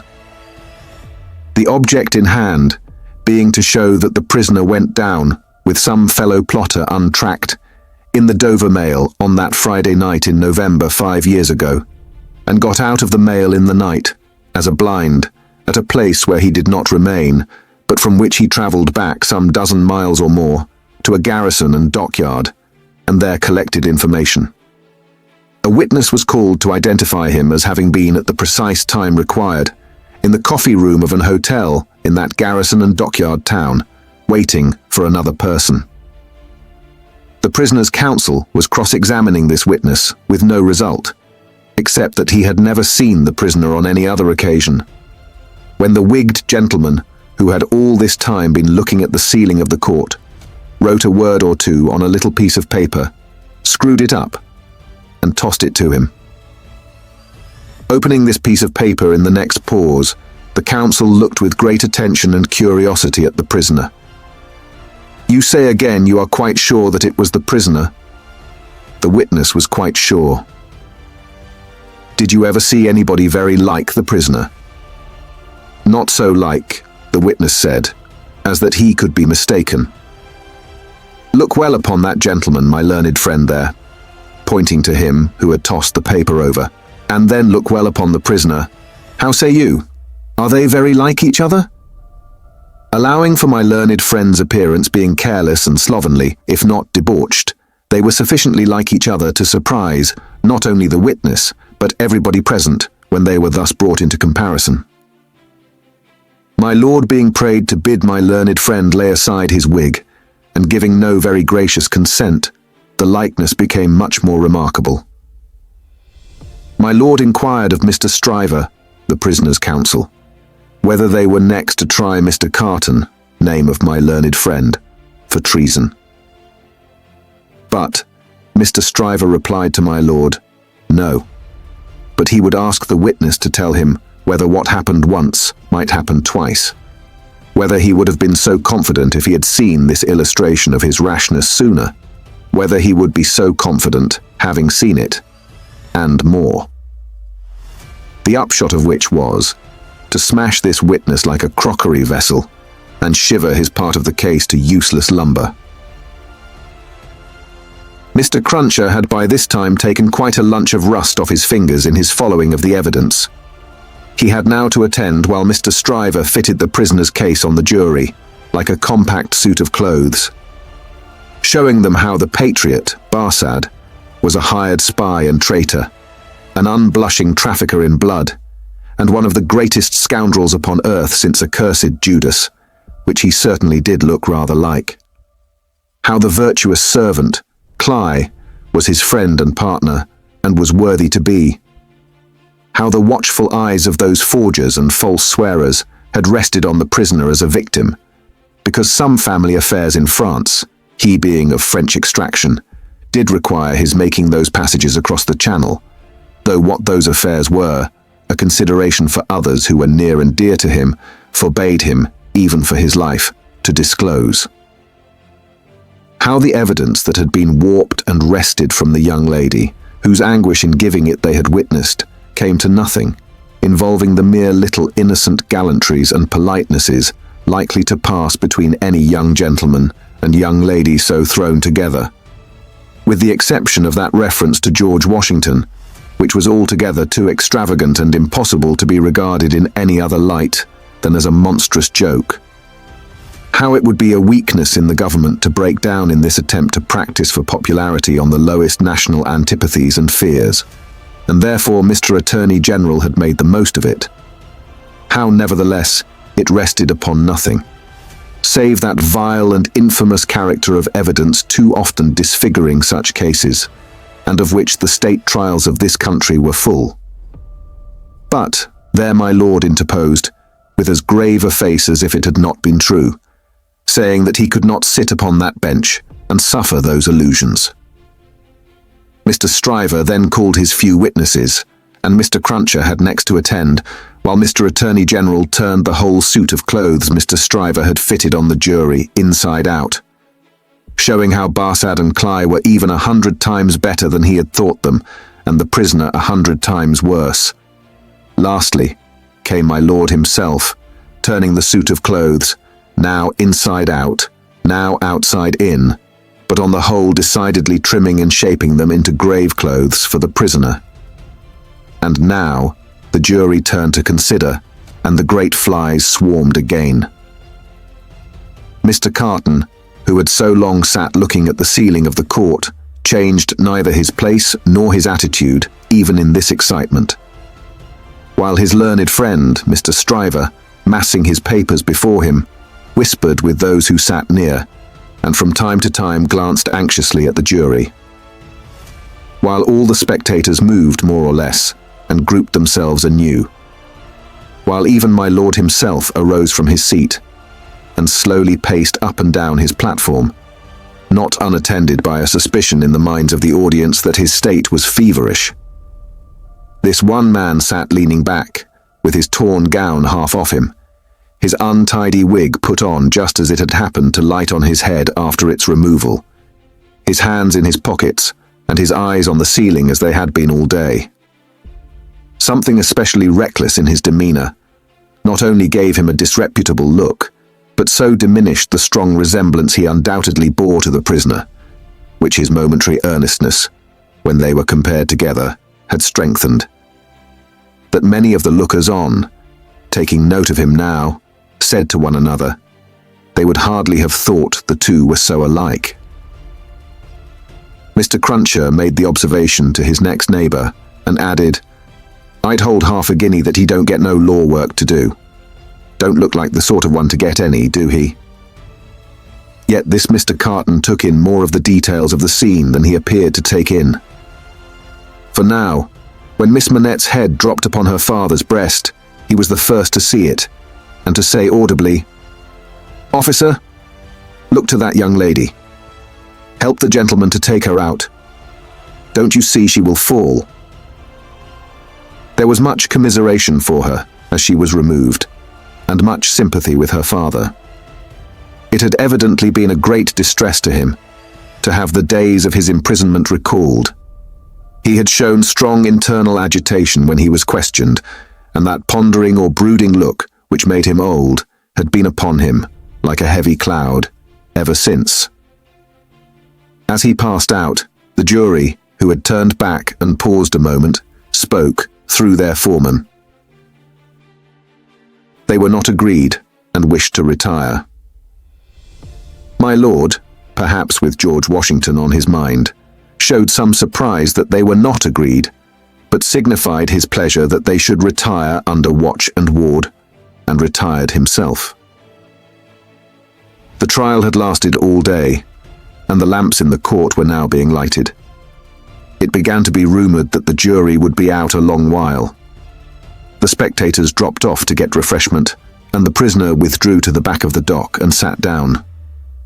Mr. Lorry, who had gone out when the young lady and her father went out, now reappeared and beckoned to Jerry, who, in the slackened interest, could easily get near him. Jerry, if you wish to take something to eat, you can. But keep in the way. You will be sure to hear when the jury come in. Don't be a moment behind them, for I want you to take the verdict back to the bank. You are the quickest messenger I know, and will get to Temple Bar long before I can. Jerry had just enough forehead to knuckle, and he knuckled it in acknowledgement of this communication and a shilling. Mr. Carton came up at the moment and touched Mr. Lorry on the arm.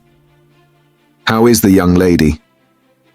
She is greatly distressed, but her father is comforting her, and she feels the better for being out of court. I'll tell the prisoner so. It won't do for a respectable bank gentleman like you to be seen speaking to him publicly, you know. Mr. Lorry reddened as if he were conscious of having debated the point in his mind, and Mr. Carton made his way to the outside of the bar. The way out of court lay in that direction, and Jerry followed him, all eyes, ears, and spikes. Mr. Darnay, the prisoner came forward directly. You will naturally be anxious to hear of the witness, Miss Manette. She will do very well. You have seen the worst of her agitation. I am deeply sorry to have been the cause of it. Could you tell her so for me, with my fervent acknowledgements? Yes, I could. I will, if you ask it. Mr. Carton's manner was so careless as to be almost insolent. He stood, half-turned from the prisoner, lounging with his elbow against the bar. I do ask it. Accept my cordial thanks. What? Said Carton, still only half-turned towards him. Do you expect, Mr. Darnay? The worst. It's the wisest thing to expect, and the likeliest, but I think their withdrawing is in your favour. Loitering on the way out of court not being allowed, Jerry heard no more, but left them, so like each other in feature, so unlike each other in manner. Standing side by side, both reflected in the glass above them. An hour and a half limped heavily away in the thief and rascal crowded passages below, even though assisted off with mutton pies and ale. The hoarse messenger, uncomfortably seated on a form after taking that refection, had dropped into a doze when a loud murmur and a rapid tide of people setting up the stairs that led to the court carried him along with them. Jerry, Jerry! Mr. Lorry was already calling at the door when he got there. Here, sir. It's a fight to get back again. Here I am, sir. Mr. Lorry handed him a paper through the throng. Quick, have you got it? Yes, sir. Hastily written on the paper was the word, acquitted. If you had sent the message, recalled to life again, muttered Jerry as he turned. I should have known what you meant this time. He had no opportunity of saying, or so much as thinking anything else, until he was clear of the Old Bailey.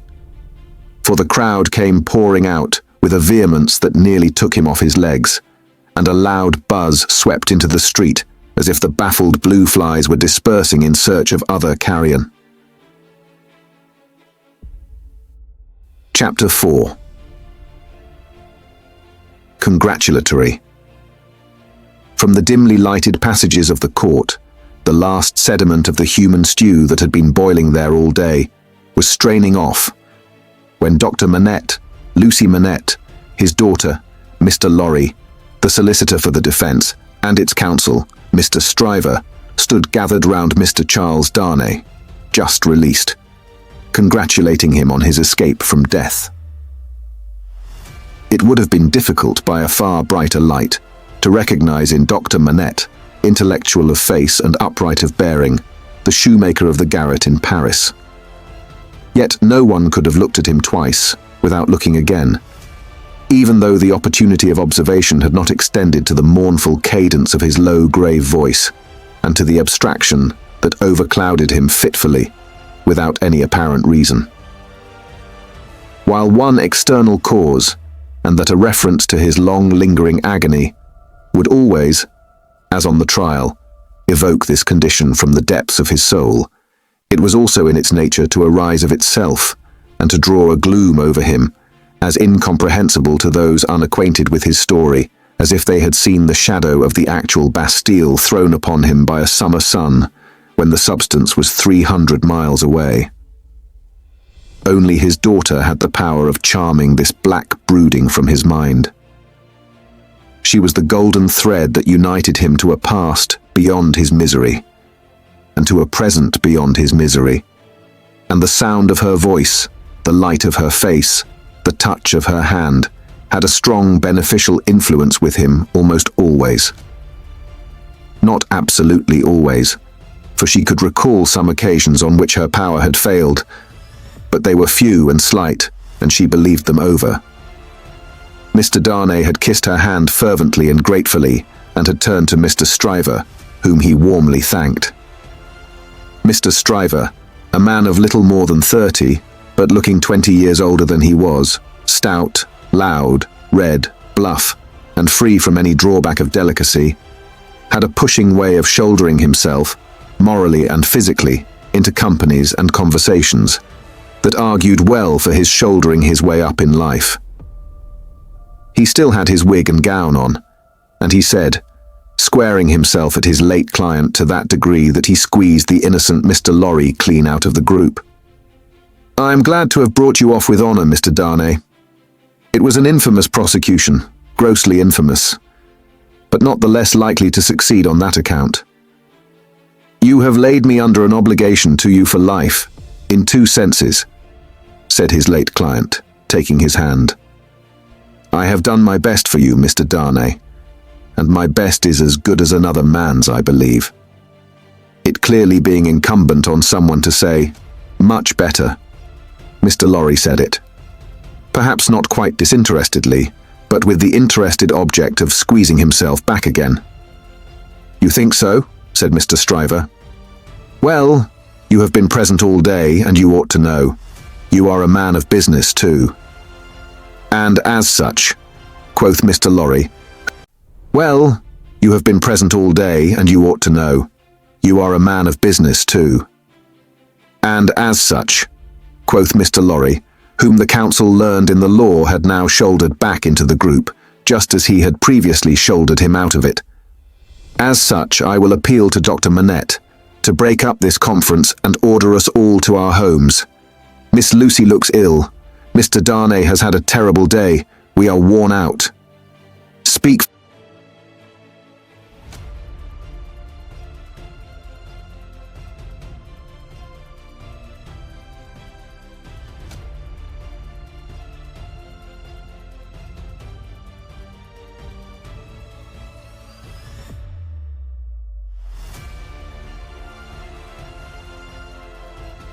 Mr. Lorry said it. Perhaps not quite disinterestedly, but with the interested object of squeezing himself back again. "You think so?" said Mr. Stryver. "Well, you have been present all day, and you ought to know. You are a man of business, too." "And as such," quoth Mr. Lorry, whom the counsel learned in the law had now shouldered back into the group, just as he had previously shouldered him out of it. "As such, I will appeal to Dr. Manette to break up this conference and order us all to our homes. Miss Lucie looks ill. Mr. Darnay has had a terrible day. We are worn out." "Speak for yourself, Mr. Lorry," said Stryver. "I have a night's work to do yet. Speak for yourself." "I speak for myself," answered Mr. Lorry, "and for Mr. Darnay, and for Miss Lucie. And, Miss Lucie, do you not think I may speak for us all?" He asked her the question pointedly, and with a glance at her father. His face had become frozen, as it were, in a very curious look at Darnay, an intent look, deepening into a frown of dislike and distrust, not even unmixed with fear. With this strange expression on him, his thoughts had wandered away. "My father," said Lucie, softly laying her hand on his. He slowly shook the shadow off and turned to her. "Shall we go home, my father?" With a long breath, he answered, "Yes." The friends of the acquitted prisoner had dispersed under the impression, which he himself had originated, that he would not be released that night.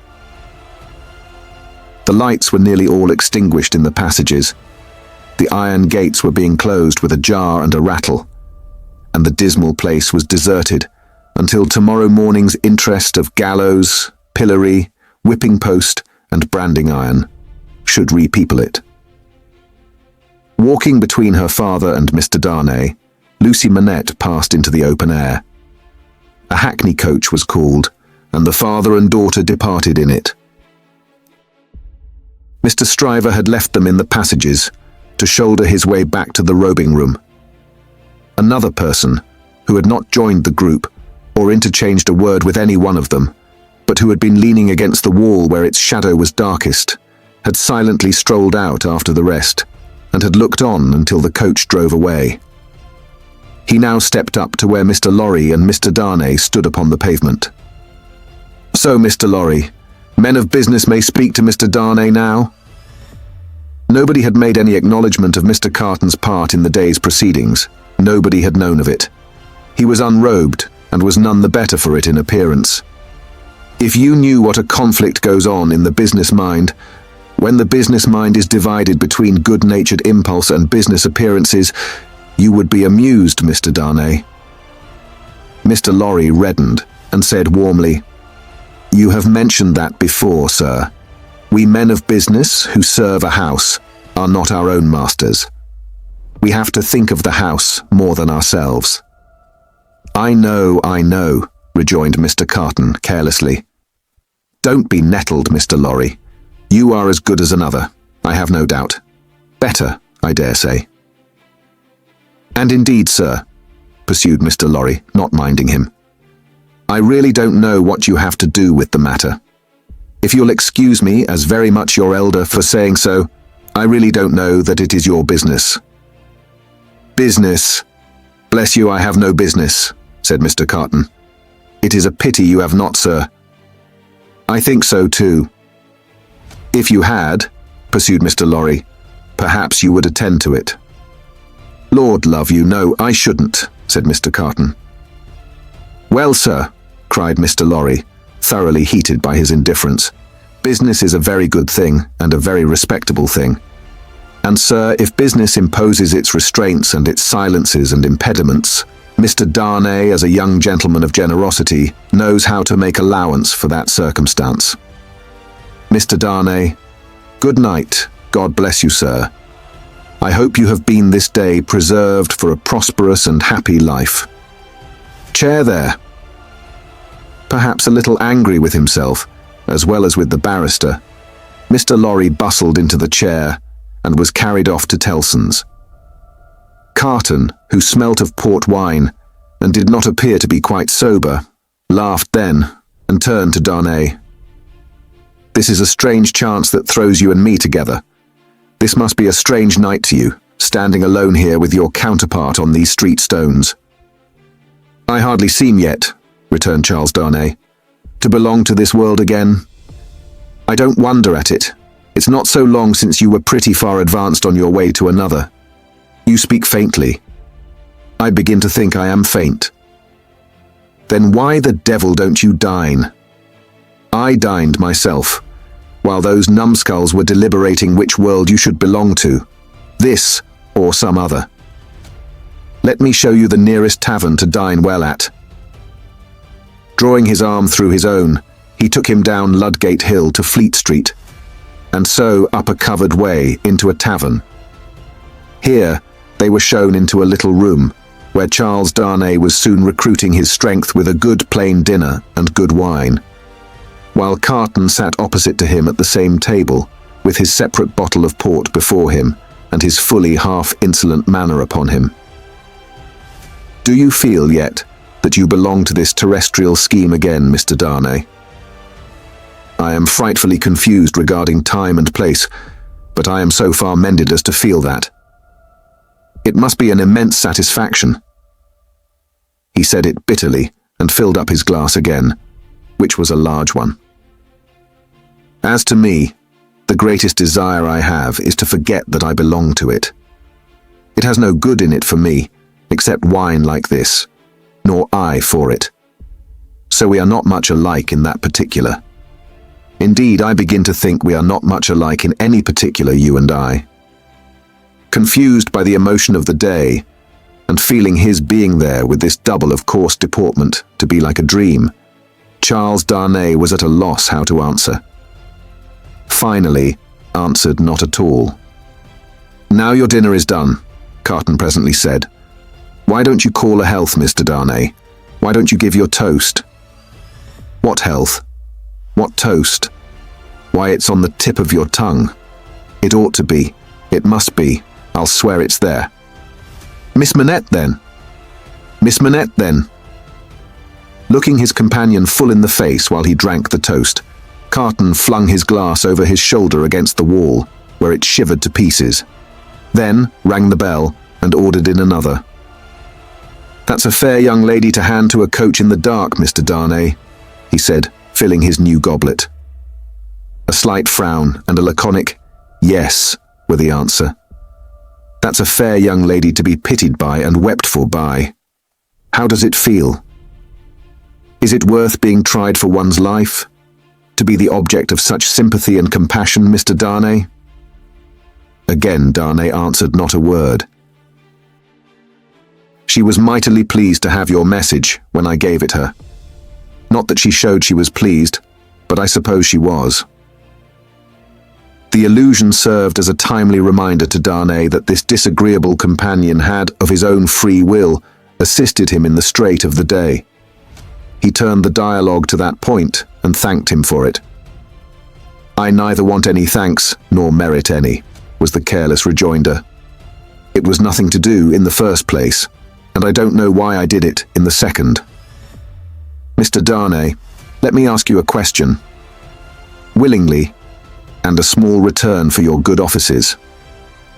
Do you think I particularly like you?"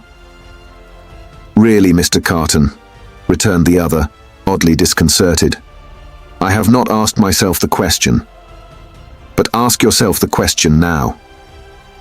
You have acted as if you do, but I don't think you do."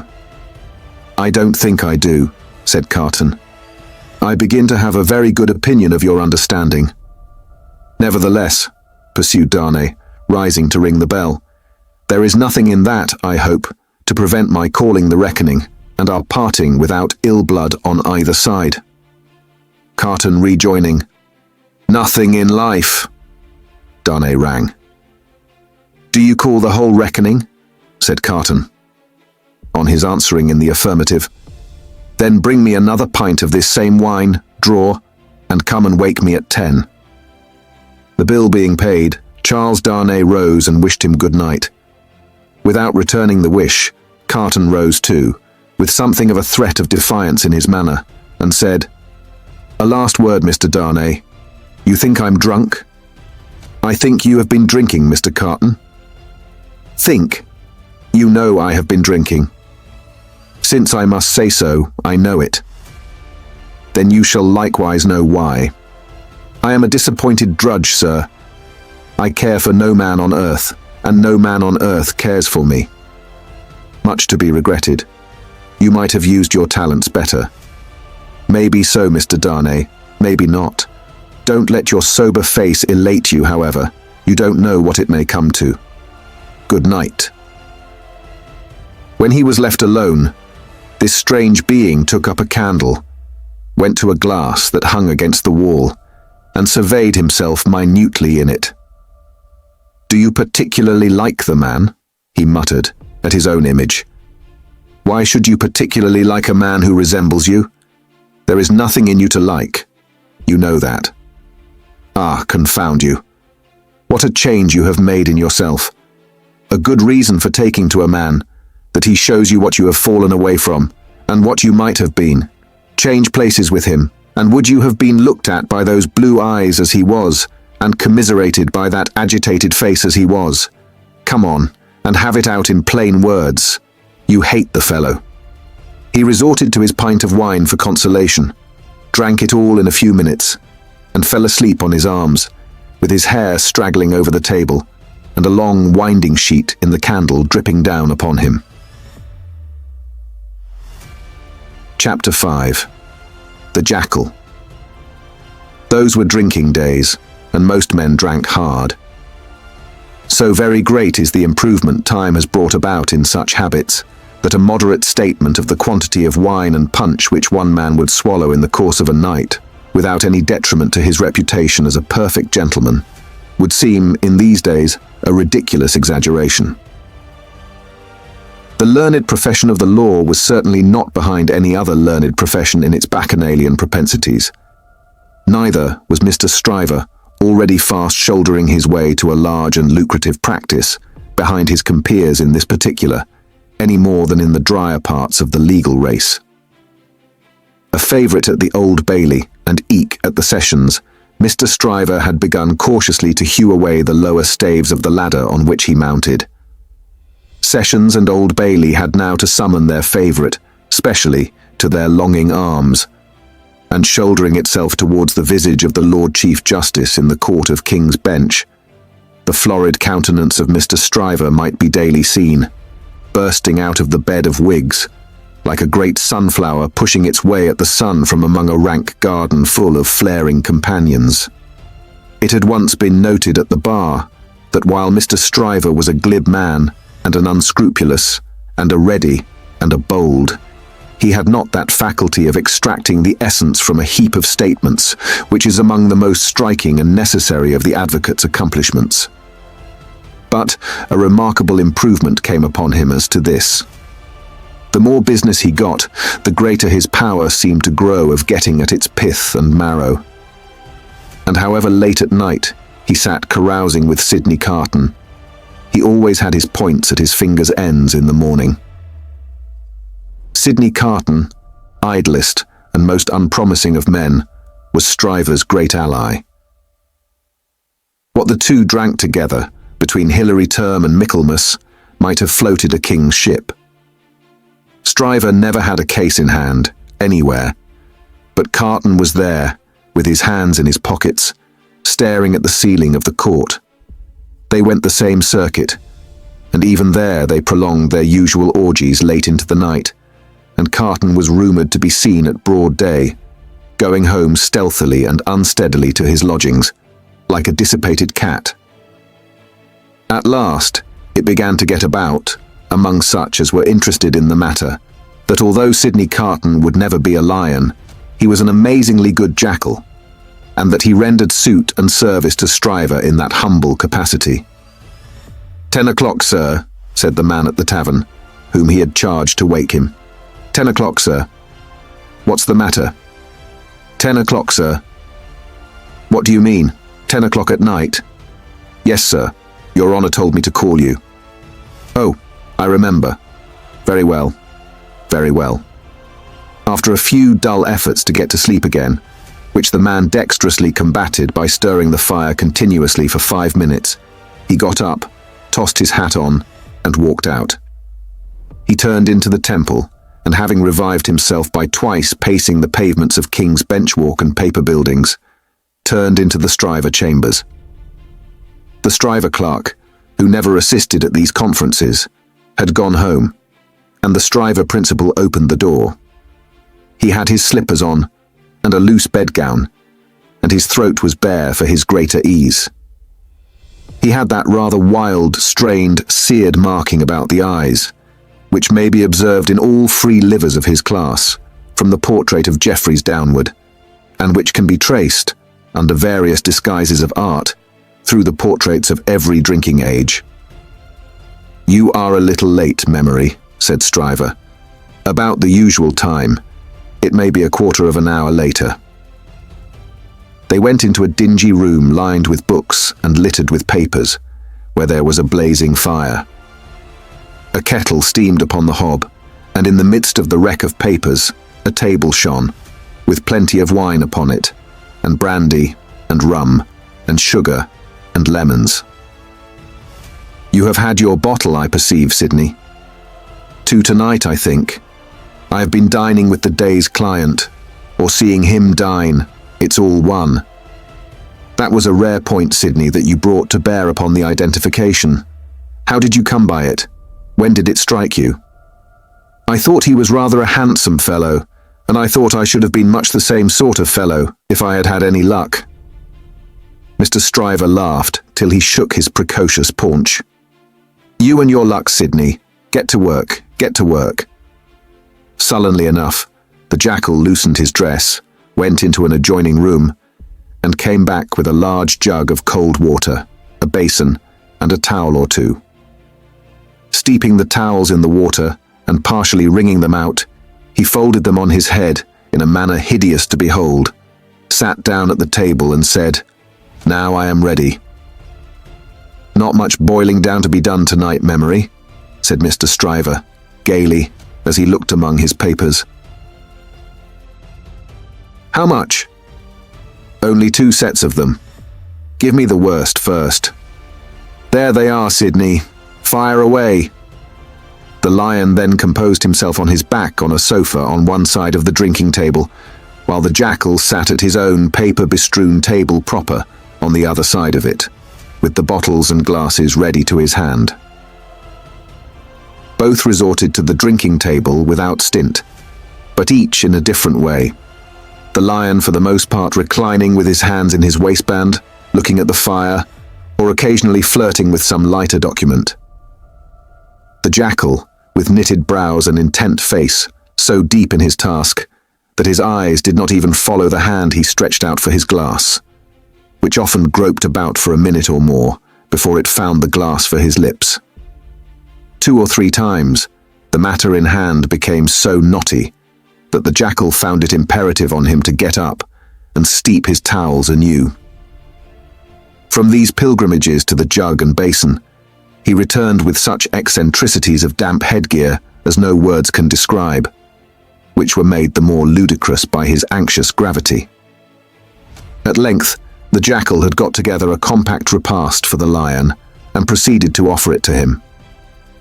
The lion took it with care and caution, made his selections from it and his remarks upon it, and the jackal assisted both. When the repast was fully discussed, the lion put his hands in his waistband again and lay down to meditate. The jackal then invigorated himself with a bumper for his throttle and a fresh application to his head, and applied himself to the collection of a second meal. This was administered to the lion in the same manner, and was not disposed of until the clock struck 3 in the morning. "And now we have done, Sidney, fill a bumper of punch," said Mr. Stryver. The jackal removed the towels from his head, which had been steaming again, shook himself, yawned, shivered, and complied. "You were very sound, Sidney, in the matter of those Crown witnesses today. Every question told." "I always am sound, am I not? I don't gainsay it. What has roughened your temper? Put some punch to it and smooth it again." With a deprecatory grunt, the jackal again complied. "The old Sidney Carton of old Shrewsbury School," said Stryver, nodding his head over him as he reviewed him in the present and the past. "The old seesaw Sidney, up 1 minute and down the next, now in spirits and now in despondency." "Ah," returned the other, sighing. "Yes, the same Sidney, with the same luck. Even then, I did exercises for other boys, and seldom did my own. And why not? God knows. It was my way, I suppose." He sat, with his hands in his pockets and his legs stretched out before him, looking at the fire. "Carton," said his friend, squaring himself at him with a bullying air, as if the fire grate had been the furnace in which sustained endeavour was forged, and the one delicate thing to be done for the old Sidney Carton of old Shrewsbury School was to shoulder him into it. "Your way is, and always was, a lame way. You summon no energy and purpose. Look at me." "Oh, botheration," returned Sidney, with a lighter and more good-humoured laugh. "Don't you be moral." "How have I done what I have done?" said Stryver. "How do I do what I do?" "Partly through paying me to help you, I suppose. But it's not worth your while to apostrophize me, or the air about it. What you want to do, you do. You were always in the front rank, and I was always behind. I had to get into the front rank. I was not born there, was I? I was not present at the ceremony, but my opinion is you were," said Carton. At this, he laughed again, and they both laughed. "Before Shrewsbury, and at Shrewsbury, and ever since Shrewsbury," pursued Carton, "you have fallen into your rank, and I have fallen into mine. Even when we were fellow students in the student quarter of Paris, picking up French, and French law, and other French crumbs that we didn't get much good of, you were always somewhere, and I was always nowhere. And whose fault was that? Upon my soul, I am not sure that it was not yours. You were always driving and riving and shouldering and passing, to that restless degree that I had no chance for my life but in rust and repose. It's a gloomy thing, however, to talk about one's own past, with the day breaking. Turn me in some other direction before I go." "Well then, pledge me to the pretty witness," said Stryver, holding up his glass. "Are you turned in a pleasant direction?" Apparently not, for he became gloomy again. "Pretty witness," he muttered, looking down into his glass. "I have had enough of witnesses today and tonight. Who's your pretty witness?" "The picturesque doctor's daughter, Miss Manette." "She pretty? Is she not?" "No." "Why, man alive, she was the admiration of the whole court." "Rot the admiration of the whole court. Who made the Old Bailey a judge of beauty? She was a golden-haired doll." "Do you know, Sidney," said Mr. Stryver, looking at him with sharp eyes and slowly drawing a hand across his florid face. "Do you know, I rather thought at the time that you sympathized with the golden-haired doll and were quick to see what happened to the golden-haired doll." Quick to see what happened. If a girl, doll or no doll, swoons within a yard or two of a man's nose, he can see it without a perspective glass. I pledge you, but I deny the beauty. And now I'll have no more drink. I'll get to bed.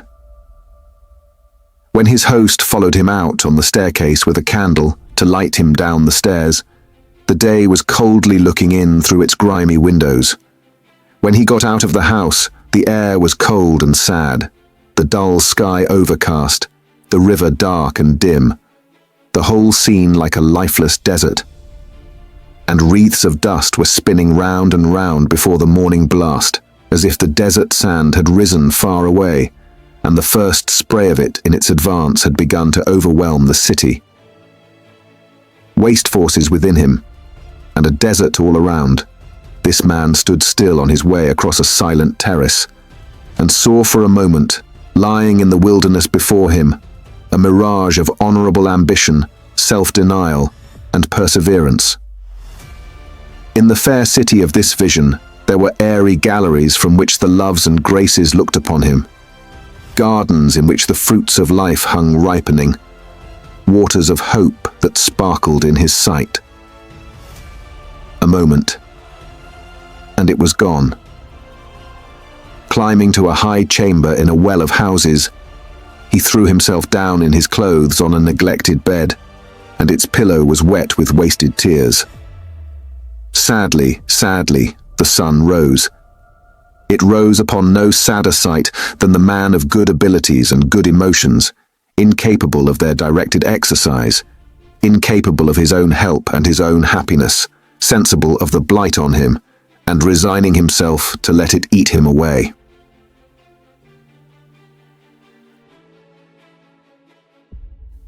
Chapter 6. Hundreds of people.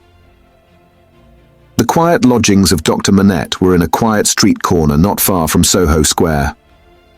On the afternoon of a certain fine Sunday, when the waves of 4 months had rolled over the trial for treason, and carried it, as to the public interest and memory, far out to sea, Mr. Jarvis Lorry walked along the sunny streets from Clerkenwell where he lived, on his way to dine with the doctor.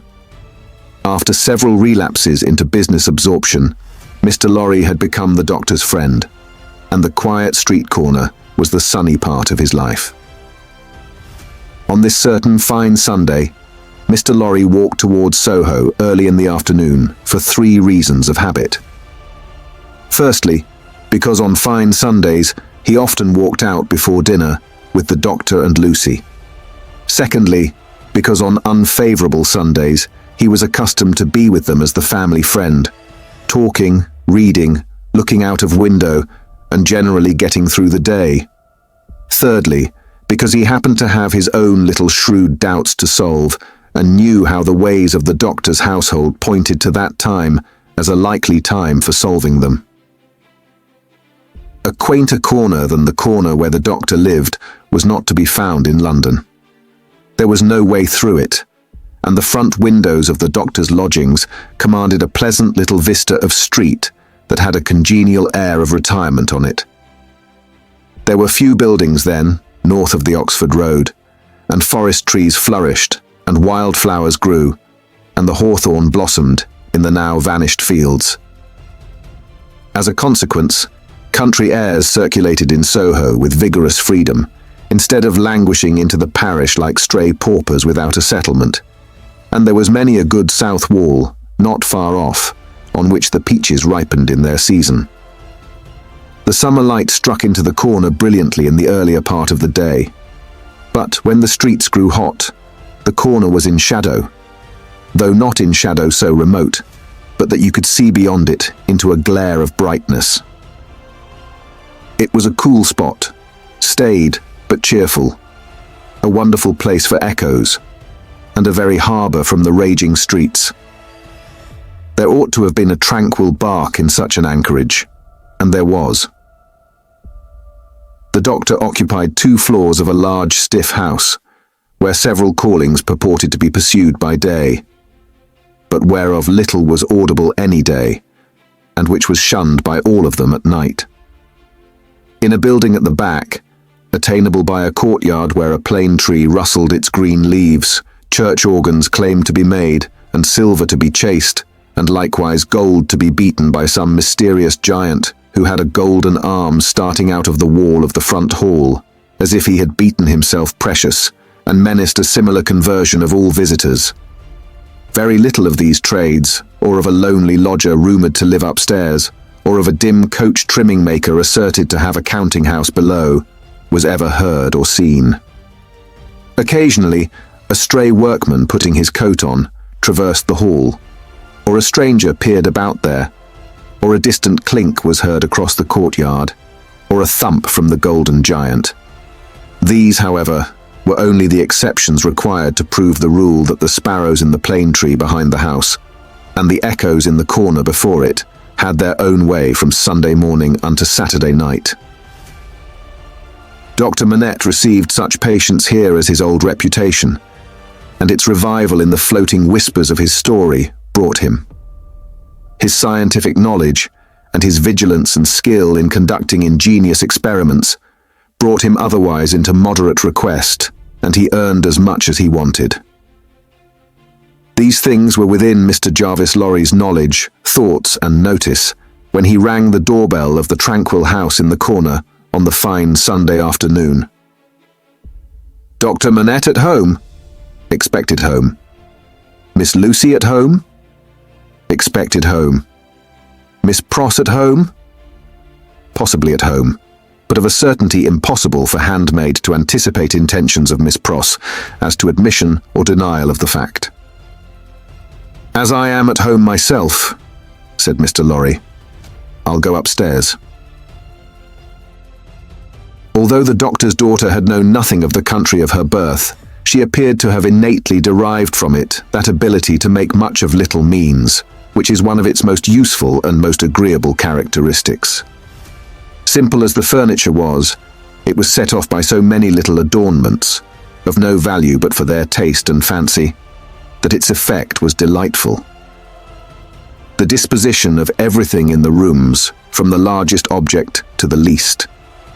The arrangement of colours, the elegant variety and contrast obtained by thrift in trifles, by delicate hands, clear eyes, and good sense, were at once so pleasant in themselves, and so expressive of their originator that, as Mr. Lorry stood looking about him, the very chairs and tables seemed to ask him, with something of that peculiar expression which he knew so well by this time, whether he approved. There were 3 rooms on a floor, and the doors by which they communicated being put open that the air might pass freely through them all, Mr. Lorry, smilingly observant of that fanciful resemblance which he detected all around him, walked from one to another. The first was the best room, and in it were Lucy's birds, and flowers, and books, and desk, and work table, and box of watercolours. The second was the doctor's consulting room, used also as the dining room. The third, changingly speckled by the rustle of the plane tree in the yard, was the doctor's bedroom, and there, in a corner, stood the disused shoemaker's bench and tray of tools, much as it had stood on the 5th floor of the dismal house by the wine shop, in the suburb of Saint-Antoine in Paris. "I wonder," said Mr. Lorry, pausing in his looking about, "that he keeps that reminder of his sufferings about him." "And why wonder at that?" was the abrupt inquiry that made him start. It proceeded from Miss Pross, the wild red woman, strong of hand, whose acquaintance he had first made at the Royal George Hotel at Dover, and had since improved. "I should have thought," Mr. Lorry began. "Pooh, you'd have thought," said Miss Pross, and Mr. Lorry left off. "How do you do?" inquired that lady then, sharply, and yet as if to express that she bore him no malice. "I am pretty well, I thank you," answered Mr. Lorry with meekness. "How are you?" "Nothing to boast of," said Miss Pross. "Indeed?" "Ah, indeed," said Miss Pross. "I am very much put out about my ladybird." "Indeed? For gracious sake, say something else besides indeed, or you'll fidget me to death," said Miss Pross, whose character, dissociated from stature, was shortness. "Really then," said Mr. Lorry, as an amendment. "Really is bad enough," returned Miss Pross. "But better. Yes, I am very much put out." "May I ask the cause?" "I don't want dozens of people who are not at all worthy of Ladybird to come here looking after her," said Miss Pross. "Do dozens come for that purpose?" "Hundreds," said Miss Pross. It was characteristic of this lady, as of some other people before her time and since, that whenever her original proposition was questioned, she exaggerated it. "Dear me," said Mr. Lorry as the safest remark he could think of. "I have lived with the darling, or the darling has lived with me and paid me for it, which she certainly should never have done. You may take your affidavit, if I could have afforded to keep either myself or her for nothing, since she was 10 years old. And it's really very hard," said Miss Pross. Not seeing with precision what was very hard, Mr. Lorry shook his head, using that important part of himself as a sort of fairy cloak that would fit anything. "All sorts of people who are not in the least degree worthy of the pet are always turning up," said Miss Pross. "When you began it—" "I began it, Miss Pross?" "Didn't you? Who brought her father to life?" "Oh, if that was beginning it," said Mr. Lorry. "It wasn't ending it, I suppose. I say, when you began it, it was hard enough. Not that I have any fault to find with Dr. Manette, except that he is not worthy of such a daughter, which is no imputation on him, for it was not to be expected that anybody should be, under any circumstances. But it really is doubly and trebly hard to have crowds and multitudes of people turning up after him. I could have forgiven him, to take Ladybird's affections away from me."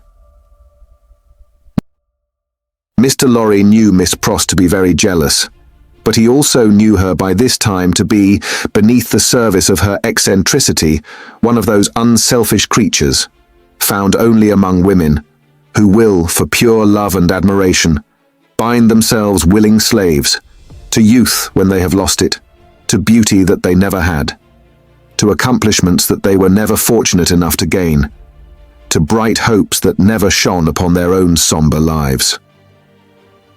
He knew enough of the world to know that there is nothing in it better than the faithful service of the heart. So rendered and so free from any mercenary taint, he had such an exalted respect for it, that in the retributive arrangements made by his own mind, we all make such arrangements more or less, he stationed Miss Pross much nearer to the lower angels than many ladies immeasurably better got up both by nature and art, who had balances at Tellson's. "There never was, nor will be, but one man worthy of Ladybird," said Miss Pross, "and that was my brother Solomon, if he hadn't made a mistake in life." Here again, Mr. Lorry's inquiries into Miss Pross's personal history had established the fact that her brother Solomon was a heartless scoundrel who had stripped her of everything she possessed as a stake to speculate with, and had abandoned her in her poverty for evermore, with no touch of compunction. Miss Pross's fidelity of belief in Solomon, deducting a mere trifle for this slight mistake, was quite a serious matter with Mr. Lorry, and had its weight in his good opinion of her. "As we happen to be alone for the moment, and are both people of business," he said, when they had got back to the drawing room and had sat down there in friendly relations, "let me ask you, does the doctor, in talking with Lucy, never refer to the shoemaking time yet? Never. And yet keeps that bench and those tools beside him?" "Ah," returned Miss Pross, shaking her head, "but I don't say he don't refer to it within himself. Do you believe that he thinks of it much?" "I do," said Miss Pross. "Do you imagine—" Mr. Lorry had begun, when Miss Pross took him up short with, "Never imagine anything. Have no imagination at all." "I stand corrected. Do you suppose? You go so far as to suppose sometimes? Now and then, said Miss Pross. Do you suppose, Mr. Lorry went on, with a laughing twinkle in his bright eye as it looked kindly at her, that Dr. Manette has any theory of his own, preserved through all those years, relative to the cause of his being so oppressed, perhaps even to the name of his oppressor? I don't suppose anything about it but what Ladybird tells me, and that is, that she thinks he has. Now don't be angry at my asking all these questions, because I am a mere dull man of business, and you are a woman of business. Dull? Miss Pross inquired, with placidity. Rather wishing his modest adjective away, Mr. Lorry replied, No, no, no, surely not. To return to business. Is it not remarkable that Dr. Manette, unquestionably innocent of any crime as we are all well assured he is, should never touch upon that question? I will not say with me, though he had business relations with me many years ago, and we are now intimate. I will say with the fair daughter to whom he is so devotedly attached, and who is so devotedly attached to him. Believe me, Miss Pross, I don't approach the topic with you, out of curiosity, but out of zealous interest. Well, to the best of my understanding, and bad's the best, you'll tell me, said Miss Pross, softened by the tone of the apology. He is afraid of the whole subject. Afraid? It's plain enough, I should think, why he may be. It's a dreadful remembrance. Besides that, his loss of himself grew out of it. Not knowing how he lost himself, or how he recovered himself, he may never feel certain of not losing himself again. That alone wouldn't make the subject pleasant, I should think. It was a profounder remark than Mr. Lorry had looked for. True, said he, and fearful to reflect upon. Yet a doubt lurks in my mind, Miss Pross, whether it is good for Dr. Manette to have that suppression always shut up within him. Indeed, it is this doubt and the uneasiness it sometimes causes me that has led me to our present confidence. Can't be helped, said Miss Pross, shaking her head. Touch that string, and he instantly changes for the worse. Better leave it alone. In short, must leave it alone, like or no like. Sometimes he gets up in the dead of the night, and will be heard, by us overhead there, walking up and down in his room. Ladybird has learnt to know then that his mind is walking up and down, in his old prison. She hurries to him, and they go on together, walking up and down, until he is composed. But he never says a word of the true reason of his restlessness to her, and she finds it best not to hint at it to him. In silence, they go walking up and down together, till her love and company have brought him to himself. Notwithstanding Miss Pross's denial of her own imagination, there was a perception of the pain of being monotonously haunted by one sad idea, in her repetition of the phrase, walking up and down, which testified to her possessing such a thing. The corner has been mentioned as a wonderful corner for echoes. It had begun to echo so resoundingly to the tread of coming feet that it seemed as though the very mention of that weary pacing to and fro had set it going. Here they are, said Miss Pross, rising to break up the conference. And now we shall have hundreds of people pretty soon. It was such a curious corner in its acoustical properties, such a peculiar ear of a place, that as Mr. Lorry stood at the open window, looking for the father and daughter whose steps he heard, he fancied they would never approach. Not only would the echoes die away, as though the steps had gone, but echoes of other steps that never came would be heard in their stead, and would die away for good when they seemed close at hand. However, father and daughter did at last appear, and Miss Pross was ready at the street door to receive them. Miss Pross was a pleasant sight, albeit wild, and red and grim, taking off her darling's bonnet when she came upstairs, and touching it up with the ends of her handkerchief, and blowing the dust off it, and folding her mantle ready for laying by, and smoothing her rich hair with as much pride as she could possibly have taken in her own hair if she had been the vainest and handsomest of women. Her darling was a pleasant sight too, embracing her and thanking her, and protesting against her taking so much trouble for her, which last she only dared to do playfully, or Miss Pross, sorely hurt, would have retired to her own chamber and cried. The doctor was a pleasant sight too, looking on at them, and telling Miss Pross how she spoilt Lucy, in accents and with eyes that had as much spoiling in them as Miss Pross had, and would have had more if it were possible. Mr. Lorry was a pleasant sight too, beaming at all this in his little wig, and thanking his bachelor stars for having lighted him in his declining years to a home. But no hundreds of people came to see the sights, and Mr. Lorry looked in vain for the fulfillment of Miss Pross's prediction. Dinner time, and still no hundreds of people. In the arrangements of the little household, Miss Pross took charge of the lower regions, and always acquitted herself marvellously. Her dinners, of a very modest quality, were so well cooked and so well served, and so neat in their contrivances, half English and half French, that nothing could be better. Miss Pross's friendship being of the thoroughly practical kind, she had ravaged Soho and the adjacent provinces in search of impoverished French, who, tempted by shillings and half-crowns, would impart culinary mysteries to her.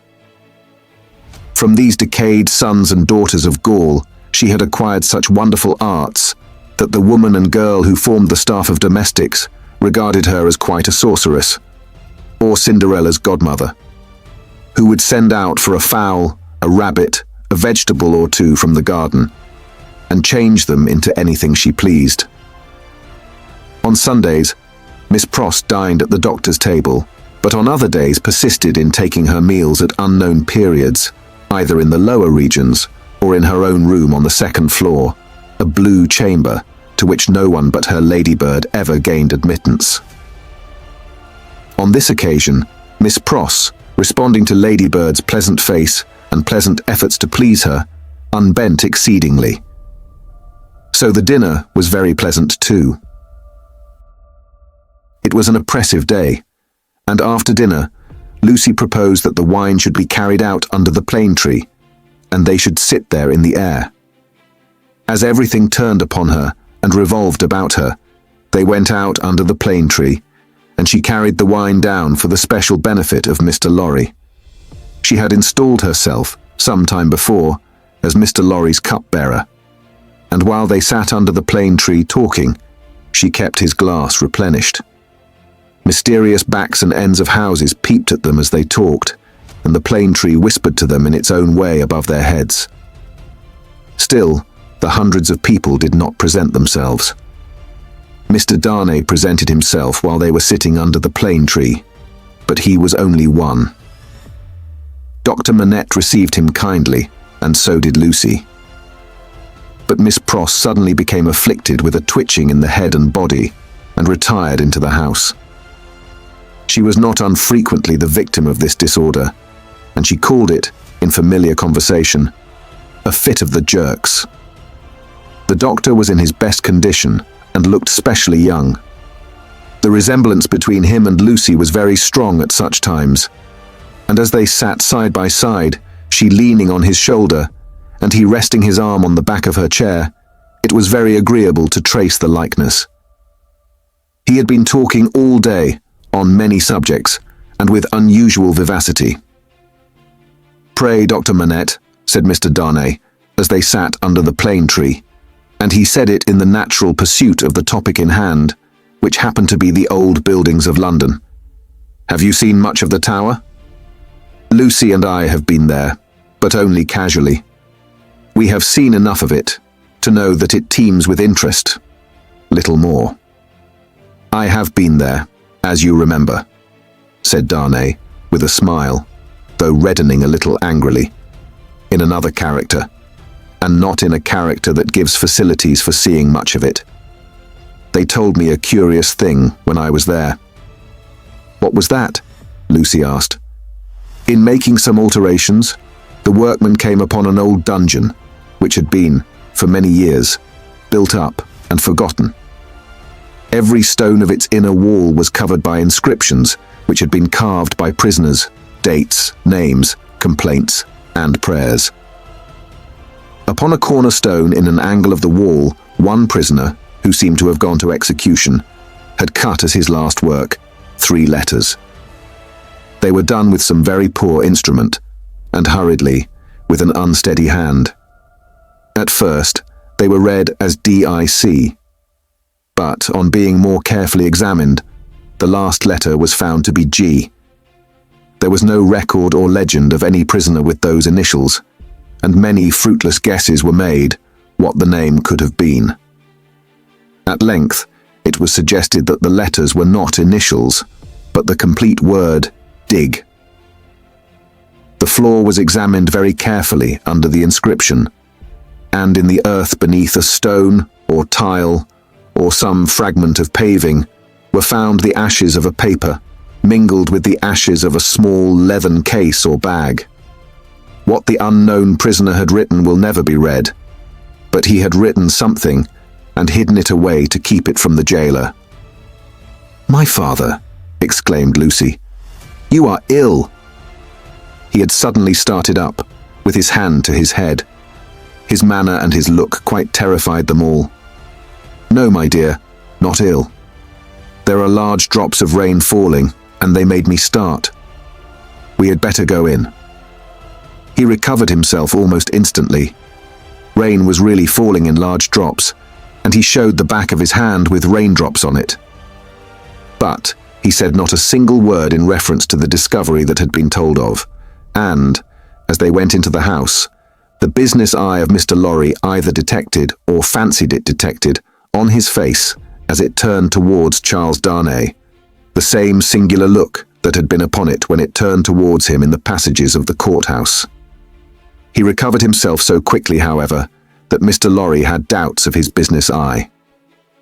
The arm of the golden giant in the hall was not more steady than he was, when he stopped under it to remark to them that he was not yet proof against slight surprises, if he ever would be, and that the rain had startled him. Tea time, and Miss Pross making tea, with another fit of the jerks upon her, and yet no hundreds of people. Mr. Carton had lounged in, but he made only 2. The night was so very sultry that although they sat with doors and windows open, they were overpowered by heat. When the tea table was done with, they all moved to one of the windows and looked out into the heavy twilight. Lucie sat by her father. Darnay sat beside her. Carton leaned against a window. The curtains were long and white, and some of the thunder gusts that whirled into the corner caught them up to the ceiling and waved them like spectral wings. "The raindrops are still falling, large, heavy, and few," said Dr. Manette. "It comes slowly." "It comes surely," said Carton. They spoke low, as people watching and waiting mostly do, as people in a dark room, watching and waiting for lightning, always do. There was a great hurry in the streets of people speeding away to get shelter before the storm broke. The wonderful corner for echoes resounded with the echoes of footsteps coming and going, yet not a footstep was there. A multitude of people, and yet a solitude, said Darnay, when they had listened for a while. "Is it not impressive, Mr. Darnay?" asked Lucie. "Sometimes I have sat here of an evening, until I have fancied. But even the shade of a foolish fancy makes me shudder tonight, when all is so black and solemn. Let us shudder too. We may know what it is. It will seem nothing to you. Such whims are only impressive as we originate them, I think. They are not to be communicated. I have sometimes sat alone here of an evening, listening, until I have made the echoes out to be the echoes of all the footsteps that are coming by and by into our lives. There is a great crowd coming one day into our lives, if that be so," Sidney Carton struck in his moody way. The footsteps were incessant, and the hurry of them became more and more rapid.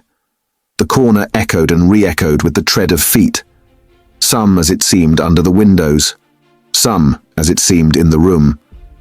Some coming, some going, some breaking off, some stopping altogether, all in the distant streets, and not one within sight. Are all these footsteps destined to come to all of us, Miss Manette?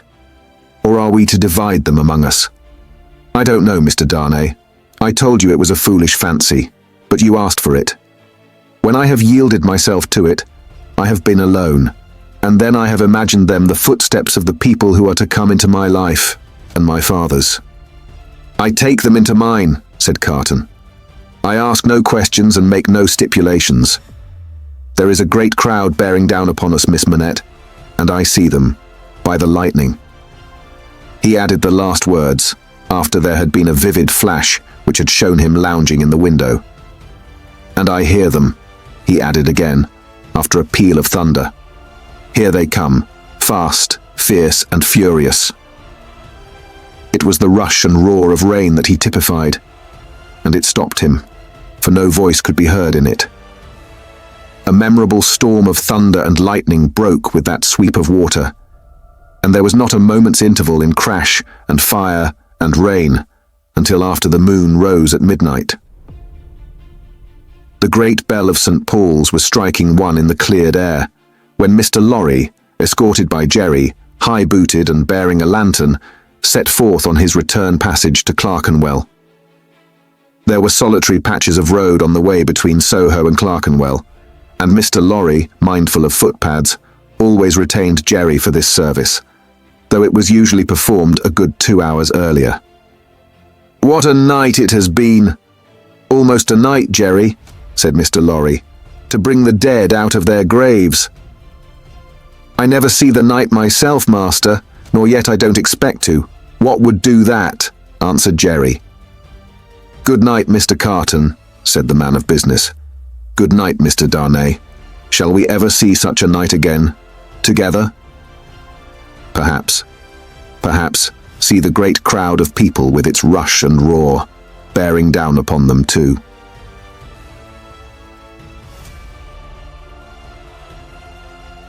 Chapter 7. Monseigneur in Town. Monseigneur, one of the great lords in power at the court, held his fortnightly reception in his grand hotel in Paris. Monseigneur was in his inner room, his sanctuary of sanctuaries, the holiest of holiests to the crowd of worshippers in the suite of rooms without. Monseigneur was about to take his chocolate. Monseigneur could swallow a great many things with ease, and was by some few sullen minds supposed to be rather rapidly swallowing France. But his morning's chocolate could not so much as get into the throat of Monseigneur, without the aid of 4 strong men besides the cook. Yes, it took 4 men, all 4 ablaze with gorgeous decoration, and the chief of them unable to exist with fewer than 2 gold watches in his pocket, emulative of the noble and chaste fashion set by Monseigneur, to conduct the happy chocolate to Monseigneur's lips. One lackey carried the chocolate pot into the sacred presence. A second milled and frothed the chocolate with the little instrument he bore for that function.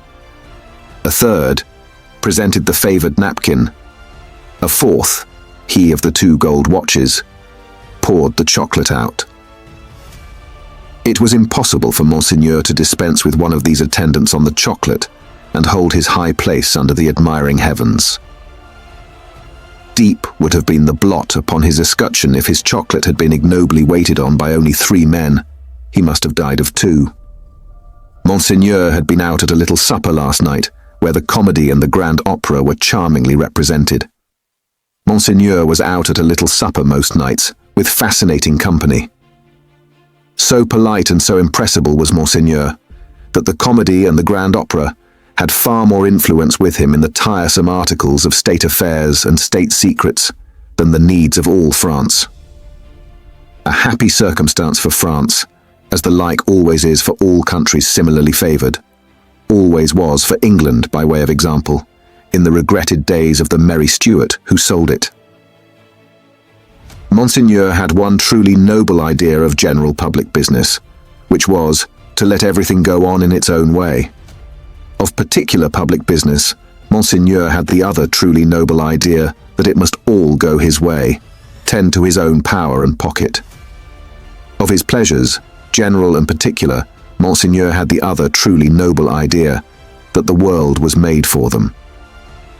The text of his order, altered from the original by only a pronoun, which is not much, ran, "The earth and the fullness thereof are mine, saith Monseigneur." Yet Monseigneur had slowly found that vulgar embarrassments crept into his affairs, both private and public. And he had, as to both classes of affairs, allied himself perforce with a farmer general. As to finances public, because Monseigneur could not make anything at all of them, and must consequently let them out to somebody who could. As to finances private, because farmer generals were rich, and Monseigneur, after generations of great luxury and expense, was growing poor. Hence, Monseigneur had taken his sister from a convent, while there was yet time to ward off the impending veil, the cheapest garment she could wear, and had bestowed her as a prize upon a very rich farmer general, poor in family.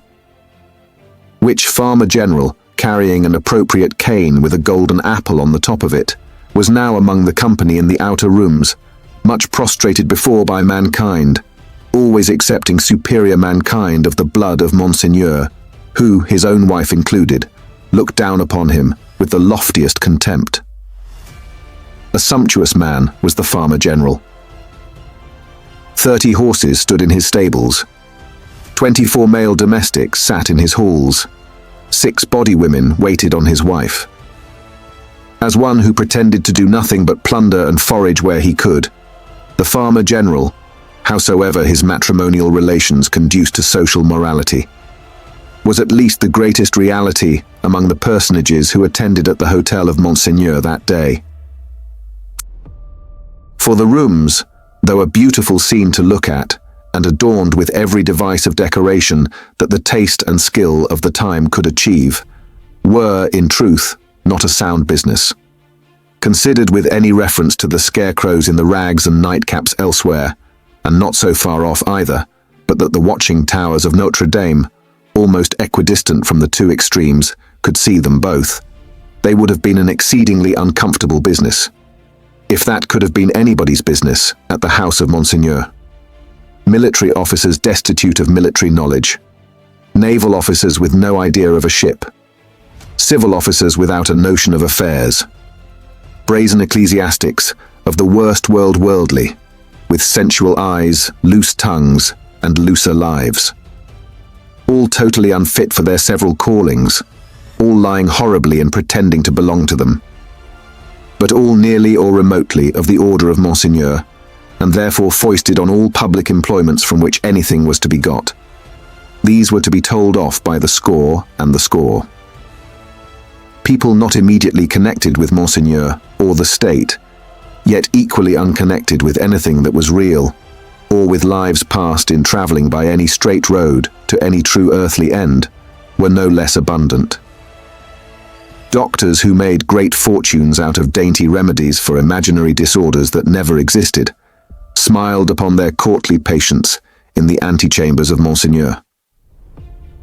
Projectors who had discovered every kind of remedy for the little evils with which the state was touched, except the remedy of setting to work in earnest to root out a single sin, poured their distracting babble into any ears they could lay hold of at the reception of Monseigneur. Unbelieving philosophers who were remodeling the world with words and making card towers of Babel to scale the skies with, talked with unbelieving chemists who had an eye on the transmutation of metals at this wonderful gathering accumulated by Monseigneur. Exquisite gentlemen of the finest breeding, which was at that remarkable time, and has been since, to be known by its fruits of indifference to every natural subject of human interest, were in the most exemplary state of exhaustion at the hotel of Monseigneur. Such homes had these various notabilities left behind them in the fine world of Paris, that the spies among the assembled devotees of Monseigneur, forming a goodly half of the polite company, would have found it hard to discover among the angels of that sphere one solitary wife, who, in her manners and appearance, owned to being a mother. Indeed, except for the mere act of bringing a troublesome creature into this world, which does not go far towards the realization of the name of mother, there was no such thing known to the fashion. Peasant women kept the unfashionable babies close and brought them up, and charming grandmamas of 60 dressed and supped as at 20. The leprosy of unreality disfigured every human creature in attendance upon Monseigneur. In the outermost room were half a dozen exceptional people who had had, for a few years, some vague misgiving in them that things in general were going rather wrong. As a promising way of setting them right, half of the half-dozen had become members of a fantastic sect of convulsionists, and were even then considering within themselves whether they should foam, rage, roar, and turn cataleptic on the spot, thereby setting up a highly intelligible fingerpost to the future for Monseigneur's guidance.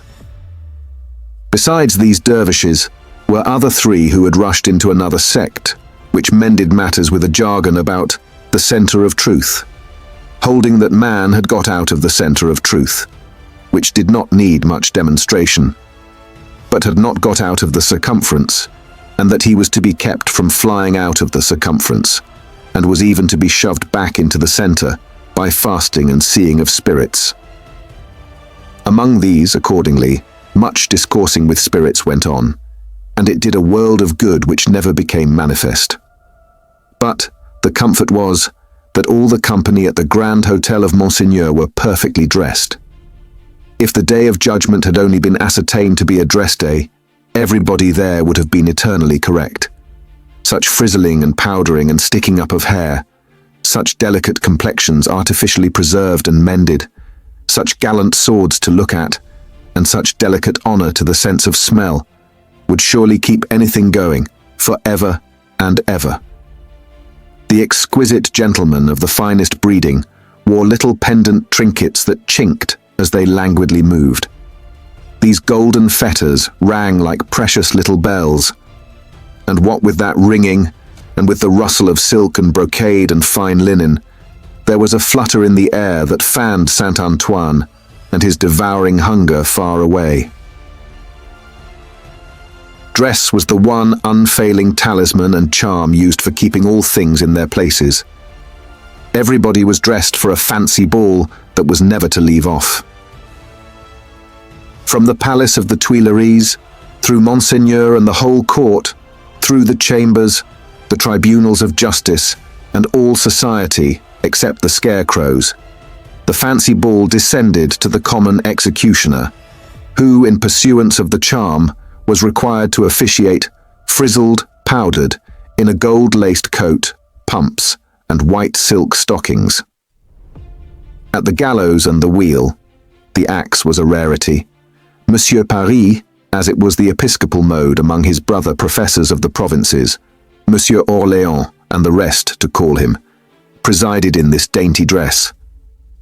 And who among the company at Monseigneur's reception in that 1780th year of our Lord could possibly doubt that a system rooted in a frizzled hangman, powdered, gold-laced, pumped, and white silk stockinged, would see the very stars out? Monseigneur, having eased his 4 men of their burdens and taken his chocolate, caused the doors of the holiest of holiests to be thrown open, and issued forth. Then, what submission, what cringing and fawning, what servility, what abject humiliation! As to bowing down in body and spirit, nothing in that way was left for heaven, which may have been one among other reasons why the worshippers of Monseigneur never troubled it. Bestowing a word of promise here and a smile there, a whisper on one happy slave and a wave of the hand on another, Monseigneur affably passed through his rooms to the remote region of the circumference of truth. There, Monseigneur turned and came back again, and so, in due course of time, got himself shut up in his sanctuary by the chocolate sprites, and was seen no more. The show being over, the flutter in the air became quite a little storm, and the precious little bells went ringing downstairs. There was soon but one person left of all the crowd, and he, with his hat under his arm and his snuff-box in his hand, slowly passed among the mirrors on his way out. "I devote you," said this person, stopping at the last door on his way and turning in the direction of the sanctuary, "to the devil." With that, he shook the snuff from his fingers as if he had shaken the dust from his feet and quietly walked downstairs. He was a man of about 60, handsomely dressed, haughty in manner, and with a face like a fine mask. A face of a transparent paleness, every feature in it clearly defined, one set expression on it. The nose, beautifully formed otherwise, was very slightly pinched at the top of each nostril. In those two compressions, or dints, the only little change that the face ever showed resided. They persisted in changing color sometimes, and they would be occasionally dilated and contracted by something like a faint pulsation. Then they gave a look of treachery and cruelty to the whole countenance. Examined with attention, its capacity of helping such a look was to be found in the line of the mouth and the lines of the orbits of the eyes being much too horizontal and thin. Still, in the effect of the face made, it was a handsome face and a remarkable one. Its owner went downstairs into the courtyard, got into his carriage, and drove away. Not many people had talked with him at the reception. He had stood in a little space apart, and Monseigneur might have been warmer in his manner. It appeared, under the circumstances, rather agreeable to him to see the common people dispersed before his horses, and often barely escaping from being run down.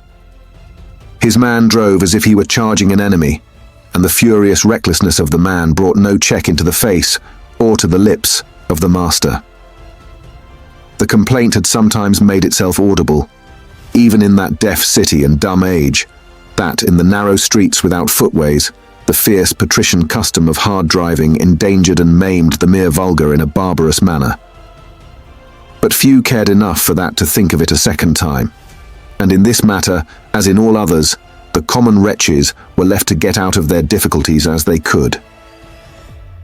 With a wild rattle and clatter and an inhuman abandonment of consideration not easy to be understood in these days, the carriage dashed through streets and swept round corners, with women screaming before it and men clutching each other and clutching children out of its way.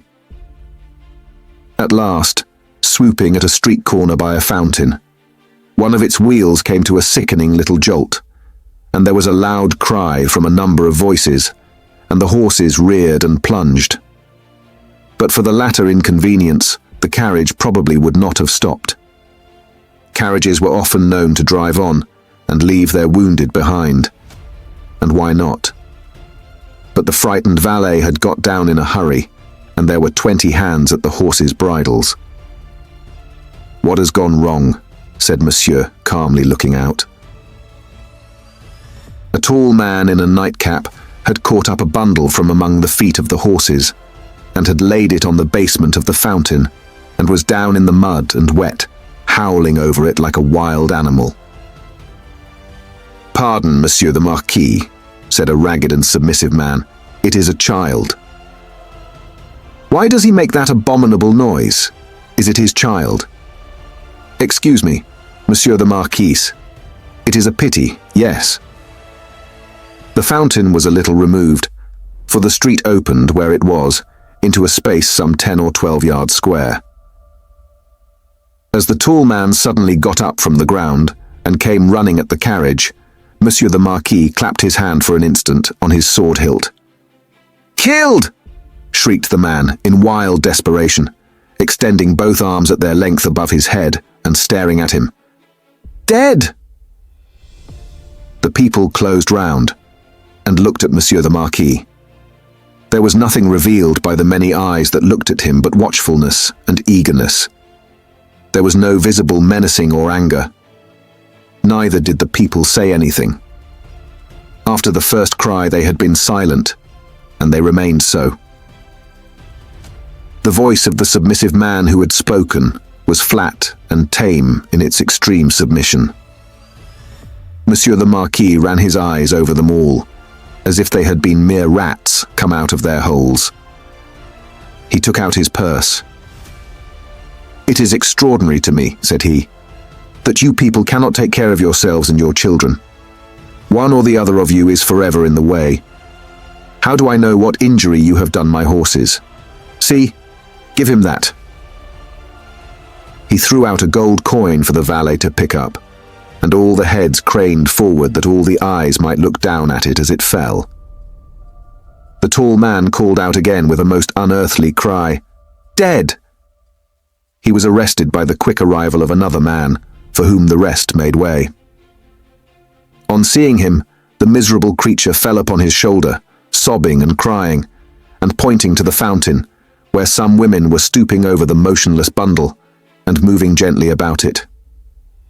They were as silent, however, as the men. I know all," said the last comer. "Be a brave man, my Gaspard. It is better for the poor little plaything to die so than to live. It has died in a moment without pain. Could it have lived an hour as happily?" "You are a philosopher, you there," said the Marquis, smiling. "How do they call you?" "They call me Defarge." "Of what trade?"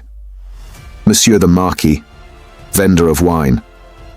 "Pick up that philosopher and vendor of wine," said the Marquis, throwing him another gold coin, "and spend it as you will. The horses there, are they right?"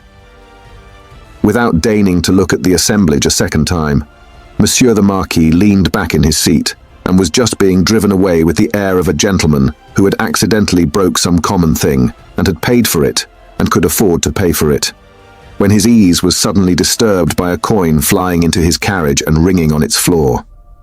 "Hold!" said Monsieur the Marquis. "Hold the horses! Who threw that?" He looked to the spot where Defarge, the vendor of wine, had stood a moment before, but the wretched father was grovelling on his face on the pavement in that spot, and the figure that stood beside him was the figure of a dark, stout woman, knitting. "You dogs!" said the Marquis, but smoothly, and with an unchanged front, except as to the spots on his nose. "I would ride over any of you very willingly and exterminate you from the earth. If I knew which rascal threw at the carriage, and if that brigand were sufficiently near it, he should be crushed under the wheels." So cowed was their condition, and so long and hard their experience of what such a man could do to them, within the law and beyond it, that not a voice, or a hand, or even an eye was raised. Among the men, not one. But the woman who stood knitting looked up steadily, and looked the Marquis in the face. It was not for his dignity to notice it. His contemptuous eyes passed over her and over all the other rats, and he leaned back in his seat again, and gave the word, "Go on." He was driven on, and other carriages came whirling by in quick succession. The minister, the state projector, the farmer general, the doctor, the lawyer, the ecclesiastic, the grand opera, the comedy, the whole fancy ball in a bright, continuous flow, came whirling by. The rats had crept out of their holes to look on, and they remained looking on for hours, soldiers and police often passing between them and the spectacle, and making a barrier behind which they slunk, and through which they peeped. The father had long ago taken up his bundle and bidden himself away with it, when the women who had tended the bundle while it lay on the base of the fountain sat there watching the running of the water and the rolling of the fancy ball. When the one woman who had stood conspicuous, knitting, still knitted on with the steadfastness of fate. The water of the fountain ran, the swift river ran, the day ran into evening. So much life in the city ran into death. According to rule, time and tide waited for no man. The rats were sleeping close together in their dark holes again. The fancy ball was lighted up at supper. All things ran their course.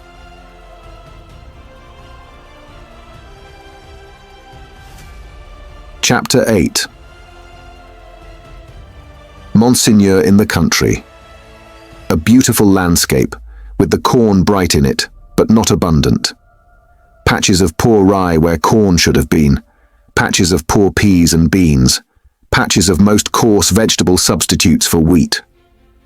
On inanimate nature, as on the men and women who cultivated it, a prevalent tendency towards an appearance of vegetating unwillingly, a dejected disposition to give up and wither away. Monsieur the Marquis in his travelling carriage, which might have been lighter, conducted by 4 post-horses and 2 postilions, fagged up a steep hill. A blush on the countenance of Monsieur the Marquis was no impeachment of his high breeding. It was not from within. It was occasioned by an external circumstance beyond his control, the setting sun. The sunset struck so brilliantly into the travelling carriage when it gained the hilltop that its occupant was steeped in crimson. "It will die out," said Monsieur the Marquis, glancing at his hands. "Directly." In effect, the sun was so low that it dipped at the moment. When the heavy drag had been adjusted to the wheel, and the carriage slid downhill, with a cinderous smell, in a cloud of dust, the red glow departed quickly. The sun and the Marquis going down together, there was no glow left when the drag was taken off. But there remained a broken country, bold and open, a little village at the bottom of the hill, a broad sweep and rise beyond it, a church tower, a windmill, a forest for the chase, and a crag with a fortress on it used as a prison. Round upon all these darkening objects as the night drew on, the Marquis looked with the air of one who was coming near home. The village had its one poor street, with its poor brewery, poor tannery, poor tavern, poor stable yard for relays of post horses, poor fountain, all usual poor appointments. It had its poor people too. All its people were poor, and many of them were sitting at their doors, shredding spare onions and the like for supper, while many were at the fountain, washing leaves and grasses, and any such small yieldings of the earth that could be eaten. Expressive signs of what made them poor were not wanting. The tax for the state, the tax for the church, the tax for the lord, tax local and tax general, were to be paid here and to be paid there, according to solemn inscription in the little village, until the wonder was that there was any village left unswallowed. Few children were to be seen, and no dogs. As to the men and women, their choice on earth was stated in the prospect. Life on the lowest terms that could sustain it, down in the little village under the mill, or captivity and death in the dominant prison on the crag. Heralded by a courier in advance, and by the cracking of his postilions' whips, which twined snake-like about their heads in the evening air, as if he came attended by the Furies, Monsieur the Marquis drew up in his travelling carriage at the posting-house gate. It was hard by the fountain, and the peasants suspended their operations to look at him. He looked at them, and saw in them, without knowing it, the slow, sure filing down of misery-worn face and figure. That was to make the meagreness of Frenchmen an English superstition, which should survive the truth through the best part of 100 years. Monsieur the Marquis cast his eyes over the submissive faces that drooped before him, as the like of himself had drooped before Monseigneur of the court. Only the difference was that these faces drooped merely to suffer and not to propitiate, when a grizzled mender of the roads joined the group. "Bring me hither that fellow," said the Marquis to the courier. The fellow was brought, cap in hand, and the other fellows closed round to look and listen, in the manner of the people at the Paris fountain. "I passed you on the road."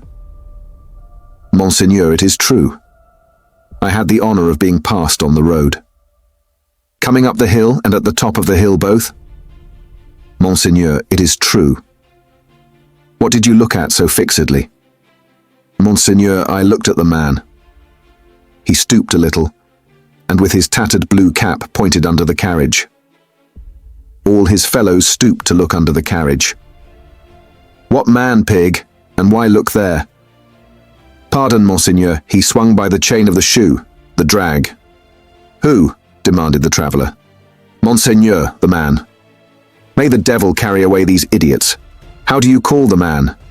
You know all the men of this part of the country. Who was he?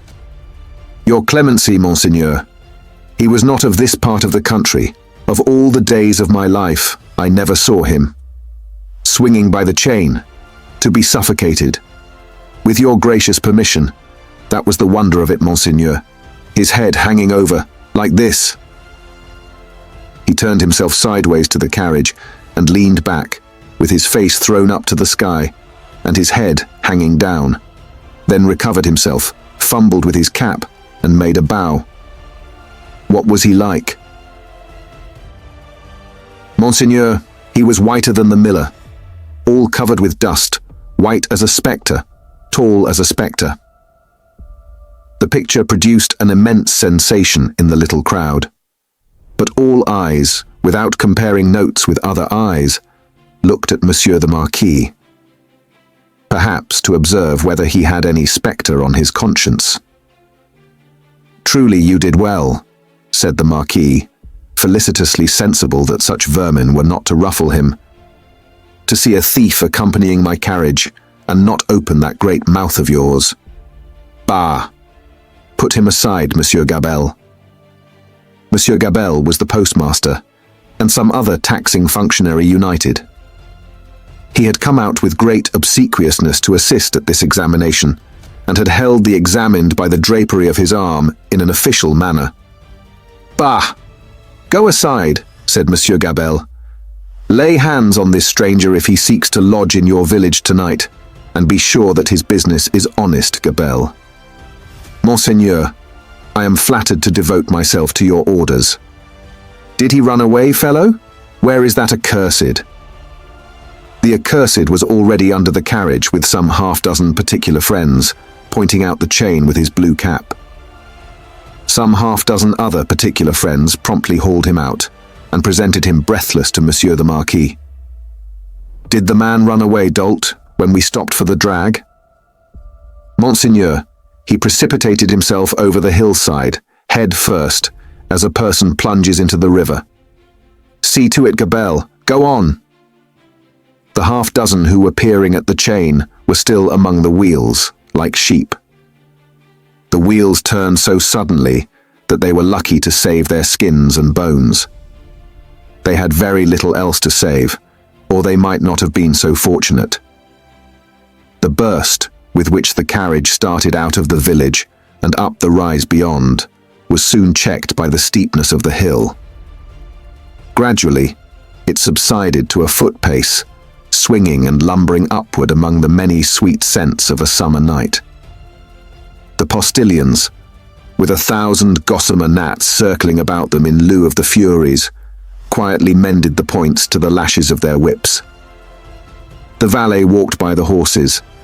The courier was audible, trotting on ahead into the dull distance. At the steepest point of the hill, there was a little burial ground, with a cross and a new large figure of our Saviour on it. It was a poor figure in wood, done by some inexperienced rustic carver.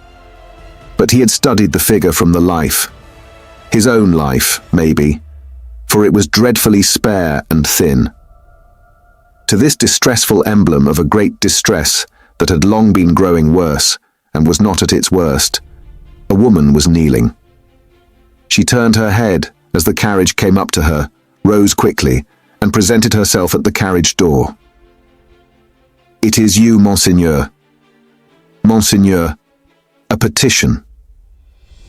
With an exclamation of impatience, but with his unchangeable face, Monseigneur looked out. How then? What is it? Always petitions. Monseigneur, for the love of the great God, my husband, the forester. What of your husband, the forester? Always the same with you people. He cannot pay something. He has paid all, Monseigneur. He is dead. Well, he is quiet. Can I restore him to you? Alas, no, Monseigneur, but he lies yonder, under a little heap of poor grass. Well? Monseigneur, there are so many little heaps of poor grass? Again, well? She looked an old woman, but was young, Her manner was one of passionate grief. By turns she clasped her veinous and knotted hands together with wild energy, and laid one of them on the carriage door, tenderly, caressingly, as if it had been a human breast, and could be expected to feel the appealing touch. "Monseigneur, hear me. Monseigneur, hear my petition. My husband died of want. So many die of want. So many more will die of want. Again, well, can I feed them? Monseigneur, the good God knows, but I don't ask it. My petition is that a morsel of stone or wood with my husband's name may be placed over him to show where he lies. Otherwise the place will be quickly forgotten. It will never be found when I am dead of the same malady. I shall be laid under some other heap of poor grass. Monseigneur, they are so many. They increase so fast. There is so much want. Monseigneur, Monseigneur." The valet had put her away from the door. The carriage had broken into a brisk trot. The postilions had quickened the pace. She was left far behind, and Monseigneur, again escorted by the Furies, was rapidly diminishing the league or two of distance that remained between him and his chateau. The sweet scents of the summer night rose all around him, and rose as the rain falls, impartially, on the dusty, ragged, and toil-worn group at the fountain not far away, to whom the mender of roads, with the aid of the blue cap without which he was nothing, still enlarged upon his man like a spectre as long as they could bear it. By degrees, as they could bear no more, they dropped off one by one, and lights twinkled in little casements. Which lights, as the casements darkened and more stars came out, seemed to have shot up into the sky instead of having been extinguished.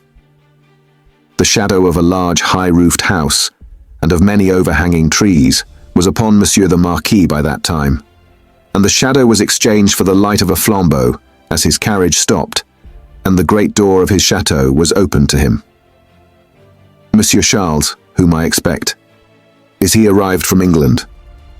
"Monseigneur, not yet." Chapter 9. The Gorgon's Head.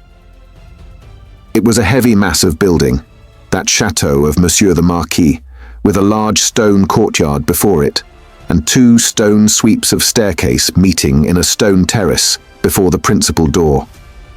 A stony business altogether, with heavy stone balustrades, and stone urns, and stone flowers, and stone faces of men, and stone heads of lions in all directions, as if the Gorgon's head had surveyed it when it was finished 2 centuries ago.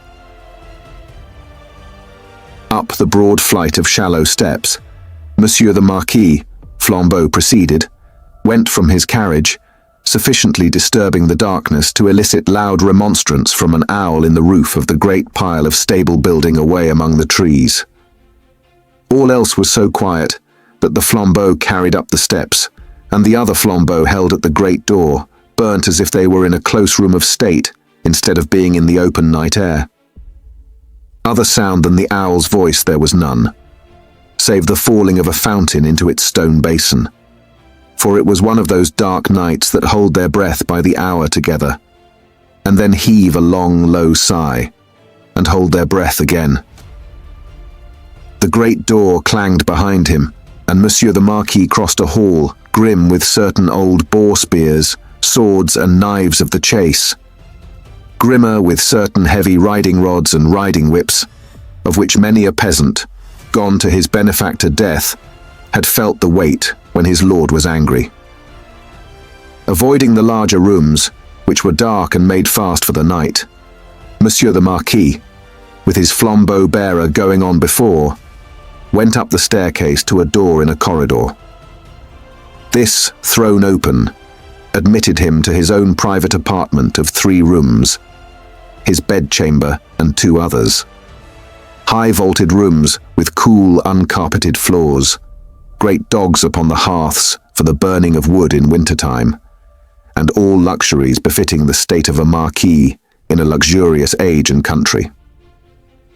The fashion of the last Louis, but one, of the line that was never to break, the 14th Louis, was conspicuous in their rich furniture, but it was diversified by many objects that were illustrations of old pages in the history of France.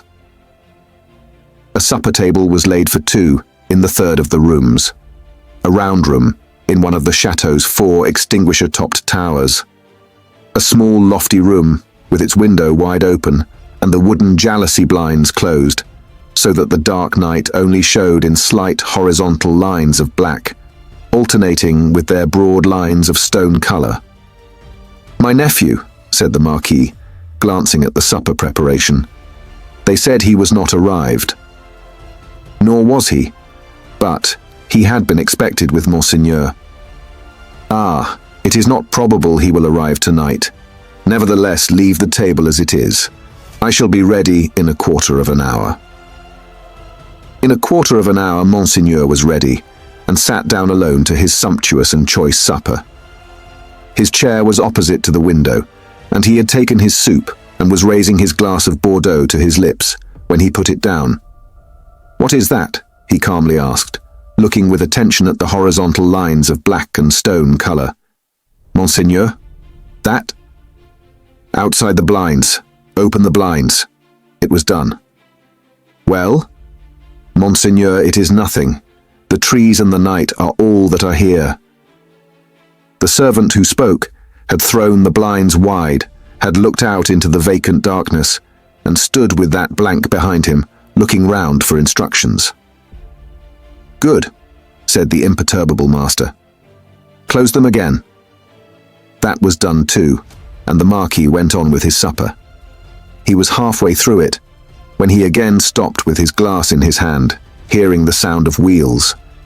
It came on briskly, and came up to the front of the chateau. "Ask who is arrived." It was the nephew of Monseigneur. He had been some few leagues behind Monseigneur early in the afternoon. He had diminished the distance rapidly, but not so rapidly as to come up with Monseigneur on the road. He had heard of Monseigneur at the posting houses as being before him. He was to be told, said Monseigneur, that supper awaited him then and there, and that he was prayed to come to it. In a little while he came. He had been known in England as Charles Darnay. Monseigneur received him in a courtly manner, but they did not shake hands. "You left Paris yesterday, sir?" he said to Monseigneur as he took his seat at table. "Yesterday. And you?" "I come direct." "From London?" "Yes." "You have been a long time coming," said the Marquis with a smile. "On the contrary, I come direct." "Pardon me, I mean not a long time on the journey, a long time intending the journey." "I have been detained by—" The nephew stopped a moment in his answer. "Various business." "Without doubt," said the polished uncle. So long as a servant was present, no other words passed between them. When coffee had been served, and they were alone together, the nephew, looking at the uncle, and meeting the eyes of the face that was like a fine mask, opened a conversation. "I have come back, sir, as you anticipate, pursuing the object that took me away. It carried me into great and unexpected peril. But it is a sacred object, and if it had carried me to death, I hope it would have sustained me." "Not to death," said the uncle. "It is not necessary to say, to death." "I doubt, sir," returned the nephew, "whether, if it had carried me to the utmost brink of death, you would have cared to stop me there." The deepened marks in the nose, and the lengthening of the fine straight lines in the cruel face, looked ominous as to that. The uncle made a graceful gesture of protest, which was so clearly a slight form of good breeding, that it was not reassuring. "Indeed, sir," pursued the nephew, "for anything I know, you may have expressly worked to give a more suspicious appearance to the suspicious circumstances that surrounded me." "No, no, no," said the uncle pleasantly. "But, however that may be," resumed the nephew, glancing at him with deep distrust, "I know that your diplomacy would stop me by any means, and would know no scruple as to means. "My friend, I told you so," said the uncle, with a fine pulsation in the two marks. "Do me the favor to recall that I told you so long ago." "I recall it." "Thank you," said the Marquis, very sweetly indeed. His tone lingered in the air, almost like the tone of a musical instrument. "In effect, sir," pursued the nephew, "I believe it to be at once your bad fortune and my good fortune that has kept me out of a prison in France here." "I do not quite understand," returned the uncle, sipping his coffee. "Dare I ask you to explain?" "I believe that if you were not in disgrace with the court, and had not been overshadowed by that cloud for years past, a letter de cachet would have sent me to some fortress indefinitely." "It is possible," said the uncle, with great calmness. "For the honor of the family, I could even resolve to incommode you to that extent. Pray excuse me." "I perceive that happily for me, the reception of the day before yesterday was, as usual, a cold one," observed the nephew. "I would not say happily, my friend," returned the uncle with refined politeness. "I would not be sure of that. A good opportunity for consideration, surrounded by the advantages of solitude, might influence your destiny to far greater advantage than you influence it for yourself. But it is useless to discuss the question. I am, as you say, at a disadvantage. These little instruments of correction, these gentle aids to the power and honor of families, these slight favors that might so incommode you, are only to be obtained now by interest and importunity. They are sought by so many, and they are granted, comparatively, to so few. It used not to be so, but France in all such things is changed for the worse. Our not remote ancestors held the right of life and death over the surrounding vulgar. From this room, many such dogs have been taken out to be hanged. In the next room, my bedroom, one fellow, to our knowledge, was poignarded on the spot for professing some insolent delicacy respecting his daughter. His daughter. We have lost many privileges. A new philosophy has become the mode, and the assertion of our station in these days might, I do not go so far as to say would, but might, cause us real inconvenience. All very bad, very bad." The Marquis took a gentle little pinch of snuff and shook his head, as elegantly despondent as he could becomingly be of a country still containing himself, that great means of regeneration. "We have so asserted our station, both in the old time and in the modern time also," said the nephew gloomily, "that I believe our name to be more detested than any name in France." "Let us hope so," said the uncle. "Detestation of the high is the involuntary homage of the low." "There is not," pursued the nephew, in his former tone, "a face I can look at, in all this country round about us, which looks at me with any deference on it, but the dark deference of fear and slavery." "A compliment," said the Marquis, "to the grandeur of the family, merited by the manner in which the family has sustained its grandeur. Ha!" And he took another gentle little pinch of snuff, and lightly crossed his legs. But, when his nephew, leaning an elbow on the table, covered his eyes thoughtfully and dejectedly with his hand, the fine mask looked at him sideways with a stronger concentration of keenness, closeness, and dislike than was comportable with its wearer's assumption of indifference. Repression is the only lasting philosophy. The dark deference of fear and slavery, my friend, observed the Marquis, will keep the dogs obedient to the whip as long as this roof, looking up to it, shuts out the sky. That might not be so long as the Marquis supposed. If a picture of the chateau as it was to be a very few years hence, and of 50 like it as they too were to be a very few years hence, could have been shown to him that night, he might have been at a loss to claim his own from the ghastly, fire-charred, plunder-wrecked rains. As for the roof he vaunted, he might have found that shutting out the sky in a new way, to wit forever, from the eyes of the bodies into which its lead was fired, out of the barrels of 100,000 muskets. Meanwhile, said the Marquis, I will preserve the honor and repose of the family if you will not. But you must be fatigued. Shall we terminate our conference for the night? A moment more. An hour, if you please. Sir, said the nephew, we have done wrong, and are reaping the fruits of wrong. We have done wrong, repeated the Marquis, with an inquiring smile, and delicately pointing first to his nephew, then to himself. Our family, our honorable family, whose honor is of so much account to both of us in such different ways. Even in my father's time, we did a world of wrong, injuring every human creature who came between us and our pleasure, whatever it was.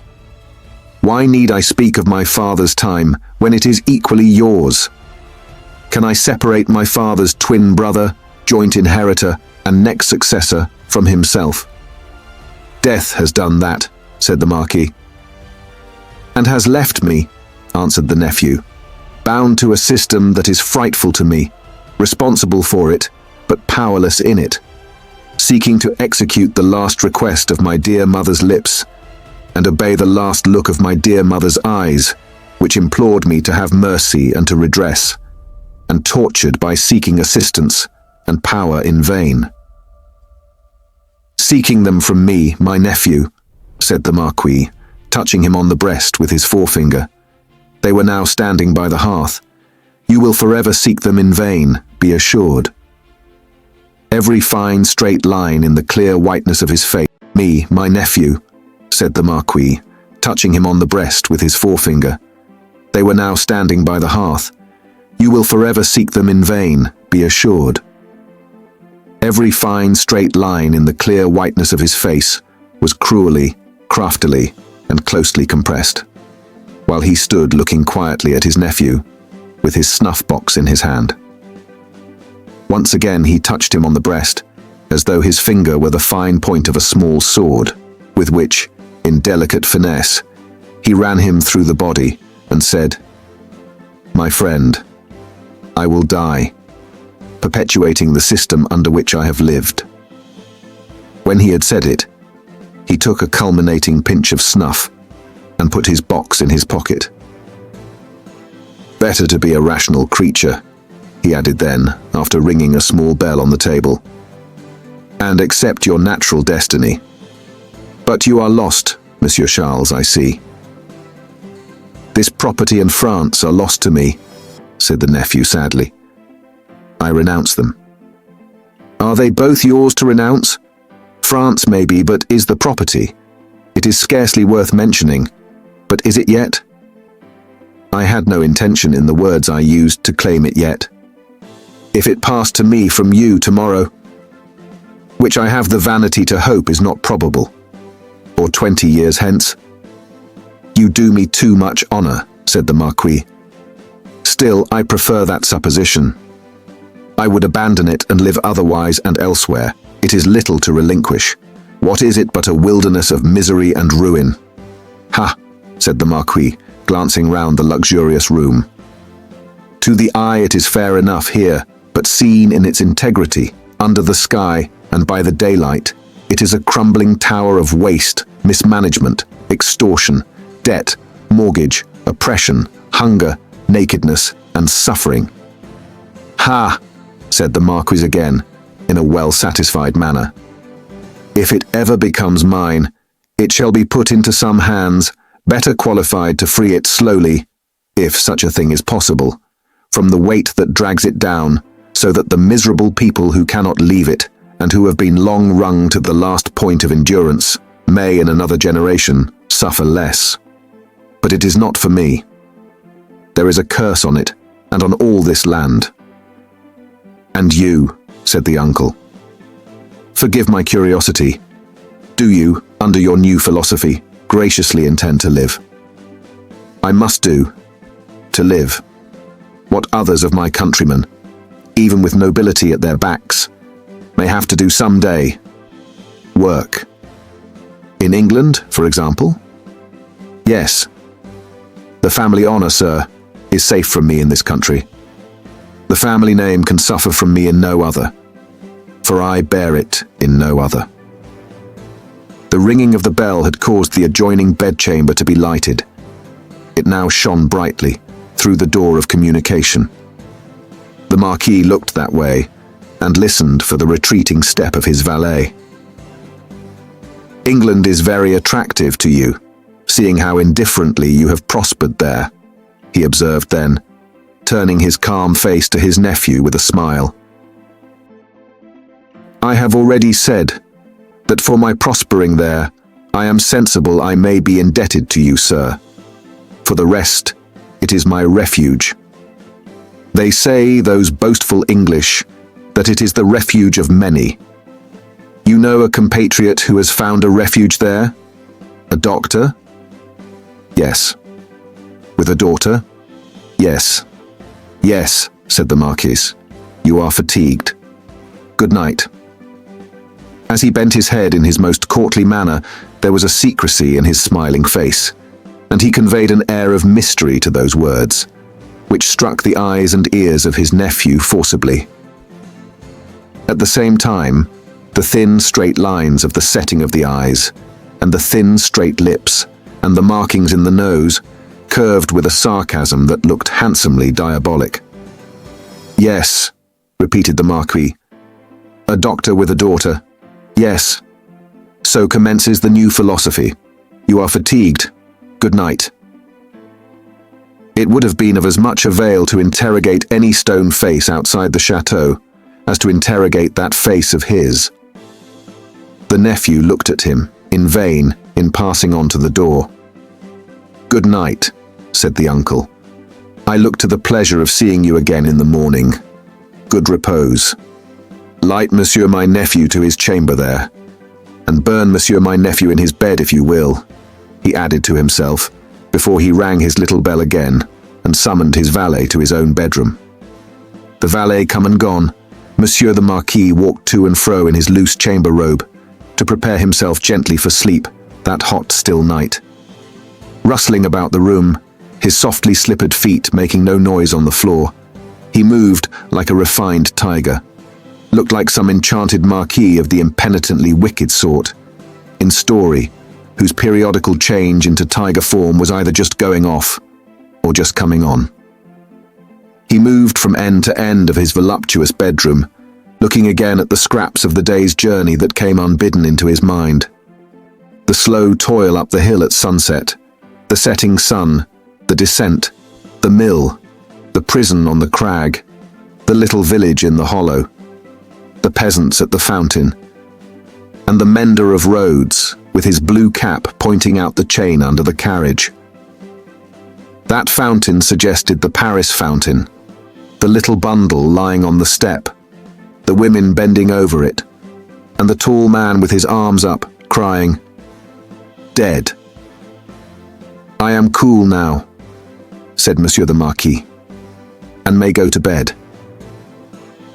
So, leaving only one light burning on the large hearth, he let his thin gauze curtains fall around him, and heard the night break its silence with a long sigh as he composed himself to sleep. The stone faces on the outer walls stared blindly at the black night for 3 heavy hours. For 3 heavy hours, the horses in the stables rattled at their racks, the dogs barked, and the owl made a noise with very little resemblance in it to the noise conventionally assigned to the owl by men poets. But it is the obstinate custom of such creatures hardly ever to say what is set down for them. For 3 heavy hours, the stone faces of the chateau, lion and human, stared blindly at the night. Dead darkness lay on all the landscape. Dead darkness added its own hush to the hushing dust on all the roads. The burial place had got to the pass that its little heaps of poor grass were undistinguishable from one another. The figure on the cross might have come down, for anything that could be seen of it.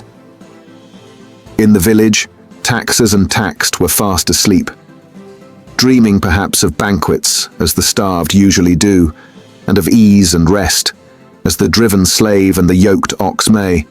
Its lean inhabitants slept soundly, and were fed and freed.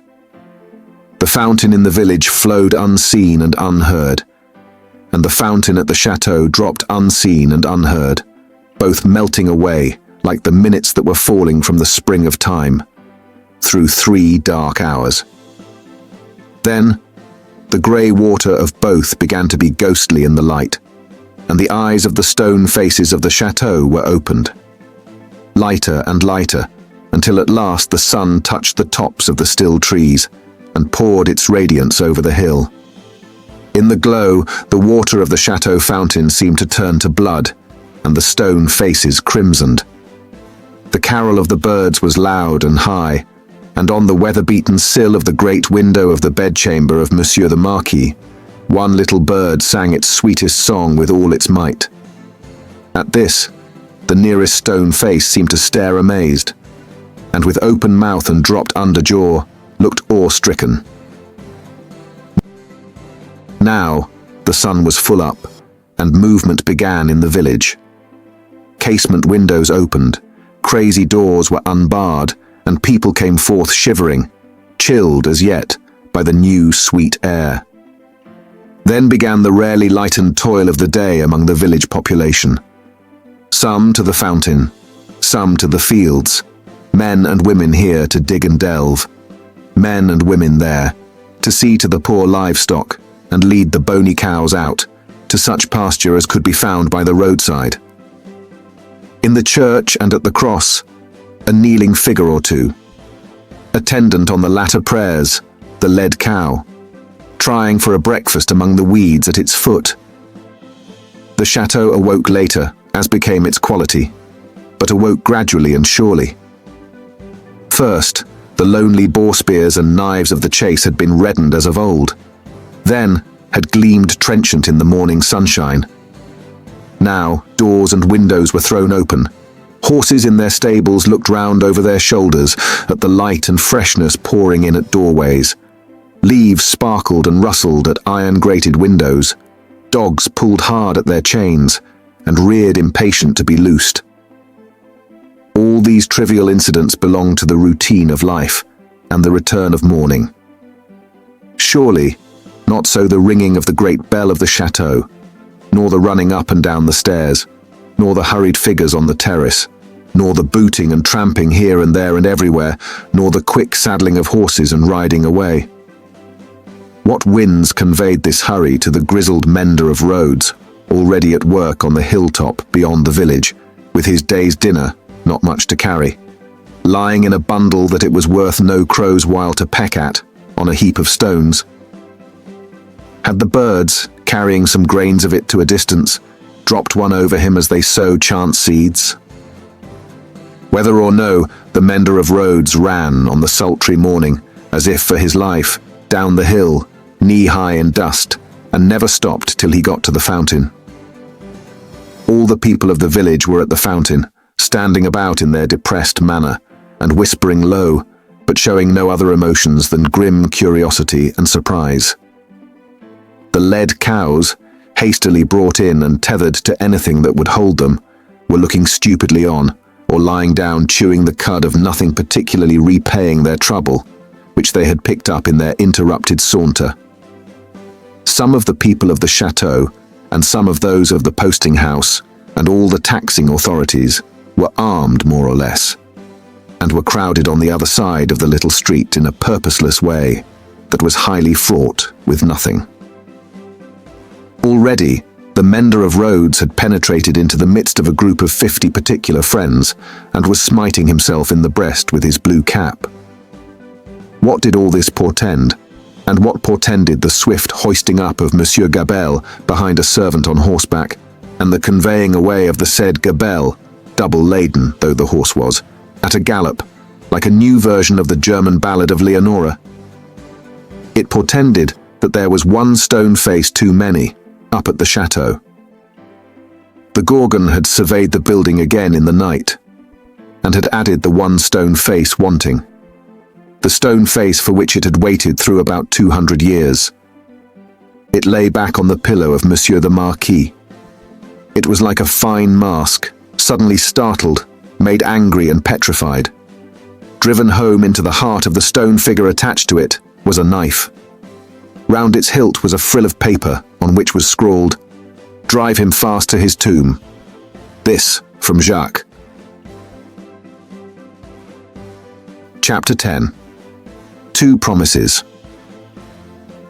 More months, to the number of 12, had come and gone, and Mr. Charles Darnay was established in England as a higher teacher of the French language, who was conversant with French literature. In this age, he would have been a professor. In that age, he was a tutor. He read with young men who could find any leisure and interest for the study of a living tongue spoken all over the world, and he cultivated a taste for its stores of knowledge and fancy. He could write of them, besides, in sound English, and render them into sound English. Such masters were not at that time easily found. Princes that had been, and kings that were to be, were not yet of the teacher class, and no ruined nobility had dropped out of Tellson's ledgers to turn cooks and carpenters. As a tutor, whose attainments made the student's way unusually pleasant and profitable, and as an elegant translator who brought something to his work besides mere dictionary knowledge, young Mr. Darnay soon became known and encouraged. He was well acquainted, moreover, with the circumstances of his country, and those were of ever-growing interest. So, with great perseverance and untiring industry, he prospered. In London, he had expected neither to walk on pavements of gold, nor to lie on beds of roses. If he had had any such exalted expectation, he would not have prospered. He had expected labor, and he found it, and did it, and made the best of it. In this, his prosperity consisted. A certain portion of his time was passed at Cambridge, where he read with undergraduates as a sort of tolerated smuggler, who drove a contraband trade in European languages, instead of conveying Greek and Latin through the custom house. The rest of his time he passed in London. Now, from the days when it was always summer in Eden, to these days when it is mostly winter in fallen latitudes, the world of a man has invariably gone one way, Charles Darnay's way, the way of the love of a woman. He had loved Lucie Manette from the hour of his danger. He had never heard a sound so sweet and dear as the sound of her compassionate voice. He had never seen a face so tenderly beautiful as hers when it was confronted with his own on the edge of the grave that had been dug for him. But he had not yet spoken to her on the subject.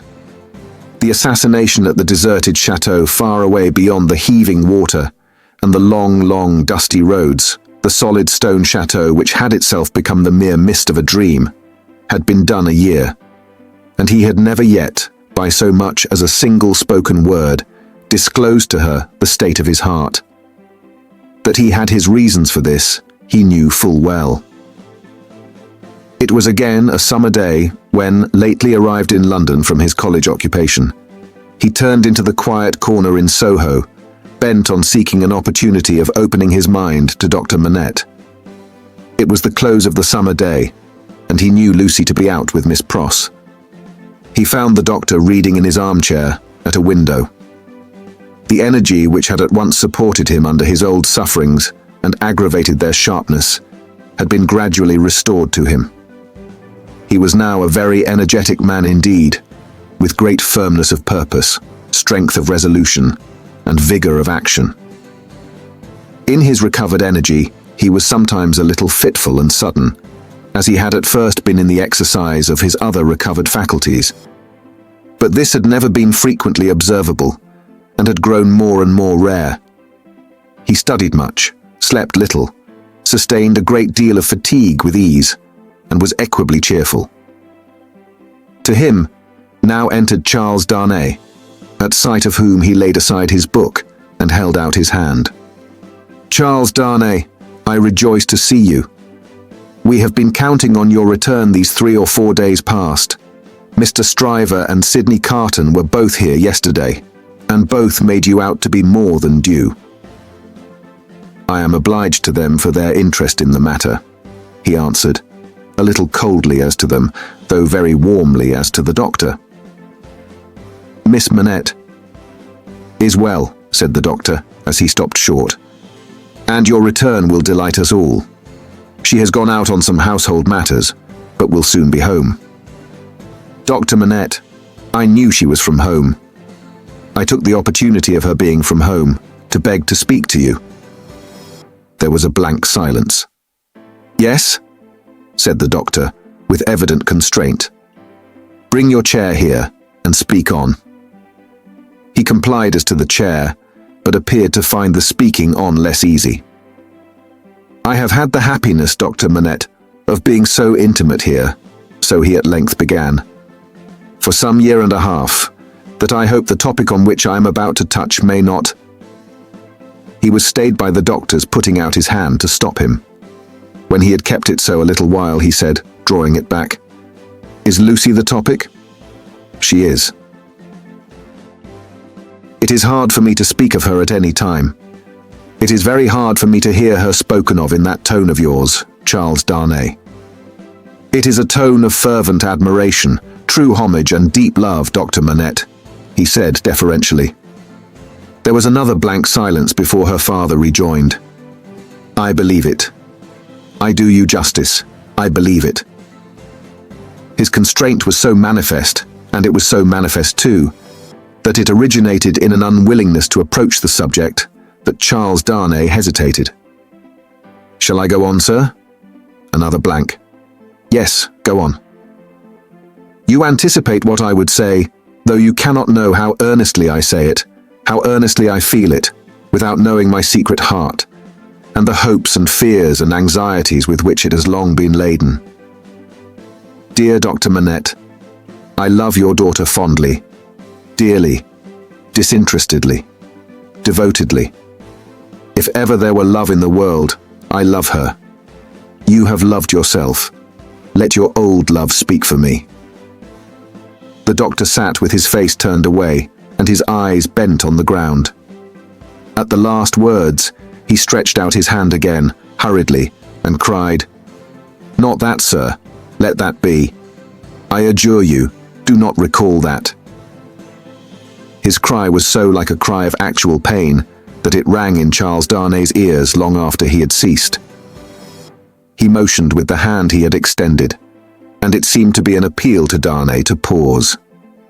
The latter so received it, and remained silent. I ask your pardon, said the doctor in a subdued tone after some moments. I do not doubt your loving Lucy. You may be satisfied of it.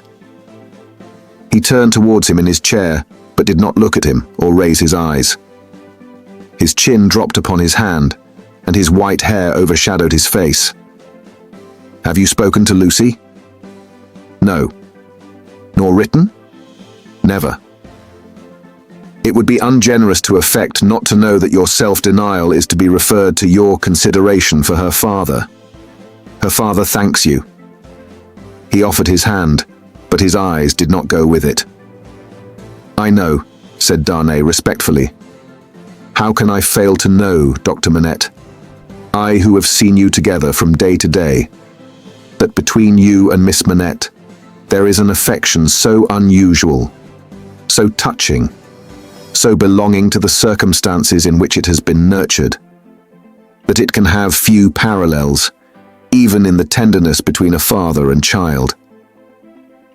I know, Dr. Manette. How can I fail to know that mingled with the affection and duty of a daughter who has become a woman, there is in her heart towards you all the love and reliance of infancy itself. I know that, as in her childhood, she had no parent, so she is now devoted to you with all the constancy and fervor of her present years and character, united to the trustfulness and attachment of the early days in which you were lost to her.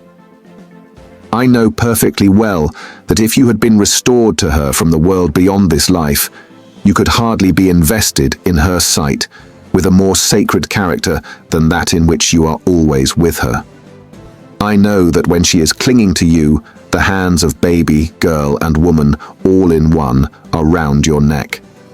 I know that in loving you, she sees and loves her mother at her own age, sees and loves you at my age, loves her mother broken-hearted, loves you through your dreadful trial, and in your blessed restoration.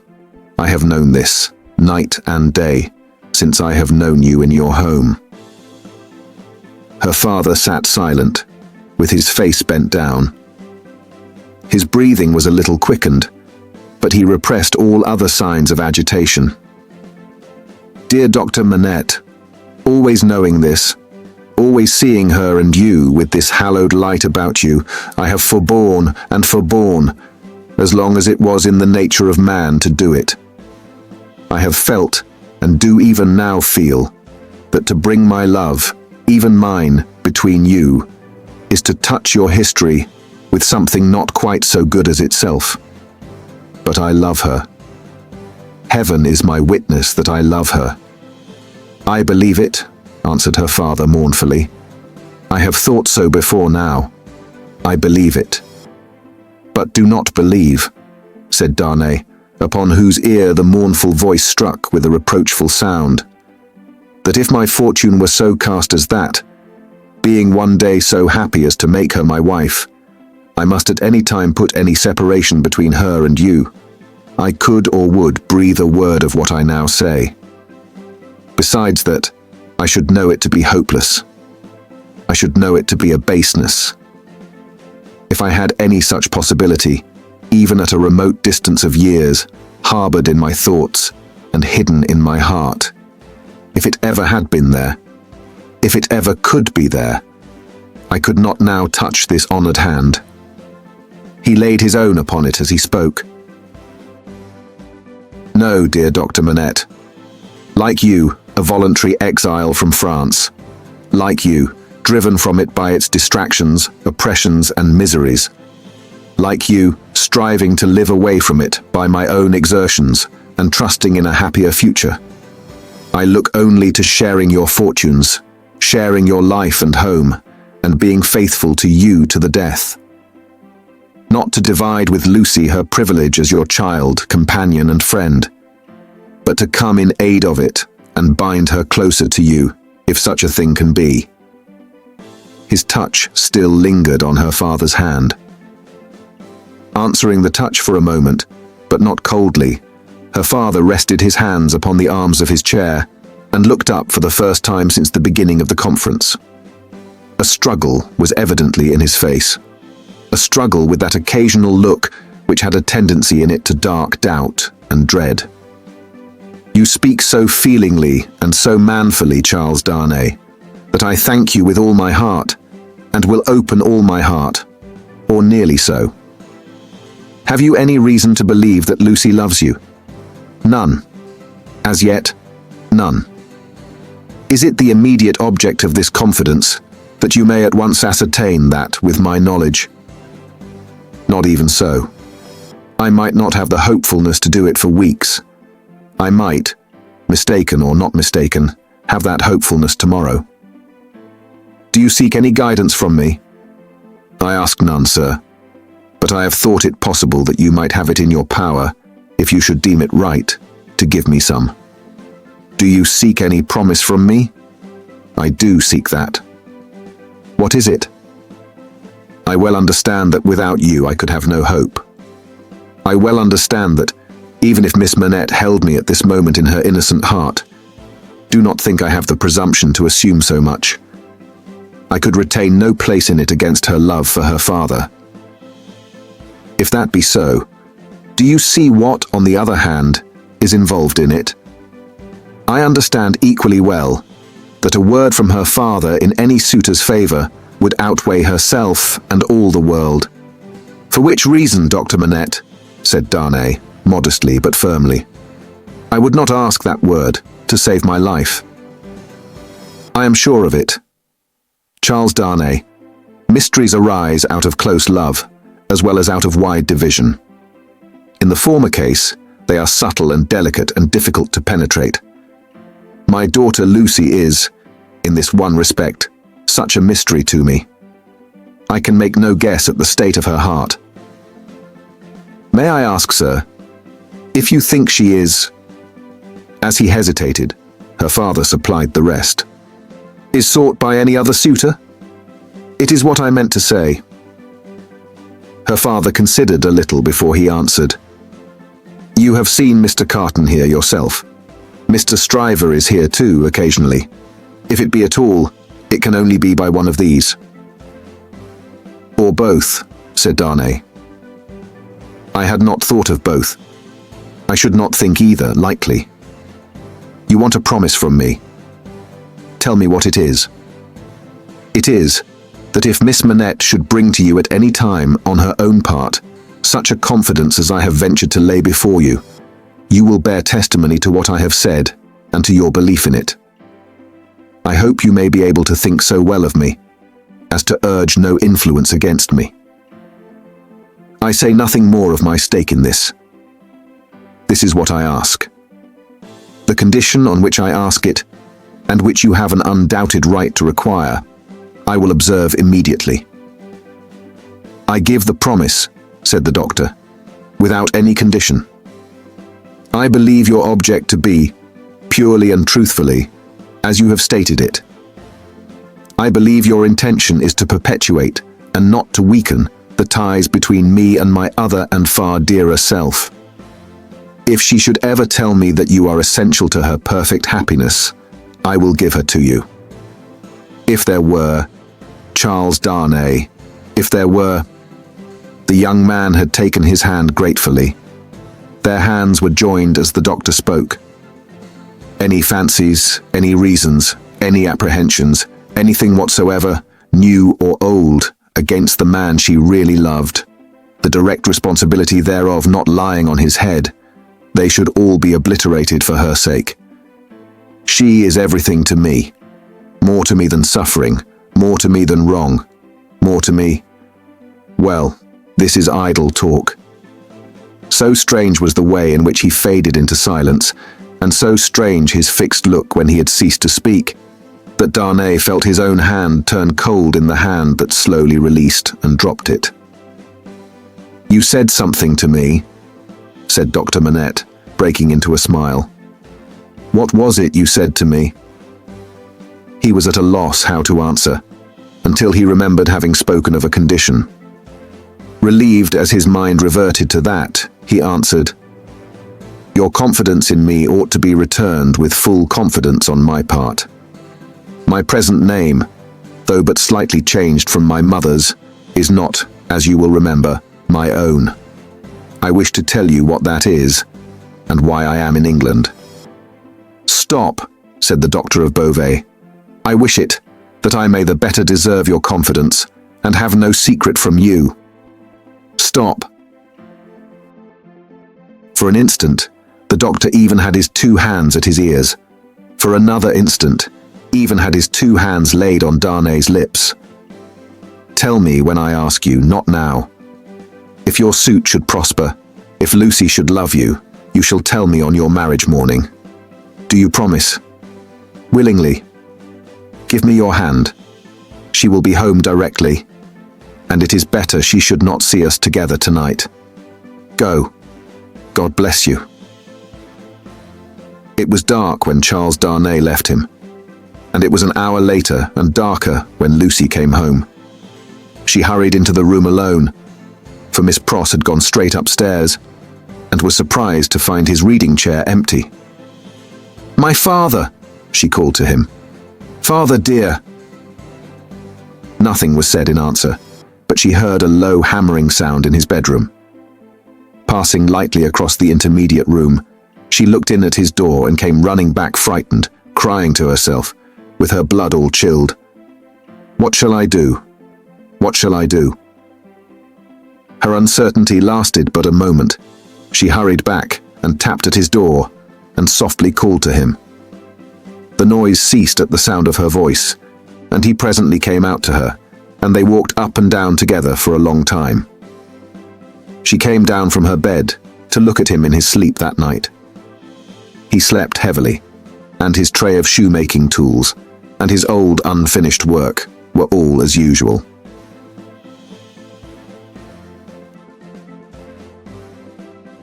Chapter 11. A Companion Picture. Sidney, said Mr. Stryver on that self-same night or morning to his jackal, mix another bowl of punch, I have something to say to you." Sidney had been working double tides that night, and the night before, and the night before that, and a good many nights in succession, making a grand clearance among Mr. Stryver's papers before the setting in of the long vacation. The clearance was effected at last. The Stryver arrears were handsomely fetched up. Everything was got rid of until November should come with its fogs atmospheric and fogs legal, and bring grist to the mill again. Sidney was none the livelier, and none the soberer for so much application. It had taken a deal of extra wet toweling to pull him through the night. A correspondingly extra quantity of wine had preceded the toweling, and he was in a very damaged condition as he now pulled his turban off and threw it into the basin in which he had steeped it at intervals for the last 6 hours. "Are you mixing that other bowl of punch?" said Stryver the portly, with his hands in his waistband, glancing round from the sofa where he lay on his back. "I am." "Now look here. I'm going to tell you something that will rather surprise you, and that perhaps will make you think me not quite as shrewd as you usually do think me. I intend to marry." "Do you?" "Yes, and not for money." "What do you say now?" "I don't feel disposed to say much. Who is she?" "Guess." "Do I know her?" "Guess." "I am not going to guess at 5 o'clock in the morning, with my brains frying and sputtering in my head. If you want me to guess, you must ask me to dinner." "Well then, I'll tell you," said Stryver, coming slowly into a sitting posture. "Sidney, I rather despair of making myself intelligible to you, because you are such an insensible dog." "And you," returned Sidney, busy concocting the punch, "are such a sensitive and poetical spirit." "Come," rejoined Stryver, laughing boastfully, "though I don't prefer any claim to being the soul of romance, for I hope I know better, still I am a tenderer sort of fellow than you." "You are a luckier, if you mean that." "I don't mean that. I mean I am a man of more...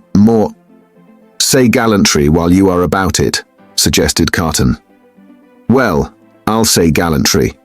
My meaning is that I am a man," said Stryver, inflating himself at his friend as he made the punch, "who cares more to be agreeable, who takes more pains to be agreeable, who knows better how to be agreeable in a woman's society than you do." "Go on," said Sidney Carton. "No, but before I go on," said Stryver, shaking his head in his bullying way, "I'll have this out with you. You've been at Dr. Manette's house as much as I have, or more than I have. Why, I have been ashamed of your moroseness there.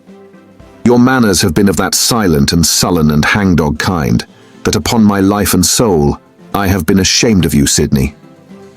"It should be very beneficial to a man in your practice at the bar to be ashamed of anything," returned Sidney. "You ought to be much obliged to me." "You shall not get off in that way," rejoined Stryver, shouldering the rejoinder at him. "No, Sidney, it's my duty to tell you, and I tell you to your face to do you good, that you are a devilish ill-conditioned fellow in that sort of society. You are a disagreeable fellow." Sidney drank a bumper of the punch he had made and laughed.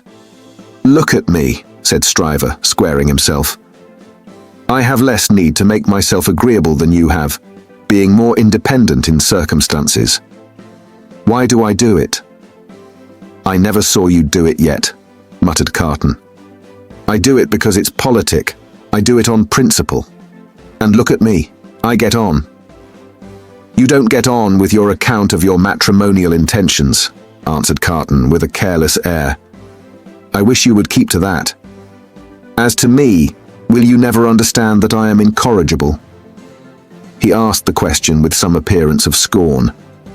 "You have no business to be incorrigible," was his friend's answer, delivered in no very soothing tone. "I have no business to be at all that I know of," said Sidney Carton. "Who is the lady?" "Now, don't let my announcement of the name make you uncomfortable, Sidney," said Mr. Stryver, preparing him with ostentatious friendliness for the disclosure he was about to make. "Because I know you don't mean half you say. and if you meant it all, it would be of no importance. I make this little preface because you once mentioned the young lady to me in slighting terms. I did. Certainly. And in these chambers. Sidney Carton looked at his punch and looked at his complacent friend, drank his punch and looked at his complacent friend. You made mention of the young lady as a golden-haired doll. The young lady is Miss Manette. If you had been a fellow of any sensitiveness or delicacy of feeling in that kind of way, Sidney, I might have been a little resentful of your employing such a designation. But you are not. You want that sense altogether. Therefore, I am no more annoyed when I think of the expression than I should be annoyed by a man's opinion of a picture of mine who had no eye for pictures, or of a piece of music of mine who had no ear for music. Sidney Carton drank the punch at a great rate, drank it by bumpers, looking at his friend.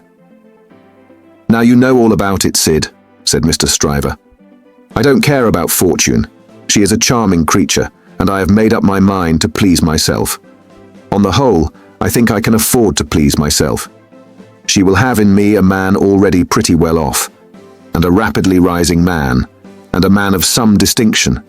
It is a piece of good fortune for her, but she is worthy of good fortune. Are you astonished? Carton, still drinking the punch, rejoined, Why should I be astonished? You approve? Carton, still drinking the punch, rejoined, Why should I not approve? Well, said his friend Stryver, you take it more easily than I fancied you would, and are less mercenary on my behalf than I thought you would be. Though to be sure you know well enough by this time that your ancient chum is a man of a pretty strong will. Yes, Sidney, I have had enough of this style of life, with no other as a change from it. I feel that it is a pleasant thing for a man to have a home when he feels inclined to go to it. When he doesn't, he can stay away. And I feel that Miss Manette will tell well in any station, and will always do me credit. So I have made up my mind. And now, Sidney, old boy, I want to say a word to you about your prospects. You're in a bad way, you know. You really are in a bad way. You don't know the value of money, you live hard. You'll knock up one of these days and be ill and poor. You really ought to think about a nurse. The prosperous patronage with which he said it made him look twice as big as he was, and 4 times as offensive. Now let me recommend you, pursued Stryver, to look it in the face. I have looked it in the face in my different way.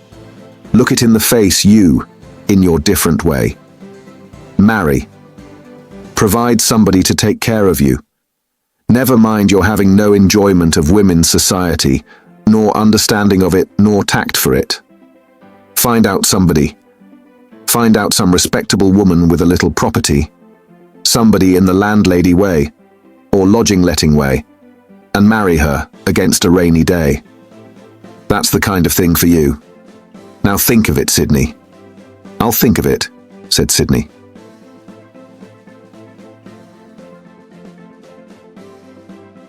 Chapter 12. The Fellow of Delicacy. Mr. Stryver, having made up his mind to that magnanimous bestowal of good fortune on the doctor's daughter, resolved to make her happiness known to her before he left town for the long vacation.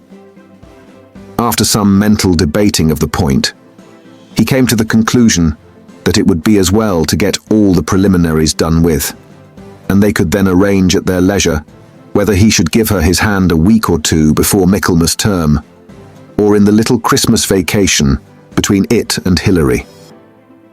As to the strength of his case, he had not a doubt about it, but clearly saw his way to the verdict. Argued with the jury on substantial worldly grounds, the only grounds ever worth taking into account, it was a plain case, and had not a weak spot in it. He called himself for the plaintiff. There was no getting over his evidence. The counsel for the defendant threw up his brief, and the jury did not even turn to consider. After trying it, Stryver, C.J., was satisfied that no plainer case could be. Accordingly, Mr. Stryver inaugurated the long vacation with a formal proposal to take Miss Manette to Vauxhall Gardens. That failing, Tyrannola, that unaccountably failing too, it behoved him to present himself in Soho, and there declare his noble mind. Towards Soho, therefore, Mr. Stryver shouldered his way from the Temple, while the bloom of the long vacation's infancy was still upon it. Anybody who had seen him projecting himself into Soho while he was yet on St. Dunstan's side of Temple Bar, bursting in his full-blown way along the pavement, to the jostlement of all weaker people, might have seen how safe and strong he was. His way taking him past Tellson's, and he both banking at Tellson's, and knowing Mr. Lorry as the intimate friend of the Manettes, it entered Mr. Stryver's mind to enter the bank and reveal to Mr. Lorry the brightness of the Soho horizon. So, he pushed open the door with the weak rattle in its throat, stumbled down the 2 steps, got past the 2 ancient cashiers, and shouldered himself into the musty back closet, where Mr. Lorry sat at great books ruled for figures, with perpendicular iron bars to his window, as if that were ruled for figures too, and everything under the clouds were a sum. "Hello," said Mr. Stryver. "How do you do? I hope you are well." It was Stryver's grand peculiarity that he always seemed too big for any place or space. He was so much too big for Tellson's that old clerks in distant corners looked up with looks of remonstrance, as though he squeezed them against the wall. The house itself, magnificently reading the paper quite in the far-off perspective, lowered displeased, as if the Stryver head had been butted into its responsible waistcoat. The discreet Mr. Lorry said, in a sample tone of the voice he would recommend under the circumstances, "How do you do, Mr. Stryver? How do you do, sir?" and shook hands. There was a peculiarity in his manner of shaking hands, always to be seen in any clerk at Tellson's who shook hands with a customer when the house pervaded the air. He shook in a self-abnegating way, as one who shook for Tellson and Co. "Can I do anything for you, Mr. Stryver?" asked Mr. Lorry, in his business character. "Why, no, thank you. This is a private visit to yourself, Mr. Lorry. I have come for a private word." "Oh, indeed," said Mr. Lorry, bending down his ear, while his eyes strayed to the house afar off. "I am going," said Mr. Stryver, leaning his arms confidentially on the desk. Whereupon, although it was a large double one, there appeared to be not half desk enough for him. "I am going to make an offer of myself in marriage to your agreeable little friend, Miss Manette, Mr. Lorry." "Oh dear me," cried Mr. Lorry, rubbing his chin and looking at his visitor dubiously. "Oh dear me, sir," repeated Stryver, drawing back. "Oh dear you, sir? What may your meaning be, Mr. Lorry?" "My meaning," answered the man of business, "is of course friendly and appreciative, and that it does you the greatest credit, and, in short, my meaning is everything you could desire. But really, you know, Mr. Stryver—" Mr. Lorry paused and shook his head at him in the oddest manner, as if he were compelled against his will to add, internally, "You know there really is so much too much of you." "Well," said Stryver, slapping the desk with his contentious hand, opening his eyes wider and taking a long breath, "if I understand you, Mr. Lorry, I'll be hanged." Mr. Lorry adjusted his little wig at both ears as a means towards that end, and bit the feather of a pen. "Damn it all, sir," said Stryver, staring at him. "Am I not eligible?" "Oh dear, yes, yes. Oh yes, you're eligible," said Mr. Lorry. "If you say eligible, you are eligible." "Am I not prosperous?" asked Stryver. "Oh, if you come to prosperous, you are prosperous," said Mr. Lorry. "And advancing?" "If you come to advancing, you know," said Mr. Lorry, delighted to be able to make another admission. "Nobody can doubt that." "Then what on earth is your meaning, Mr. Lorry?" demanded Stryver, perceptibly crestfallen. "Well, were you going there now?" asked Mr. Lorry. "Straight," said Stryver, with a plump of his fist on the desk. "Then I think I wouldn't, if I was you." Why? Said Stryver. Now I'll put you in a corner, forensically shaking a forefinger at him. You are a man of business and bound to have a reason. State your reason. Why wouldn't you go? Because, said Mr. Lorry, I wouldn't go on such an object without having some cause to believe that I should succeed. Damn me, cried Stryver, but this beats everything. Mr. Lorry glanced at the distant house and glanced at the angry Stryver. Here's a man of business, a man of years, a man of experience in a bank, said Stryver, and having summed up 3 leading reasons for complete success, he says there's no reason at all, says it with his head on. Mr. Stryver remarked upon the peculiarity as if it would have been infinitely less remarkable if he had said it with his head off. When I speak of success, I speak of success with the young lady. And when I speak of causes and reasons to make success probable, I speak of causes and reasons that will tell as such with the young lady. The young lady, my good sir, said Mr. Lorry, mildly tapping the Stryver arm.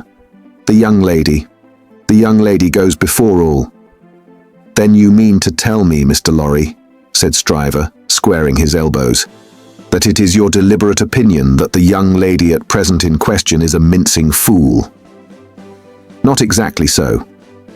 I mean to tell you, Mr. Stryver, said Mr. Lorry, reddening, that I will hear no disrespectful word of that young lady from any lips, and that if I knew any man, which I hope I do not, whose taste was so coarse, and whose temper was so overbearing, that he could not restrain himself from speaking disrespectfully of that young lady at this desk, not even Tellson's should prevent my giving him a piece of my mind.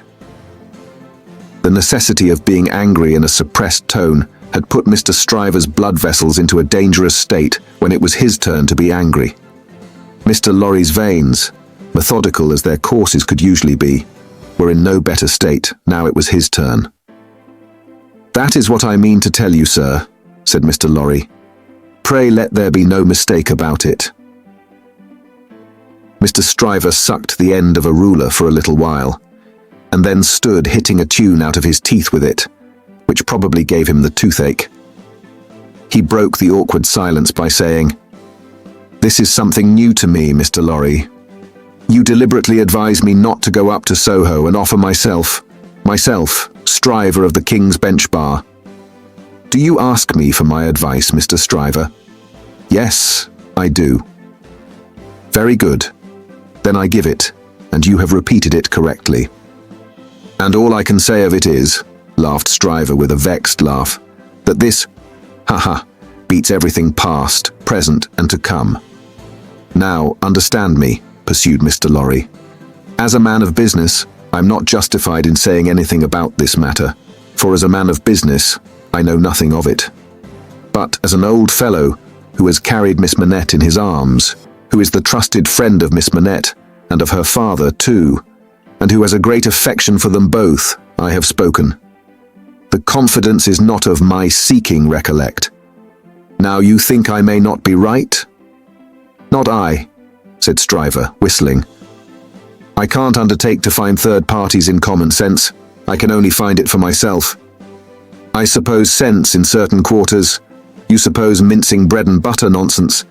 It's new to me, but you are right, I dare say. What I suppose, Mr. Stryver, I claim to characterize for myself. And understand me, sir, said Mr. Lorry, quickly flushing again.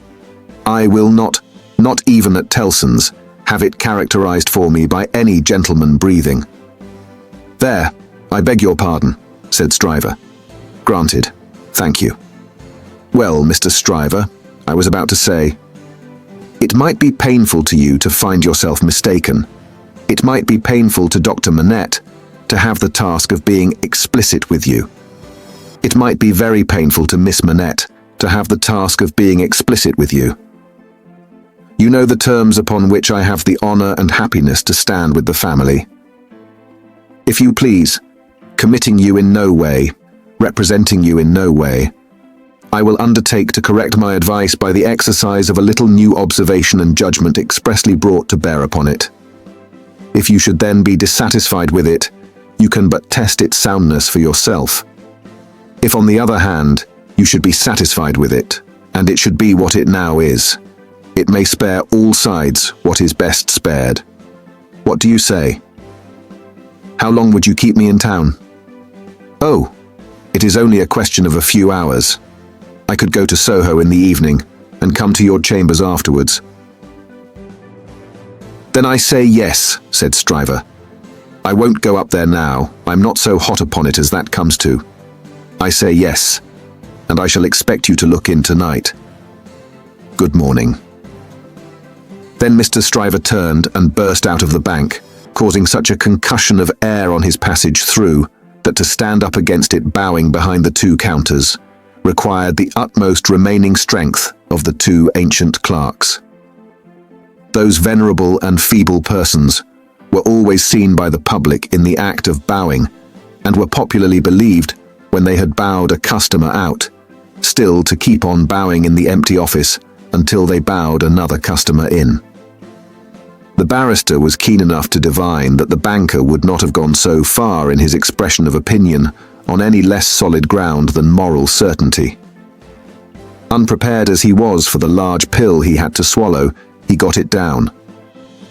And now, said Mr. Stryver, shaking his forensic forefinger at the temple in general when it was down, my way out of this is to put you all in the wrong. It was a bit of the art of an Old Bailey tactician, in which he found great relief. You shall not put me in the wrong, young lady, said Mr. Stryver. I'll do that for you. Accordingly, when Mr. Lorry called that night as late as 10 o'clock, Mr. Stryver, among a quantity of books and papers littered out for the purpose, seemed to have nothing less on his mind than the subject of the morning. He even showed surprise when he saw Mr. Lorry, and was altogether in an absent and preoccupied state. Well, said that good-natured emissary, after a full half-hour of bootless attempts to bring him round to the question. I have been to Soho. To Soho? Repeated Mr. Stryver coldly. Oh, to be sure, what am I thinking of? And I have no doubt, said Mr. Lorry, that I was right in the conversation we had. My opinion is confirmed, and I reiterate my advice. I assure you, returned Mr. Stryver in the friendliest way, that I am sorry for it on your account, and sorry for it on the poor father's account. I know this must always be a sore subject with the family. Let us say no more about it. I don't understand you, said Mr. Lorry. I dare say not, rejoined Stryver, nodding his head in a smoothing and final way. No matter, no matter. But it does matter, Mr. Lorry urged. No, it doesn't. I assure you it doesn't. Having supposed that there was sense where there is no sense, and a laudable ambition where there is not a laudable ambition, I am well out of my mistake, and no harm is done. Young women have committed similar follies often before, and have repented them in poverty and obscurity often before. In an unselfish aspect, I am sorry that the thing is dropped, because it would have been a bad thing for me in a worldly point of view. In a selfish aspect, I am glad that the thing has dropped, because it would have been a bad thing for me in a worldly point of view. It is hardly necessary to say I could have gained nothing by it. There is no harm at all done. I have not proposed to the young lady, and between ourselves I am by no means certain, on reflection, that I ever should have committed myself to that extent. Mr. Lorry, you cannot control the mincing vanities and giddinesses of empty-headed girls. You must not expect to do it, or you will always be disappointed. Now pray say no more about it. I tell you, I regret it on account of others, but I am satisfied on my own account. And I am really very much obliged to you for allowing me to sound you, and for giving me your advice. You know the young lady better than I do. You were right.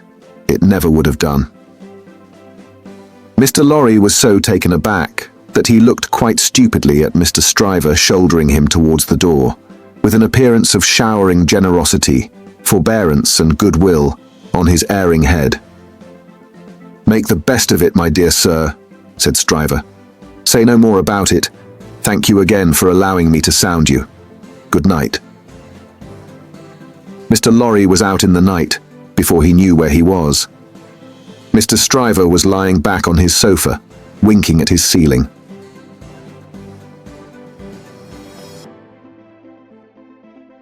Chapter 13. The Fellow of No Delicacy. If Sidney Carton ever shone anywhere, he certainly never shone in the house of Dr. Manette. He had been there often, during a whole year, and had always been the same moody and morose lounger there. When he cared to talk, he talked well. But the cloud of caring for nothing, which overshadowed him with such a fatal darkness, was very rarely pierced by the light within him. And yet he did care something for the streets that environed that house, and for the senseless stones that made their pavements. Many a night he vaguely and unhappily wandered there, when wine had brought no transitory gladness to him. Many a dreary daybreak revealed his solitary figure lingering there, and still lingering there when the first beams of the sun brought into strong relief removed beauties of architecture in spires of churches and lofty buildings, as perhaps the quiet time brought some sense of better things, else forgotten and unattainable, into his mind. Of late, the neglected bed in the Temple Court had known him more scantily than ever, and often, when he had thrown himself upon it no longer than a few minutes, he had got up again and haunted that neighborhood. On a day in August, when Mr. Stryver, after notifying to his jackal that he had thought better of that marrying matter, had carried his delicacy into Devonshire, and when the sight and scent of flowers in the city streets had some waifs of goodness in them for the worst, of health for the sickliest, and of youth for the oldest, Sidney's feet still trod those stones. From being irresolute and purposeless, his feet became animated by an intention, and, in the working out of that intention, they took him to the doctor's door. He was shown upstairs and found Lucie at her work, alone. She had never been quite at her ease with him, and received him with some little embarrassment as he seated himself near her table. But, looking up at his face in the interchange of the first few commonplaces, she observed a change in it. "I fear you are not well, Mr. Carton." "No, but the life I lead, Miss Manette, is not conducive to health. What is to be expected of or by such profligates? Is it not? Forgive me. I have begun the question on my lips. A pity to live no better life. God knows it is a shame. Then why not change it?" Looking gently at him again, she was surprised and saddened to see that there were tears in his eyes. There were tears in his voice too, as he answered, "It is too late for that. I shall never be better than I am. I shall sink lower and be worse." He leaned an elbow on her table and covered his eyes with his hand. The table trembled in the silence that followed. She had never seen him softened, and was much distressed. He knew her to be so, without looking at her, and said, "Pray forgive me, Miss Manette. I break down before the knowledge of what I want to say to you. Will you hear me?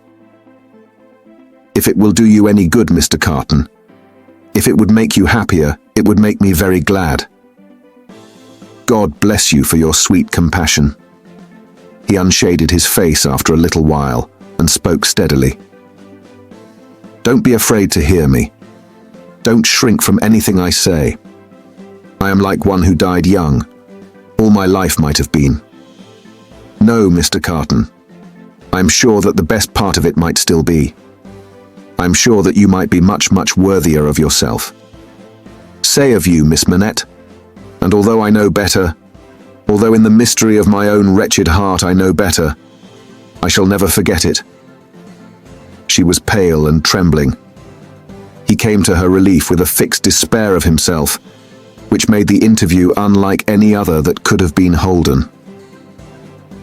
"If it had been possible, Miss Manette, that you could have returned the love of the man you see before yourself, flung away, wasted, drunken, poor creature of misuse as you know him to be, he would have been conscious this day and hour, in spite of his happiness, that he would bring you to misery, bring you to sorrow and repentance, blight you, disgrace you, pull you down with him.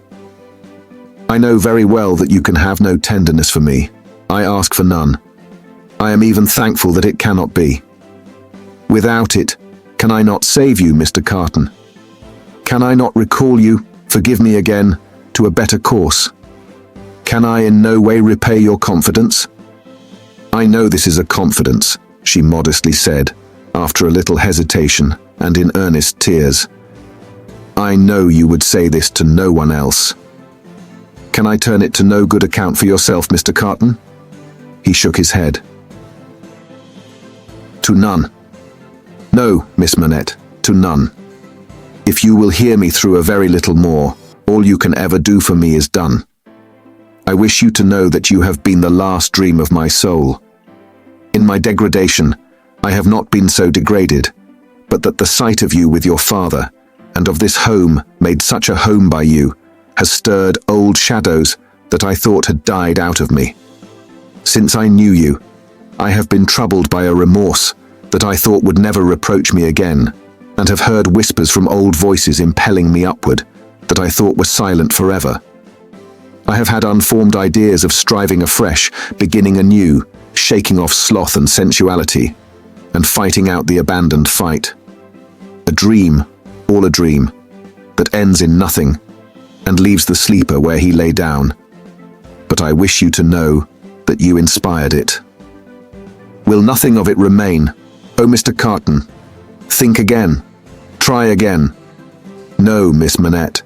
All through it I have known myself to be quite undeserving, and yet I have had the weakness, and have still the weakness, to wish you to know with what a sudden mastery you kindled me, heap of ashes that I am, into fire. A fire, however, inseparable in its nature from myself, quickening nothing, lighting nothing, doing no service, idly burning away. Since it is my misfortune, Mr. Carton, to have made you more unhappy than you were before you knew me. Don't say that, Miss Manette, for you would have reclaimed me, if anything could. You will not be the cause of my becoming worse. Since the state of your mind that you describe is, at all events, attributable to some influence of mine. This is what I mean, if I can make it plain. Can I use no influence to serve you? Have I no power for good, with you, at all? The utmost good that I am capable of now, Miss Manette, I have come here to realize. Let me carry through the rest of my misdirected life the remembrance that I opened my heart to you, last of all the world, and that there was something left in me at this time which you could deplore and pity, which I entreated you to believe again and again most fervently with all my heart was capable of better things, Mr. Carton. Entreat me to believe it no more, Miss Manette. I have proved myself, and I know better. I distress you. I draw fast to an end. Will you let me believe, when I recall this day, that the last confidence of my life was reposed in your pure and innocent breast, and that it lies there alone, and will be shared by no one? If that will be a consolation to you, yes. Not even by the dearest one ever to be known to you? Mr. Carton, she answered, after an agitated pause, the secret is yours, not mine, and I promise to respect it. Thank you. And again, God bless you. He put her hand to his lips and moved towards the door. Be under no apprehension, Miss Manette, of my ever resuming this conversation by so much as a passing word. I will never refer to it again. If I were dead, that could not be surer than it is henceforth. In the hour of my death, I shall hold sacred the one good remembrance, and shall thank and bless you for it, that my last avowal of myself was made to you, and that my name and faults and miseries were gently carried in your heart. May it otherwise be light and happy. He was so unlike what he had ever shown himself to be, and it was so sad to think how much he had thrown away, and how much he every day kept down and perverted, that Lucie Manette wept mournfully for him as he stood looking back at her. "Be comforted," he said. "I am not worth such feeling, Miss Manette. An hour or two hence, and the low companions and low habits that I scorn but yield to will render me less worth such tears as those than any wretch who creeps along the streets. Be comforted. But within myself, I shall always be, towards you, what I am now, though outwardly I shall be what you have heretofore seen me. The last supplication but one I make to you is that you will believe this of me. I will, Mr. Carton. My last supplication of all is this, and with it I will relieve you of a visitor with whom I well know you have nothing in unison, and between whom and you there is an impassable space. It is useless to say it, I know, but it rises out of my soul. For you, and for any dear to you, I would do anything. If my career were of that better kind that there was any opportunity or capacity of sacrifice in it, I would embrace any sacrifice for you, and for those dear to you. Try to hold me in your mind, at some quiet times, as ardent and sincere in this one thing. The time will come, the time will not be long in coming, when new ties will be formed about you, ties that will bind you yet more tenderly and strongly to the home you so adorn, the dearest ties that will ever grace and gladden you. Oh, Miss Manette, when the little picture of a happy father's face looks up in yours, when you see your own bright beauty springing up anew at your feet, think now and then that there is a man who would give his life to keep a life you love beside you. He said, "Farewell," said a last, "God bless you," and left her.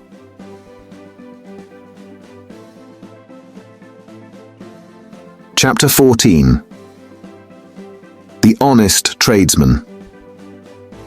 To the eyes of Mr. Jeremiah Cruncher, sitting on his stool in Fleet Street with his grisly urchin beside him, a vast number and variety of objects in movement were every day presented. Who could sit upon anything in Fleet Street during the busy hours of the day, and not be dazed and deafened by two immense processions, one ever tending westward with the sun, the other ever tending eastward from the sun, both ever tending to the plains beyond the range of red and purple where the sun goes down? With his straw in his mouth, Mr. Cruncher sat watching the two streams, like the heathen rustic who has for several centuries been on duty watching one stream, saving that Jerry had no expectation of their ever running dry. Nor would it have been an expectation of a hopeful kind, since a small part of his income was derived from the pilotage of timid women, mostly of a full habit and past the middle term of life, from Tellson's side of the tides to the opposite shore. Brief as such companionship was in every separate instance, Mr. Cruncher never failed to become so interested in the lady as to express a strong desire to have the honor of drinking her very good health. And it was from the gifts bestowed upon him towards the execution of this benevolent purpose that he recruited his finances, as just now observed. Time was when a poet sat upon a stool in a public place and mused in the sight of men. Mr. Cruncher, sitting on a stool in a public place, but not being a poet, mused as little as possible, and looked about him. It fell out that he was thus engaged in a season when crowds were few and belated women few, and when his affairs in general were so unprosperous as to awaken a strong suspicion in his breast that Mrs. Cruncher must have been flopping in some pointed manner when an unusual concourse pouring down Fleet Street westward attracted his attention. Looking that way, Mr. Cruncher made out that some kind of funeral was coming along, and that there was popular objection to this funeral, which engendered uproar. "Young Jerry," said Mr. Cruncher, turning to his offspring, "it's a burying." "Hooray, father!" cried young Jerry. The young gentleman uttered this exultant sound with mysterious significance. The elder gentleman took the cry so ill that he watched his opportunity and smote the young gentleman on the ear. "What do you mean? What are you hurraying at? What do you want to convey to your own father, you young rip? "This boy is a-getting too many for me," said Mr. Cruncher, surveying him. "Him and his hoorays. Don't let me hear no more of you, or you shall feel some more of me. D'ye hear?" "I warn't doing no harm," young Jerry protested, rubbing his cheek. "Drop it then," said Mr. Cruncher. "I won't have none of your no harms. Get atop of that there seat and look at the crowd." His son obeyed, and the crowd approached. They were bawling and hissing round a dingy hearse and dingy mourning coach, in which mourning coach there was only one mourner, dressed in the dingy trappings that were considered essential to the dignity of the position. The position appeared by no means to please him, however, with an increasing rabble surrounding the coach, deriding him, making grimaces at him, and incessantly groaning and calling out, "Yah, spies! Tst! Yaha, spies!" with many compliments too numerous and forcible to repeat. Funerals had at all times a remarkable attraction for Mr. Cruncher. He always pricked up his senses and became excited when a funeral passed Tellson's. Naturally, therefore, a funeral with this uncommon attendance excited him greatly, and he asked of the first man who ran against him, "What is it, brother? What's it about?" "I don't know," said the man. "Spies, yaha, tst, spies," he asked another man. "Who is it?" "I don't know," returned the man, clapping his hands to his mouth nevertheless, and vociferating in a surprising heat, and with the greatest ardor, "Spies! Yaha! Tst! Tst! Spy! Ees!" At length, a person better informed on the merits of the case tumbled against him, and from this person he learned that the funeral was the funeral of one Roger Cly. "Was he a spy?" asked Mr. Cruncher. "Old Bailey spy," returned his informant. "Yaha! Tst! Yah! Old Bailey spy! I ease!" "Why, to be sure," exclaimed Jerry, recalling the trial at which he had assisted. "I've seen him. Dead, is he?" "Dead as mutton," returned the other, "and can't be too dead. Have 'em out there. Spies. Pull 'em out there. Spies." The idea was so acceptable in the prevalent absence of any idea that the crowd caught it up with eagerness, and loudly repeating the suggestion to have 'em out and to pull 'em out, mobbed the two vehicles so closely that they came to a stop. On the crowd's opening the coach doors, the one mourner scuffled out by himself and was in their hands for a moment. But he was so alert and made such good use of his time that in another moment he was scouring away up a by-street after shedding his cloak, hat, long hatband, white pocket handkerchief, and other symbolical tears. These the people tore to pieces and scattered far and wide with great enjoyment, while the tradesmen hurriedly shut up their shops. For a crowd in those times stopped at nothing, and was a monster much dreaded. They had already got the length of opening the hearse to take the coffin out, when some brighter genius proposed instead its being escorted to its destination amidst general rejoicing. Practical suggestions being much needed, this suggestion too was received with acclamation, and the coach was immediately filled with 8 inside and a dozen out, while as many people got on the roof of the hearse as could by any exercise of ingenuity stick upon it. Among the first of these volunteers was Jerry Cruncher himself, who modestly concealed his spiky head from the observation of Tellson's in the further corner of the mourning coach. The officiating undertakers made some protest against these changes in the ceremonies, but, the river being alarmingly near, and several voices remarking on the efficacy of cold immersion in bringing refractory members of the profession to reason, the protest was faint and brief. The remodelled procession started, with a chimney sweep driving the hearse, advised by the regular driver who was perched beside him, under close inspection for the purpose, and with a pieman, also attended by his cabinet minister, driving the mourning coach. A bear leader, a popular street character of the time, was impressed as an additional ornament before the cavalcade had gone far down the Strand, and his bear, who was black and very mangy, gave quite an undertaking air to that part of the procession in which he walked. Thus, with beer drinking, pipe smoking, song roaring, and infinite caricaturing of woe, the disorderly procession went its way, recruiting at every step, and all the shops shutting up before it. Its destination was the old church of St. Pancras, far off in the fields. It got there in course of time, insisted on pouring into the burial ground, finally accomplished the interment of the deceased Roger Cly in its own way, and highly to its own satisfaction. The dead man disposed of, and the crowd being under the necessity of providing some other entertainment for itself, another brighter genius, or perhaps the same, conceived the humour of impeaching casual passers-by as Old Bailey spies and wreaking vengeance on them. Chase was given to some scores of inoffensive persons who had never been near the Old Bailey in their lives, in the realization of this fancy, and they were roughly hustled and maltreated.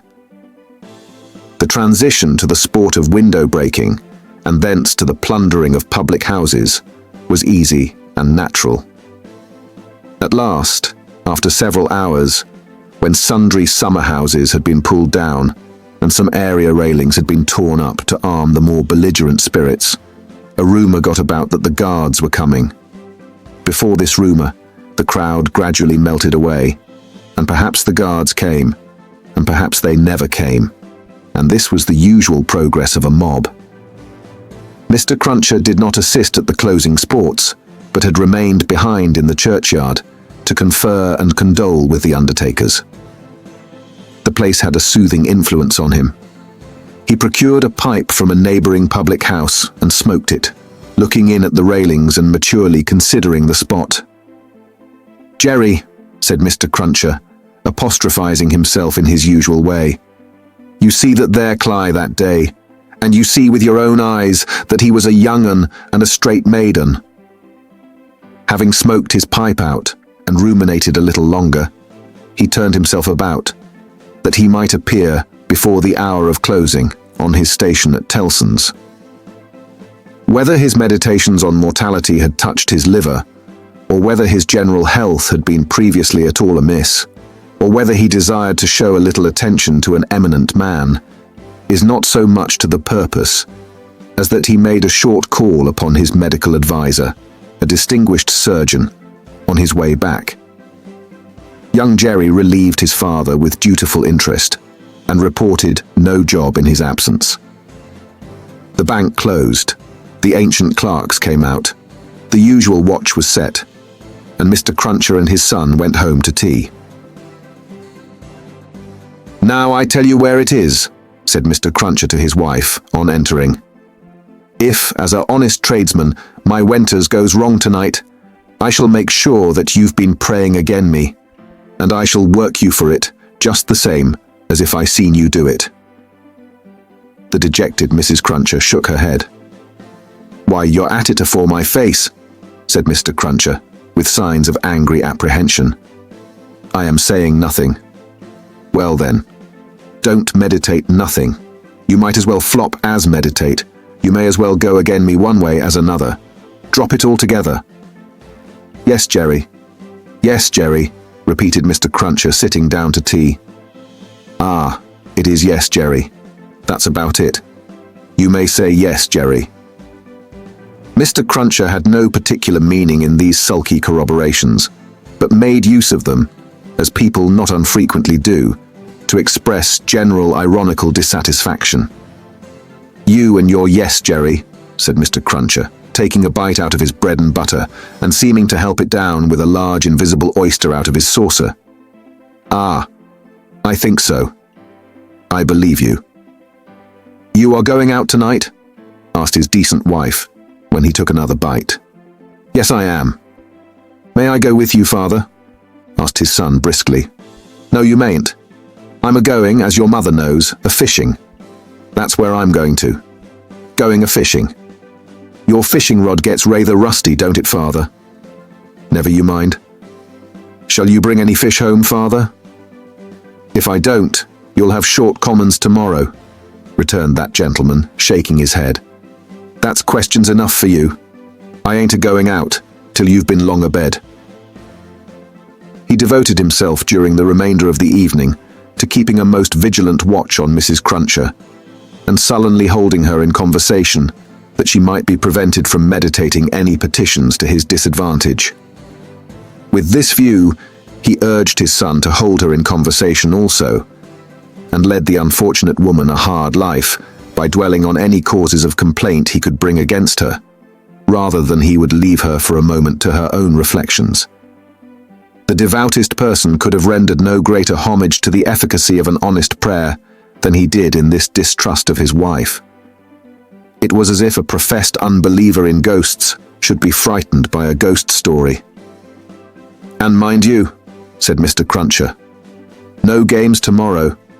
If I, as an honest tradesman, succeed in providing a jint of meat or two, none of your not touching of it, and sticking to bread. If I, as an honest tradesman, am able to provide a little beer, none of your declaring on water. When you go to Rome, do as Rome does.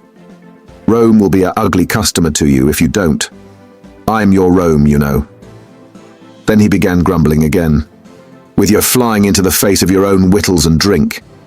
I don't know how scarce you mayn't make the wittles and drink here, by your flopping tricks and your unfeeling conduct. Look at your boy. He is yourn, ain't he? He's as thin as a lath. Do you call yourself a mother, and not know that a mother's first duty is to blow her boy out?"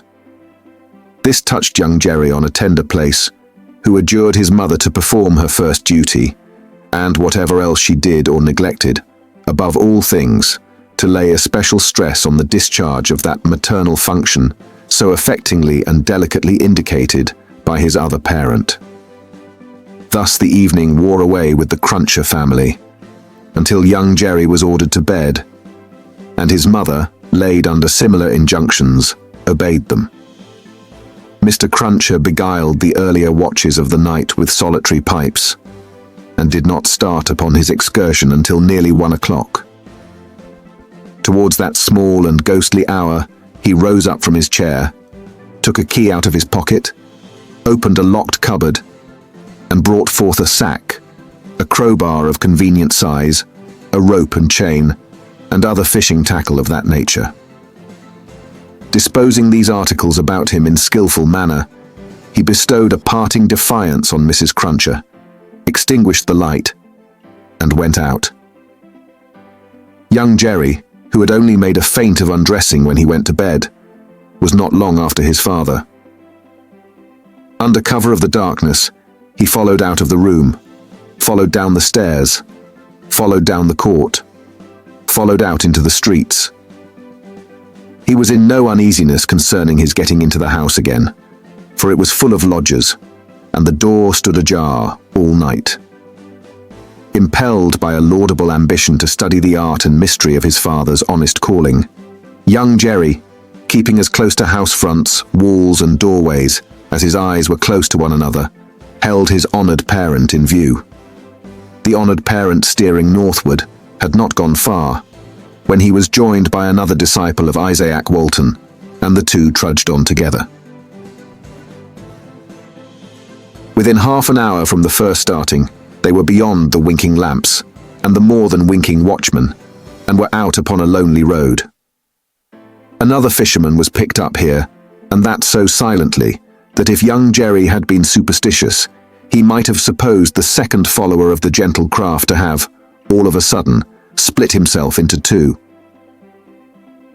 The three went on, and young Jerry went on, until the three stopped under a bank overhanging the road. Upon the top of the bank was a low brick wall surmounted by an iron railing. In the shadow of bank and wall, the three turned out of the road and up a blind lane, of which the wall, there, risen to some 8 or 10 feet high, formed one side. Crouching down in a corner, peeping up the lane, the next object that young Jerry saw was the form of his honoured parent, pretty well defined against a watery and clouded moon, nimbly scaling an iron gate. He was soon over, and then the second fisherman got over, and then the third.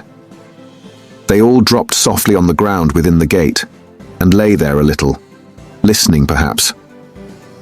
Then they moved away on their hands and knees. It was now young Jerry's turn to approach the gate, which he did, holding his breath. Crouching down again in a corner there and looking in, he made out the three fishermen creeping through some rank grass.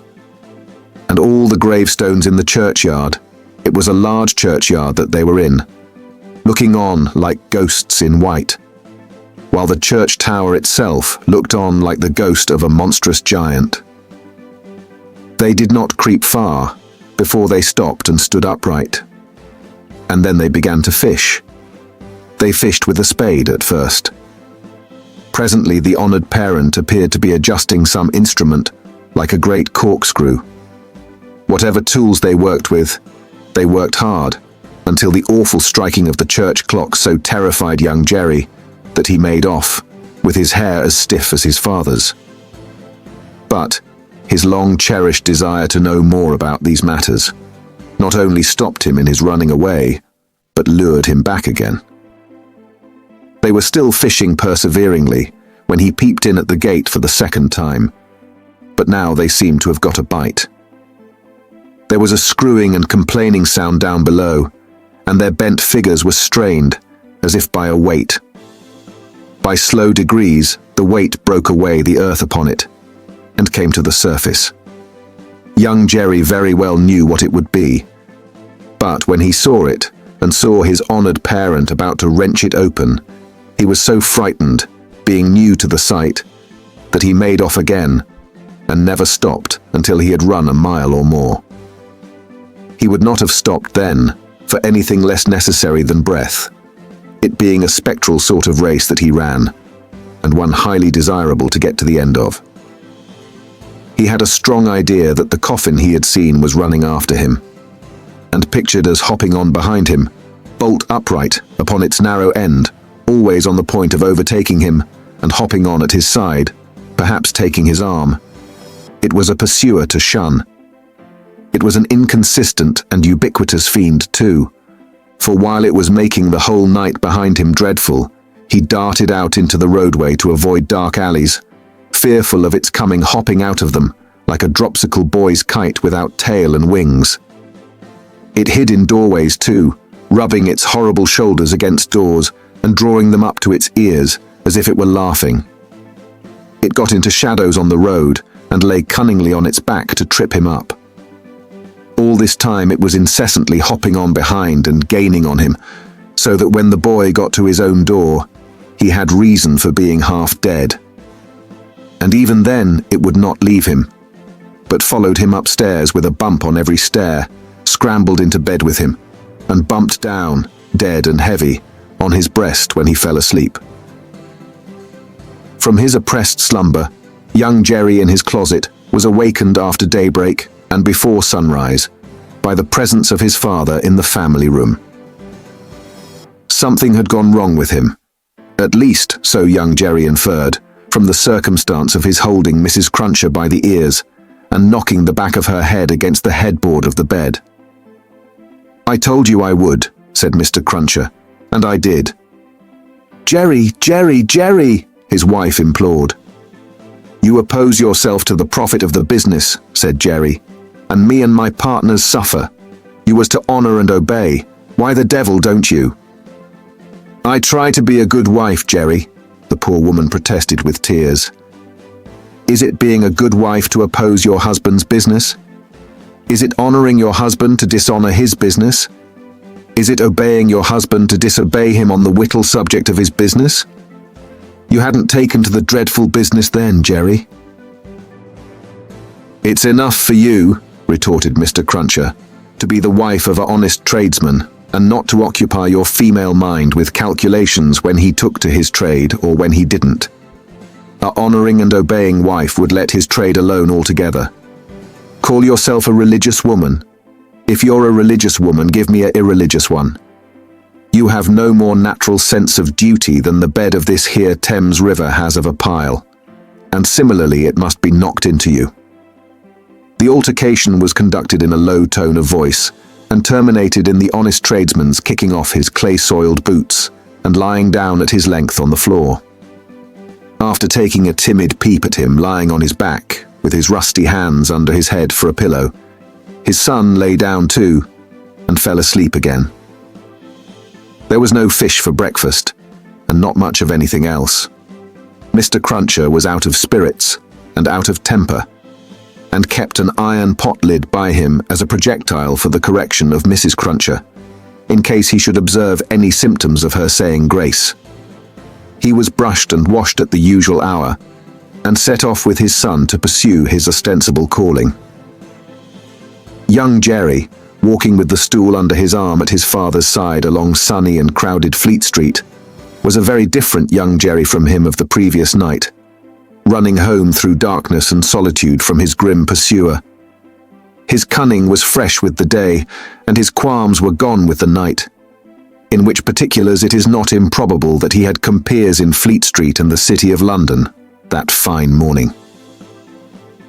"Father," said young Jerry as they walked along, taking care to keep at arm's length and to have the stool well between them, "what's a resurrection man?" Mr. Cruncher came to a stop on the pavement before he answered, "How should I know?"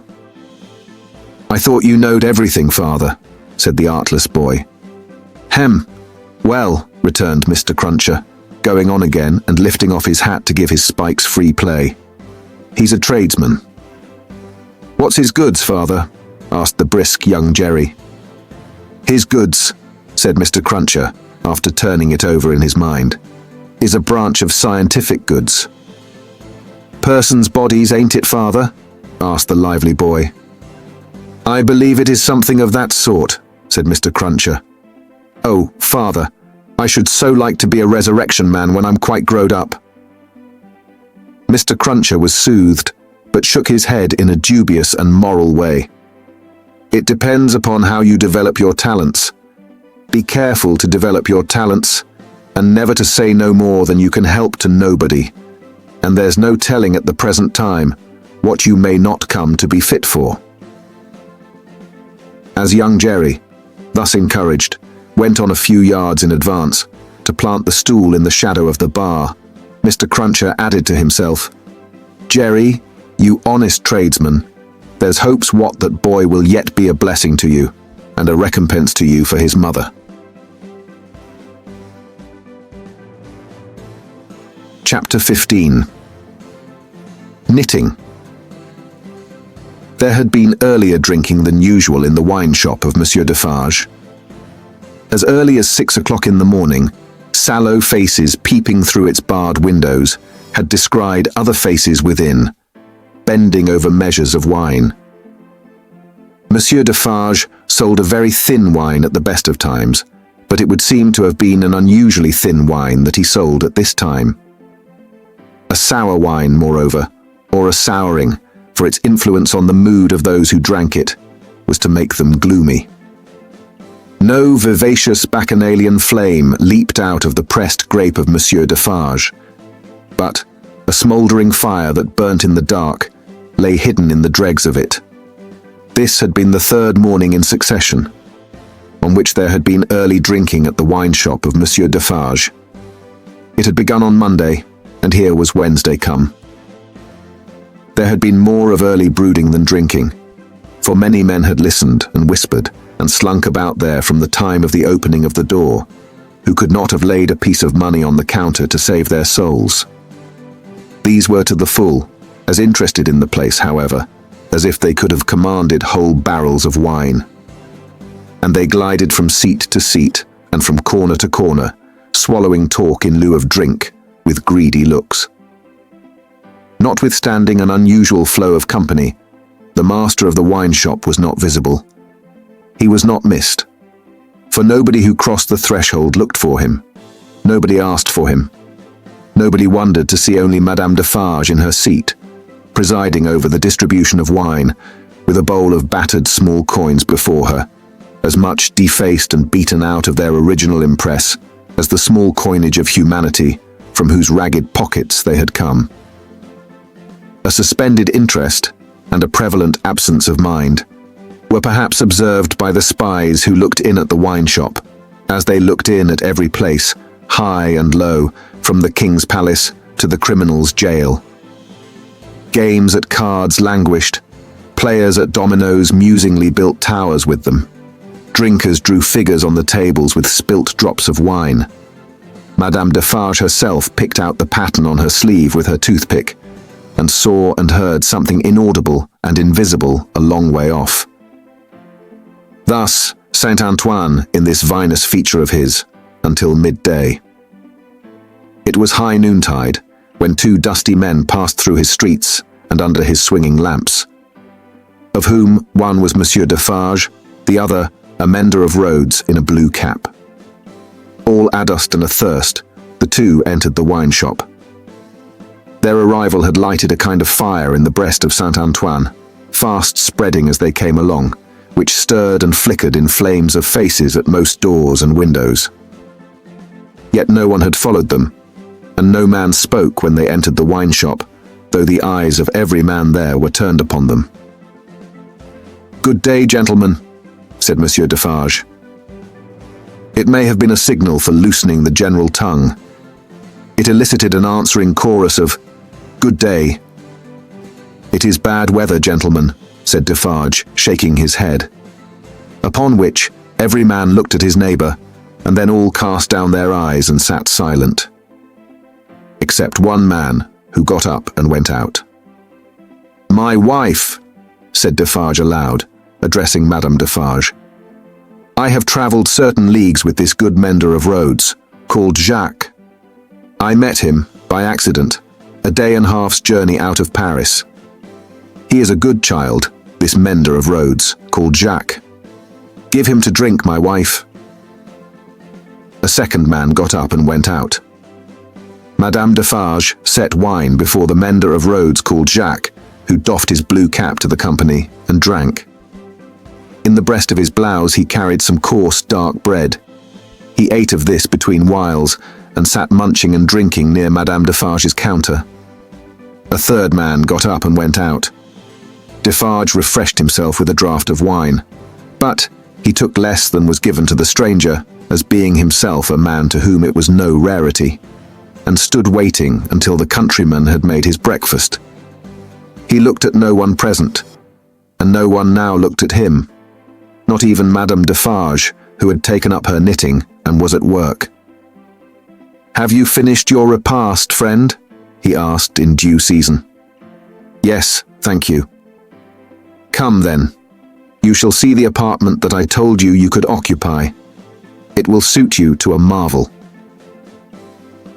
Out of the wine shop into the street, out of the street into a courtyard, out of the courtyard up a steep staircase, out of the staircase into a garret, formerly the garret where a white-haired man sat on a low bench, stooping forward and very busy making shoes. No white-haired man was there now, but the three men were there who had gone out of the wine shop singly. And between them and the white-haired man afar off was the one small link, that they had once looked in at him through the chinks in the wall. Defarge closed the door carefully and spoke in a subdued voice. "Jacques 1, Jacques 2, Jacques 3. This is the witness encountered by appointment, by me, Jacques 4. He will tell you all. Speak, Jacques 5. The mender of roads, blue cap in hand, wiped his swarthy forehead with it, and said, "Where shall I commence, monsieur?" "Commence," was Monsieur Defarge's not unreasonable reply. "At the commencement."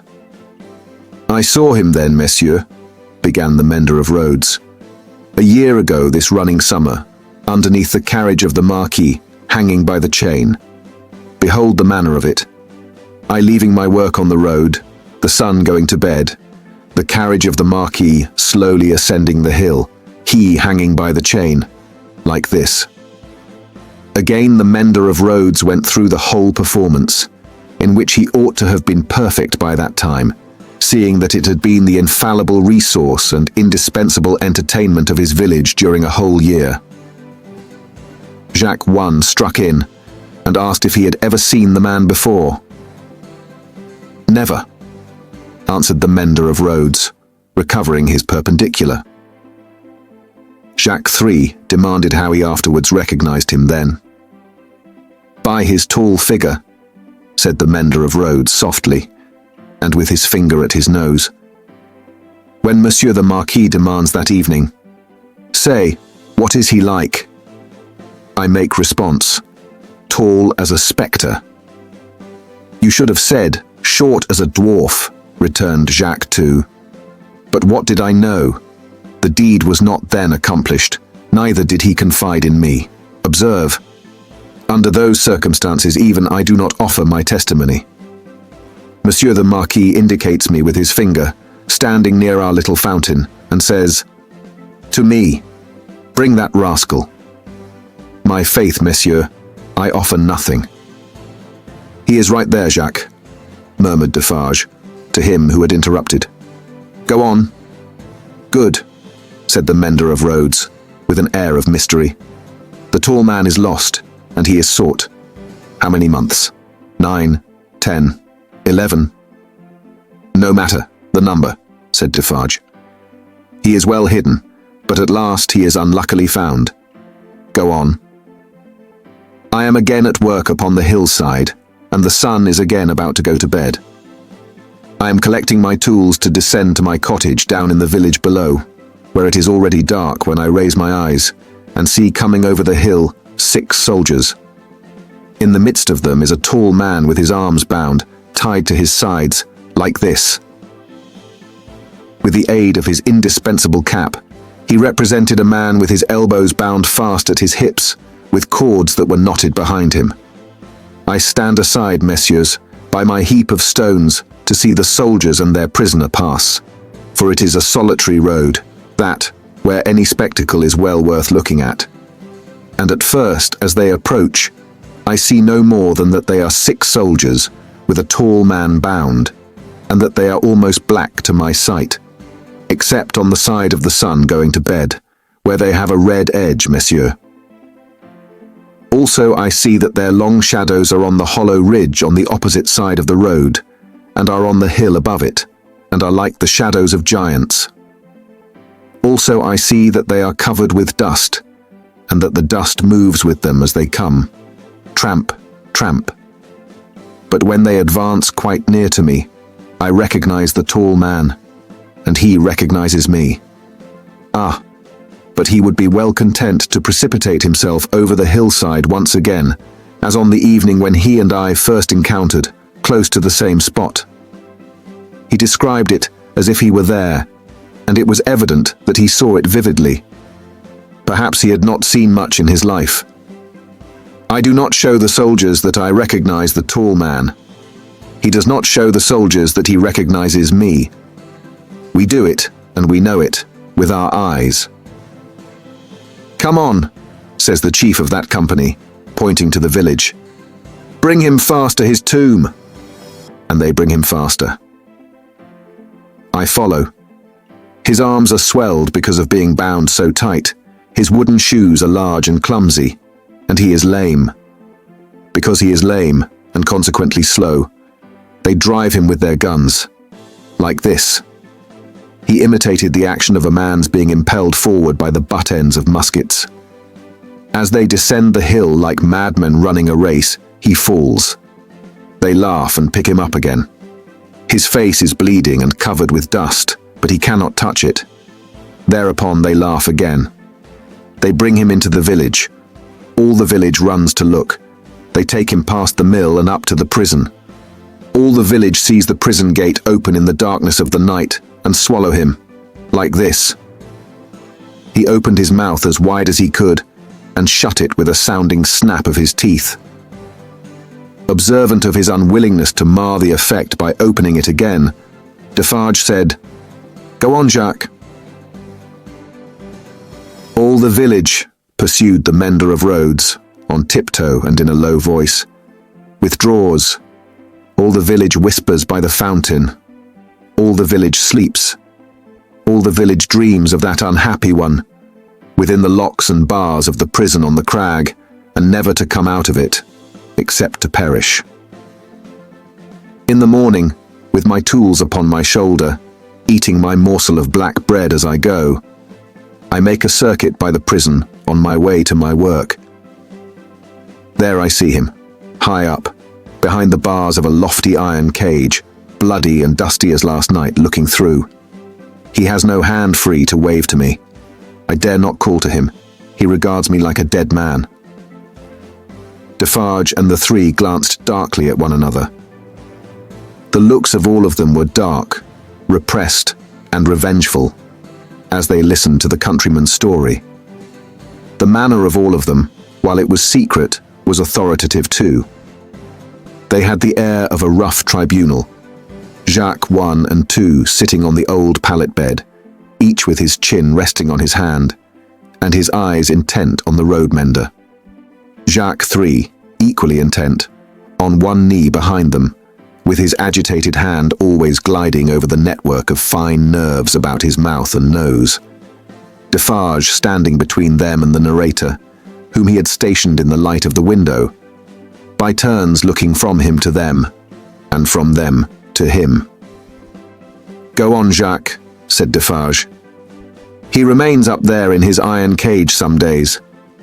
The village looks at him by stealth, for it is afraid. But it always looks up, from a distance, at the prison on the crag. And in the evening, when the work of the day is achieved and it assembles to gossip at the fountain, all faces are turned towards the prison. Formerly, they were turned towards the posting house. Now, they are turned towards the prison. They whisper at the fountain that although condemned to death, he will not be executed. They say that petitions have been presented in Paris, showing that he was enraged and made mad by the death of his child. They say that a petition has been presented to the king himself. What do I know? It is possible. Perhaps yes, perhaps no. Listen then, Jacques. Number 1 of that name sternly interposed. Know that a petition was presented to the king and queen. All here, yourself excepted, saw the king take it, in his carriage in the street, sitting beside the queen. It is Defarge, whom you see here, who, at the hazard of his life, darted out before the horses, with the petition in his hand. And once again listen, Jacques, said the kneeling number 3, his fingers ever wandering over and over those fine nerves with a strikingly greedy air, as if he hungered for something that was neither food nor drink. The guard, horse and foot, surrounded the petitioner and struck him blows. You hear? I hear, monsieur. Go on then, said Defarge. Again, on the other hand, they whisper at the fountain, resumed the countryman, that he is brought down into our country to be executed on the spot, and that he will very certainly be executed. They even whisper that because he has slain Monseigneur, and because Monseigneur was the father of his tenants, serfs, what you will, he will be executed as a parricide.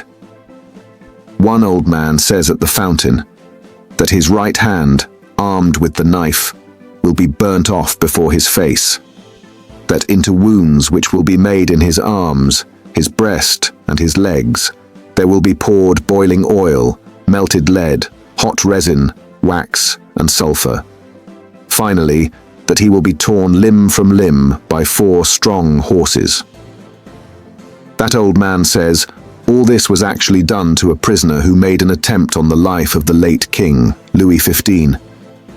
But how do I know if he lies? I am not a scholar. Listen once again then, Jacques, said the man with the restless hand and the craving air. The name of that prisoner was Damiens, and it was all done in open day, in the open streets of this city of Paris, and nothing was more noticed in the vast concourse that saw it done than the crowd of ladies of quality and fashion, who were full of eager attention to the last. To the last, Jacques, prolonged until nightfall, when he had lost 2 legs and an arm, and still breathed, and it was done. Why, how old are you? 35, said the mender of roads, who looked 60. It was done when you were more than 10 years old. You might have seen it. Enough, said Defarge with grim impatience. Long live the devil. Go on.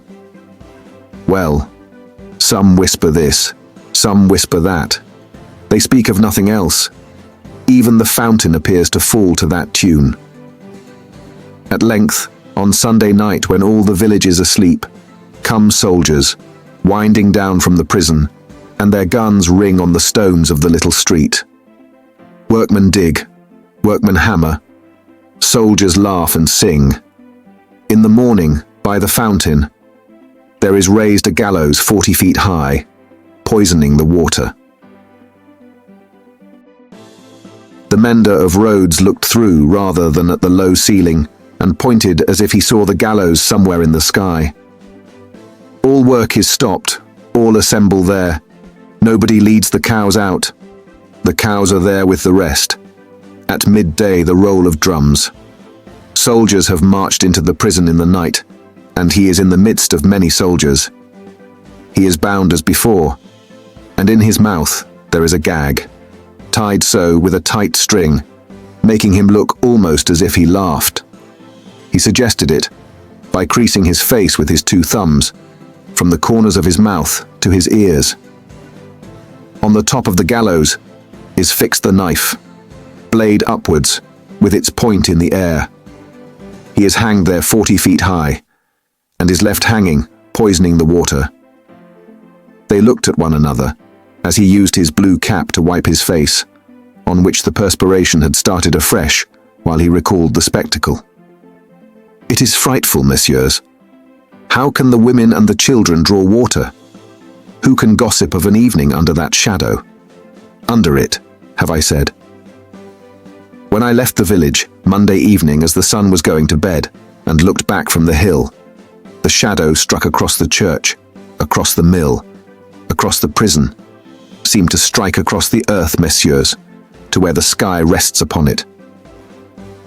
The hungry man gnawed one of his fingers as he looked at the other three, and his finger quivered with the craving that was on him. That's all, messieurs. I left at sunset, as I had been warned to do, and I walked on, that night and half next day, until I met, as I was warned I should, this comrade. With him I came on, now riding and now walking, through the rest of yesterday and through last night. And here you see me. After a gloomy silence, the first Jacques said, "Good. You have acted and recounted faithfully. Will you wait for us a little outside the door?" "Very willingly," said the mender of roads, whom Defarge escorted to the top of the stairs, and leaving seated there, returned. The three had risen, and their heads were together when he came back to the garret. "How say you, Jacques?" demanded number one. "To be registered?" "To be registered as doomed to destruction," returned Defarge. "Magnificent!" croaked the man with the craving. "The chateau and all the race?" inquired the first. "The chateau and all the race," returned Defarge. "Extermination." The hungry man repeated in a rapturous croak, "Magnificent," and began gnawing another finger. "Are you sure," asked Jacques too of Defarge, "that no embarrassment can arise from our manner of keeping the register?" "Without doubt it is safe, for no one beyond ourselves can decipher it. But shall we always be able to decipher it? Or, I ought to say, will she?" "Jacques," returned Defarge, drawing himself up, "if Madame my wife undertook to keep the register in her memory alone, she would not lose a word of it, not a syllable of it. Knitted in her own stitches and her own symbols, it will always be as plain to her as the sun. Confide in Madame Defarge. It would be easier for the weakest poltroon that lives to erase himself from existence than to erase one letter of his name or crimes from the knitted register of Madame Defarge." There was a murmur of confidence and approval, and then the man who hungered asked, "Is this rustic to be sent back soon?" "I hope so. He is very simple. Is he not a little dangerous?" "He knows nothing," said Defarge. "At least nothing more than would easily elevate himself to a gallows of the same height. I charge myself with him. Let him remain with me. I will take care of him, and set him on his road. He wishes to see the fine world, the king, the queen, and court. Let him see them on Sunday." "What?" exclaimed the hungry man, staring. "Is it a good sign that he wishes to see royalty and nobility?" Jacques, said Defarge, judiciously show a cat milk, if you wish her to thirst for it. Judiciously show a dog his natural prey, if you wish him to bring it down one day. Nothing more was said, and the mender of roads, being found already dozing on the topmost stair, was advised to lay himself down on the pallet bed and take some rest. He needed no persuasion, and was soon asleep. Worse quarters than Defarge's wine shop could easily have been found in Paris for a provincial slave of that degree. Saving for a mysterious dread of Madame by which he was constantly haunted, his life was very new and agreeable. But Madame sat all day at her counter, so expressly unconscious of him, and so particularly determined not to perceive that his being there had any connection with anything below the surface, that he shook in his wooden shoes whenever his eye lighted on her. For he contended with himself that it was impossible to foresee what that lady might pretend next, and he felt assured that if she should take it into her brightly ornamented head to pretend that she had seen him do a murder and afterwards flay the victim, she would infallibly go through with it until the play was played out. Therefore, when Sunday came, the mender of roads was not enchanted, though he said he was, to find that Madame was to accompany Monsieur and himself to Versailles. It was additionally disconcerting to have Madame knitting all the way there, in a public conveyance. It was additionally disconcerting yet to have Madame in the crowd in the afternoon, still with her knitting in her hands, as the crowd waited to see the carriage of the King and Queen. "You work hard, Madame," said a man near her. "Yes," answered Madame Defarge. "I have a good deal to do."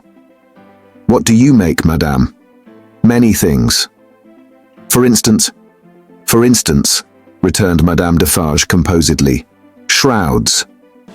The man moved a little further away, as soon as he could, and the mender of roads fanned himself with his blue cap, feeling it mightily close and oppressive. If he needed a king and queen to restore him, he was fortunate in having his remedy at hand. For soon the large-faced king and the fair-faced queen came in their golden coach, attended by the shining bullseye of their court, a glittering multitude of laughing ladies and fine lords, and in jewels and silks and powder and splendor and elegantly spurning figures and handsomely disdainful faces of both sexes. The mender of roads bathed himself, so much to his temporary intoxication, that he cried, "Long live the king, long live the queen, long live everybody and everything," as if he had never heard of ubiquitous Jacques in his time. Then there were gardens, courtyards, terraces, fountains, green banks, more king and queen, more bullseye, more lords and ladies, more long live they all, until he absolutely wept with sentiment. During the whole of this scene, which lasted some 3 hours, he had plenty of shouting and weeping and sentimental company, and throughout Defarge held him by the collar, as if to restrain him from flying at the objects of his brief devotion and tearing them to pieces. "Bravo!" said Defarge, clapping him on the back when it was over like a patron. "You are a good boy." The mender of roads was now coming to himself, and was mistrustful of having made a mistake in his late demonstrations. But no. "You are the fellow we want," said Defarge in his ear. "You make these fools believe that it will last forever. Then they are the more insolent, and it is the nearer ended." "Hey!" cried the mender of roads reflectively. "That's true. These fools know nothing, while they despise your breath, and would stop it for ever and ever, in you or in 100 like you rather than in one of their own horses or dogs. They only know what your breath tells them. Let it deceive them then, a little longer. It cannot deceive them too much."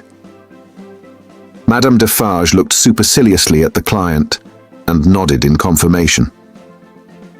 "As to you," said she, "you would shout and shed tears for anything, if it made a show and a noise. Say, would you not?" "Truly, madame, I think so. For the moment. If you were shown a great heap of dolls, and were set upon them to pluck them to pieces and despoil them for your own advantage, you would pick out the richest and gayest. Say, would you not? Truly yes, madame. Yes. And if you were shown a flock of birds, unable to fly, and were set upon them to strip them of their feathers for your own advantage, you would set upon the birds of the finest feathers. Would you not? It is true, madame. You have seen both dolls and birds today, said Madame Defarge, with a wave of her hand towards the place where they had last been apparent. Now go home. Chapter 16. Still knitting. Madame Defarge and Monsieur her husband returned amicably to the bosom of Saint-Antoine, while a speck in a blue cap toiled through the darkness, and through the dust, and down the weary miles of avenue by the wayside, slowly tending towards that point of the compass where the chateau of Monsieur the Marquis, now in his grave, listened to the whispering trees. Such ample leisure had the stone faces now, for listening to the trees and to the fountain, that the few village scarecrows who, in their quest for herbs to eat and fragments of dead stick to burn, strayed within sight of the great stone courtyard and terrace staircase, had it borne in upon their starved fancy that the expression of the faces was altered. A rumour just lived in the village, had a faint and bare existence there, as its people had, that when the knife struck home, the faces changed, from faces of pride to faces of anger and pain. Also, that when that dangling figure was hauled up 40 feet above the fountain, they changed again, and bore a cruel look of being avenged, which they would henceforth bear forever.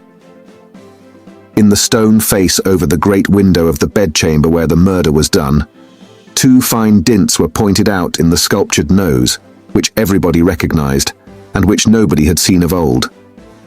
And on the scarce occasions when 2 or 3 ragged peasants emerged from the crowd to take a hurried peep at Monsieur the Marquis petrified, a skinny finger would not have pointed to it for a minute, before they all started away among the moss and leaves, like the more fortunate hares who could find a living there.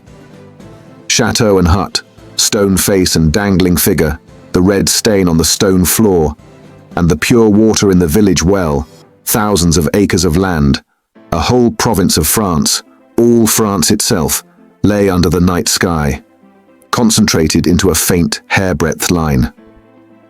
So does a whole world, with all its greatnesses and littlenesses, lie in a twinkling star.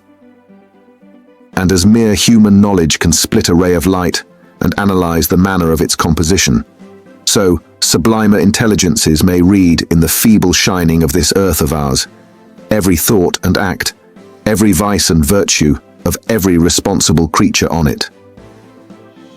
The Defarges, husband and wife, came lumbering under the starlight in their public vehicle to that gate of Paris whereunto their journey naturally tended.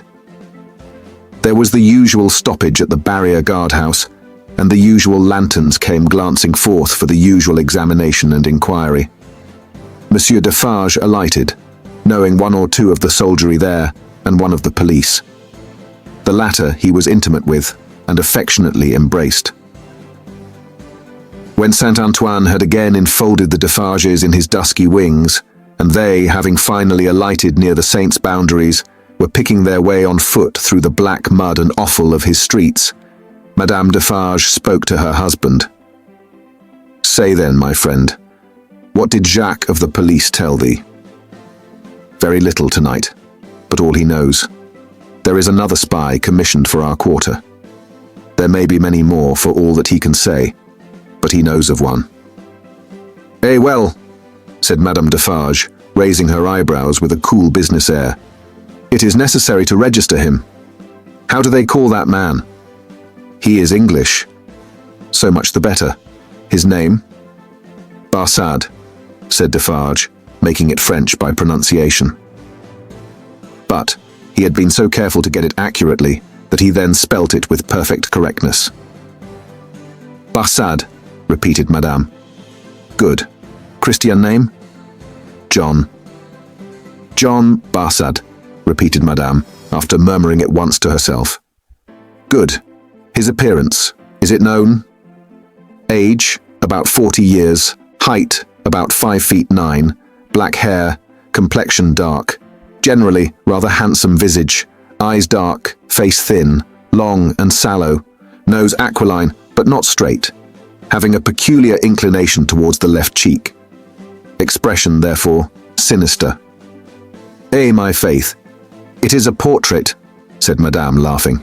He shall be registered tomorrow. They turned into the wine shop, which was closed, for it was midnight, and where Madame Defarge immediately took her post at her desk, counted the small monies that had been taken during her absence, examined the stock, went through the entries in the book, made other entries of her own, checked the serving man in every possible way, and finally dismissed him to bed. Then she turned out the contents of the bowl of money for the second time and began knotting them up in her handkerchief, in a chain of separate knots for safekeeping through the night. All this while, Defarge, with his pipe in his mouth, walked up and down, complacently admiring, but never interfering. In which condition, indeed, as to the business and his domestic affairs, he walked up and down through life.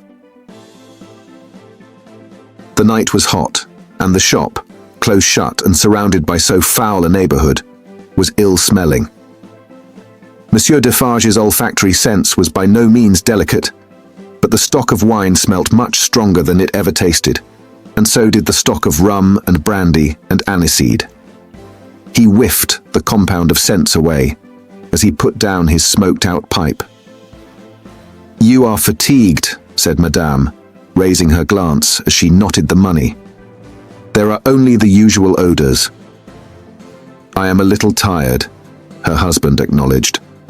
"You are a little depressed too," said Madame, whose quick eyes had never been so intent on the accounts, but they had had a ray or two for him. "Oh, the men, the men." "But my dear," began Defarge. "But my dear," repeated Madame, nodding firmly. "But my dear, you are faint of heart tonight, my dear." "Well then," said Defarge, as if a thought were wrung out of his breast, "it is a long time." "It is a long time," repeated his wife. "And when is it not a long time? Vengeance and retribution require a long time. It is the rule." "It does not take a long time to strike a man with lightning," said Defarge. "How long?" demanded Madame composedly. "Does it take to make and store the lightning? Tell me." Defarge raised his head thoughtfully, as if there were something in that too. "It does not take a long time," said Madame, "for an earthquake to swallow a town." Well, tell me how long it takes to prepare the earthquake." "A long time, I suppose," said Defarge. "But when it is ready, it takes place, and grinds to pieces everything before it. In the meantime, it is always preparing, though it is not seen or heard. That is your consolation. Keep it." She tied a knot with flashing eyes, as if it throttled a foe. "I tell thee," said Madame, extending her right hand for emphasis, "that although it is a long time on the road, it is on the road and coming. I tell thee it never retreats and never stops. I tell thee it is always advancing. Look around and consider the lives of all the world that we know. Consider the faces of all the world that we know. Consider the rage and discontent to which the Jacquerie addresses itself with more and more of certainty every hour. Can such things last? Bah! I mock you." "My brave wife," returned Defarge, standing before her with his head a little bent, and his hands clasped at his back, like a docile and attentive pupil before his catechist. "I do not question all this, but it has lasted a long time, and it is possible, you know well, my wife, it is possible that it may not come during our lives." Well, how then?" demanded Madame, tying another knot, as if there were another enemy strangled. "Well," said Defarge, with a half-complaining and half-apologetic shrug, "we shall not see the triumph." "We shall have helped it," returned Madame with her extended hand in strong action. "Nothing that we do is done in vain. I believe with all my soul that we shall see the triumph, But even if not, even if I knew certainly not, show me the neck of an aristocrat and tyrant, and still I would. Then Madame, with her teeth set, tied a very terrible knot indeed. "Hold!" cried Defarge, reddening a little as if he felt charged with cowardice. "I too, my dear, will stop at nothing." "Yes, but it is your weakness that you sometimes need to see your victim and your opportunity to sustain you. Sustain yourself without that. When the time comes, let loose a tiger and a devil, but wait for the time with the tiger and the devil chained, not shown, yet always ready." Madame enforced the conclusion of this piece of advice by striking her little counter with her chain of money as if she knocked its brains out, and then gathering the heavy handkerchief under her arm in a serene manner, and observing that it was time to go to bed. Next noontide saw the admirable woman in her usual place in the wine shop, knitting away assiduously. A rose lay beside her, and if she now and then glanced at the flower, it was with no infraction of her usual preoccupied air. There were a few customers, drinking or not drinking, standing or seated, sprinkled about. The day was very hot, and heaps of flies, who were extending their inquisitive and adventurous perquisitions into all the glutinous little glasses near Madame, fell dead at the bottom.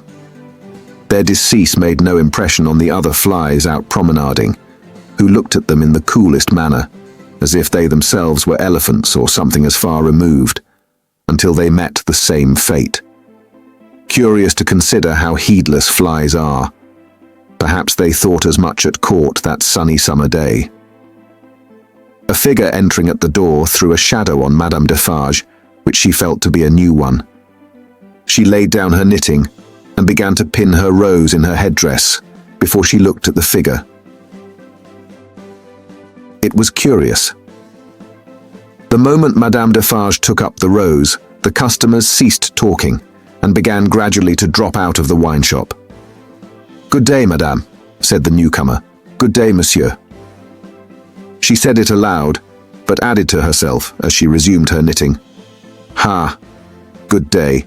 Age about 40, height about 5 feet 9, black hair, generally rather handsome visage, complexion dark, eyes dark, thin, long and sallow face, aquiline nose but not straight, having a peculiar inclination towards the left cheek, which imparts a sinister expression. Good day, one and all. Have the goodness to give me a little glass of old cognac and a mouthful of cool fresh water, Madame." Madame complied with a polite air. Marvellous cognac this, Madame. It was the first time it had ever been so complimented, and Madame Defarge knew enough of its antecedents to know better. She said, however, that the cognac was flattered, and took up her knitting. The visitor watched her fingers for a few moments, and took the opportunity of observing the place in general. "You knit with great skill, Madame." "I am accustomed to it. A pretty pattern, too." "You think so?" said Madame, looking at him with a smile. "Decidedly. May one ask what it is for?" "Pastime," said Madame, still looking at him with a smile while her fingers moved nimbly. "Not for use?" "That depends. I may find a use for it one day. If I do, well," said Madame, drawing a breath and nodding her head with a stern kind of coquetry, "I'll use it."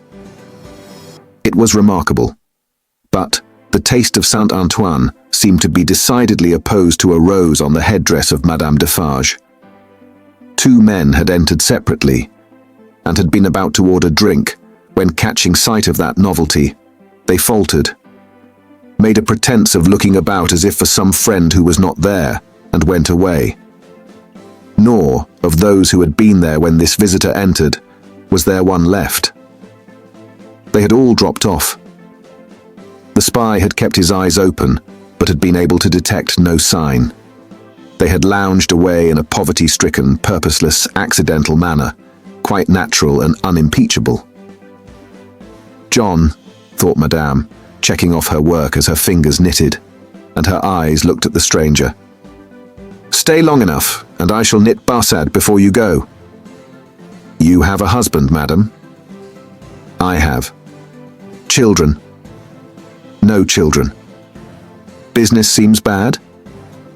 Business is very bad. The people are so poor. Ah, the unfortunate, miserable people.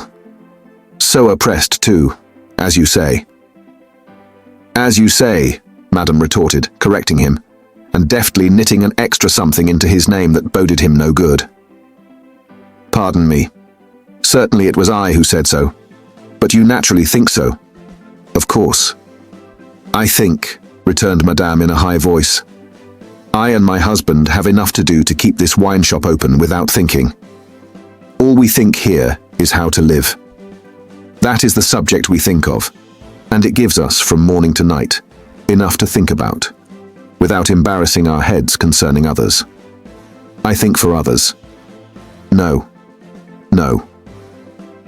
The spy, who was there to pick up any crumbs he could find or make, did not allow his baffled state to express itself in his sinister face, but stood with an air of gossiping gallantry, leaning his elbow on Madame Defarge's little counter, and occasionally sipping his cognac. A bad business this, Madame, of Gaspard's execution. Ah, the poor Gaspard. With a sigh of great compassion. My faith, returned Madame coolly and lightly, if people use knives for such purposes, they have to pay for it. He knew beforehand what the price of his luxury was. He has paid the price. I believe, said the spy, dropping his soft voice to a tone that invited confidence and expressing an injured revolutionary susceptibility in every muscle of his wicked face. I believe there is much compassion and anger in this neighborhood, touching the poor fellow, between ourselves. Is there? Asked Madame vacantly. Is there not? Here is my husband, said Madame Defarge. As the keeper of the wine shop entered at the door, the spy saluted him by touching his hat and saying, with an engaging smile, Good day, Jacques. Defarge stopped short and stared at him. Good day, Jacques, the spy repeated, with not quite so much confidence or quite so easy a smile under the stare. You deceive yourself, monsieur, returned the keeper of the wine shop. You mistake me for another. That is not my name. I am Ernest Defarge. It is all the same, said the spy, airily, but discomfited too. Good day. Good day, answered Defarge, dryly. I was saying to Madame, with whom I had the pleasure of chatting when you entered, that they tell me there is, and no wonder, much sympathy and anger in Saint-Antoine, touching the unhappy fate of poor Gaspard. No one has told me so, said Defarge, shaking his head. I know nothing of it. Having said it, he passed behind the little counter and stood with his hand on the back of his wife's chair, looking over that barrier at the person to whom they were both opposed, and whom either of them would have shot with the greatest satisfaction. The spy, well used to his business, did not change his unconscious attitude, but drained his little glass of cognac, took a sip of fresh water, and asked for another glass of cognac. Madame Defarge poured it out for him, took to her knitting again, and hummed a little song over it. You seem to know this quarter well. That is to say, better than I do, observed Defarge. Not at all, but I hope to know it better. I am so profoundly interested in its miserable inhabitants. Ha! Muttered Defarge. The pleasure of conversing with you, Monsieur Defarge, recalls to me, pursued the spy, that I have the honor of cherishing some interesting associations with your name. Indeed, said Defarge with much indifference. Yes, indeed. When Dr. Manette was released, you, his old domestic, had the charge of him, I know. He was delivered to you. You see, I am informed of the circumstances? Such is the fact, certainly, said Defarge. He had had it conveyed to him, in an accidental touch of his wife's elbow as she knitted and warbled, that he would do best to answer, but always with brevity. It was to you, said the spy, that his daughter came, and it was from your care that his daughter took him, accompanied by a neat brown monsieur. How is he called? In a little wig. Lorry, of the Bank of Telson and Company, over to England. Such is the fact, repeated Defarge. Very interesting remembrances, said the spy. I have known Dr. Manette and his daughter in England. Yes, said Defarge. You don't hear much about them now, said the spy. No, said Defarge. In effect, Madame struck in, looking up from her work and her little song. We never hear about them. We received the news of their safe arrival, and perhaps another letter, or perhaps two. But since then, they have gradually taken their road in life, we, ours, and we have held no correspondence. Perfectly so, Madame, replied the spy. She is going to be married. Going, echoed Madame. She was pretty enough to have been married long ago. You English are cold, it seems to me. Oh, you know I am English. I perceive your tongue is, returned Madame. And what the tongue is, I suppose the man is. He did not take the identification as a compliment, but he made the best of it and turned it off with a laugh. After sipping his cognac to the end, he added, Yes, Miss Manette is going to be married, but not to an Englishman, to one who, like herself, is French by birth. And speaking of Gaspard, poor Gaspard, it was cruel, cruel. It is a curious thing that she is going to marry the nephew of Monsieur the Marquis, for whom Gaspard was exalted to that height of so many feet. In other words, the present Marquis. But he lives unknown in England. He is no Marquis there. He is Mr. Charles Darnay. D'Aulnay is the name of his mother's family. Madame Defarge knitted steadily, but the intelligence had a palpable effect upon her husband. Do what he would, behind the little counter, as to the striking of a light and the lighting of his pipe, he was troubled, and his hand was not trustworthy. The spy would have been no spy if he had failed to see it, or to record it in his mind. Having made at least this one hit, whatever it might prove to be worth, and no customers coming in to help him to any other, Mr. Barsad paid for what he had drunk and took his leave, taking occasion to say, in a genteel manner, before he departed, that he looked forward to the pleasure of seeing Monsieur and Madame Defarge again. For some minutes after he had emerged into the outer presence of Saint-Antoine, the husband and wife remained exactly as he had left them, lest he should come back. Can it be true, said Defarge, in a low voice, looking down at his wife as he stood smoking with his hand on the back of her chair. What he has said of Mademoiselle Manette. As he has said it, returned Madame, lifting her eyebrows a little. It is probably false, but it may be true. If it is, Defarge began and stopped. If it is, repeated his wife, and if it does come, while we live to see it triumph, I hope for her sake, destiny will keep her husband out of France. Her husband's destiny, said Madame Defarge, with her usual composure, will take him where he is to go, and will lead him to the end that is to end him. That is all I know. But it is very strange.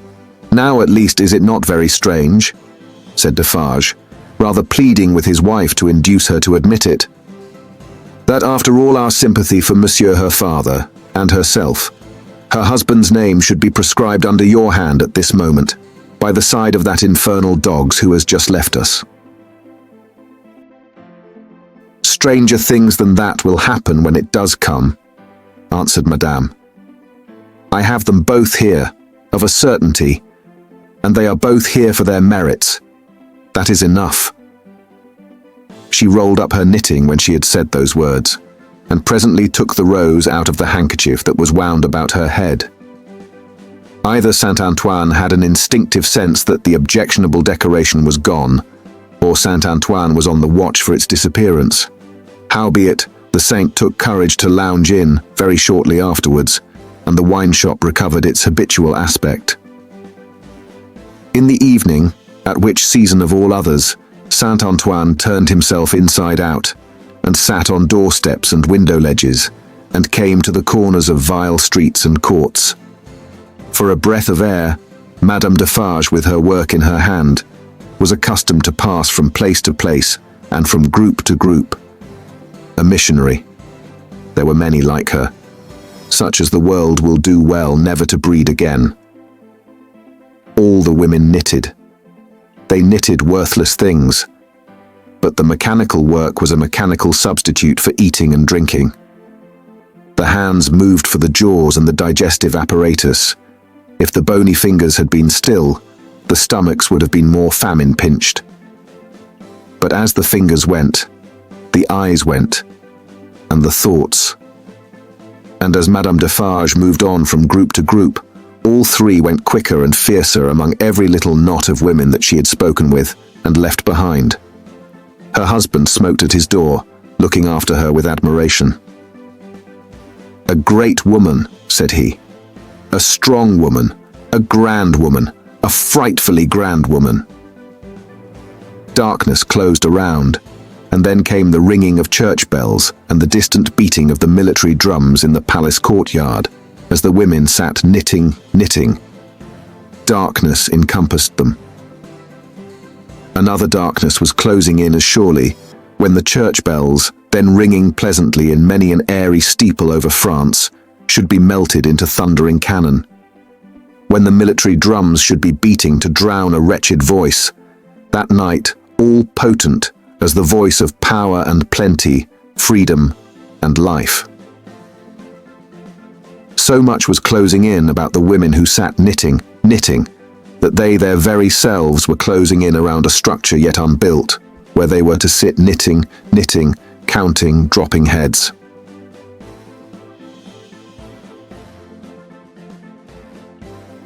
Chapter 17. One night. Never did the sun go down with a brighter glory on the quiet corner in Soho than one memorable evening when the doctor and his daughter sat under the plane tree together. Never did the moon rise with a milder radiance over great London than on that night when it found them still seated under the tree and shone upon their faces through its leaves. Lucy was to be married tomorrow. She had reserved this last evening for her father, and they sat alone under the plane tree. "You are happy, my dear father?" "Quite, my child." They had said little, though they had been there a long time. When it was yet light enough to work and read, she had neither engaged herself in her usual work, nor had she read to him. She had employed herself in both ways, at his side under the tree, many and many a time. But this time was not quite like any other, and nothing could make it so. "And I am very happy tonight, dear father. I am deeply happy in the love that heaven has so blessed, my love for Charles, and Charles's love for me. But if my life were not to be still consecrated to you, or if my marriage were so arranged as that it would part us, even by the length of a few of these streets, I should be more unhappy and self-reproachful now than I can tell you. Even as it is." Even as it was, she could not command her voice. In the sad moonlight, she clasped him by the neck and laid her face upon his breast. In the moonlight, which is always sad, as the light of the sun itself is, as the light called human life is, at its coming and its going. "Dearest dear, can you tell me this last time that you feel quite sure no new affections of mine and no new duties of mine will ever interpose between us? I know it well. But do you know it? In your own heart, do you feel quite certain?" Her father answered, with a cheerful firmness of conviction he could scarcely have assumed. "Quite sure, my darling. More than that," he added, as he tenderly kissed her. "My future is far brighter, Lucy, seen through your marriage, than it could have been. Nay, than it ever was, without it. If I could hope that, my father. Believe it, love. Indeed it is so. Consider how natural and how plain it is, my dear, that it should be so. You, devoted and young, cannot fully appreciate the anxiety I have felt that your life should not be wasted." She moved her hand towards his lips, but he took it in his and repeated the word. "Wasted, my child, should not be wasted, struck aside from the natural order of things, for my sake. Your unselfishness cannot entirely comprehend how much my mind has gone on this, but only ask yourself, how could my happiness be perfect, while yours was incomplete? If I had never seen Charles, my father, I should have been quite happy with you." He smiled at her unconscious admission that she would have been unhappy without Charles, having seen him, and replied, "My child, you did see him, and it is Charles. If it had not been Charles, it would have been another. Or if it had been no other, I should have been the cause, and then the dark part of my life would have cast its shadow beyond myself, and would have fallen on you." It was the first time, except at the trial, of her ever hearing him refer to the period of his suffering. It gave her a strange and new sensation while his words were in her ears, and she remembered it long afterwards. "See," said the doctor of Beauvais, raising his hand towards the moon, "I have looked at her from my prison window when I could not bear her light. I have looked at her when it has been such torture to me to think of her shining upon what I had lost, that I have beaten my head against my prison walls. I have looked at her in a state so dull and lethargic that I have thought of nothing but the number of horizontal lines I could draw across her at the full, and the number of perpendicular lines with which I could intersect them." He added in his inward and pondering manner as he looked at the moon, "It was 20 either way, I remember, and the 20th was difficult to squeeze in." The strange thrill with which she heard him go back to that time deepened as he dwelt upon it. But there was nothing to shock her in the manner of his reference. He only seemed to contrast his present cheerfulness and felicity with the dire endurance that was over. "I have looked at her, speculating thousands of times upon the unborn child from whom I had been rent. Whether it was alive, whether it had been born alive, or the poor mother's shock had killed it. Whether it was a son who would someday avenge his father. There was a time in my imprisonment when my desire for vengeance was unbearable. Whether it was a son who would never know his father's story, who might even live to weigh the possibility of his father's having disappeared of his own will and act. Whether it was a daughter who would grow to be a woman." She drew closer to him and kissed his cheek and his hand. "I have pictured my daughter to myself as perfectly forgetful of me, rather altogether ignorant of me and unconscious of me. I have cast up the years of her age, year after year. I have seen her married to a man who knew nothing of my fate. I have altogether perished from the remembrance of the living, and in the next generation my place was a blank. My father!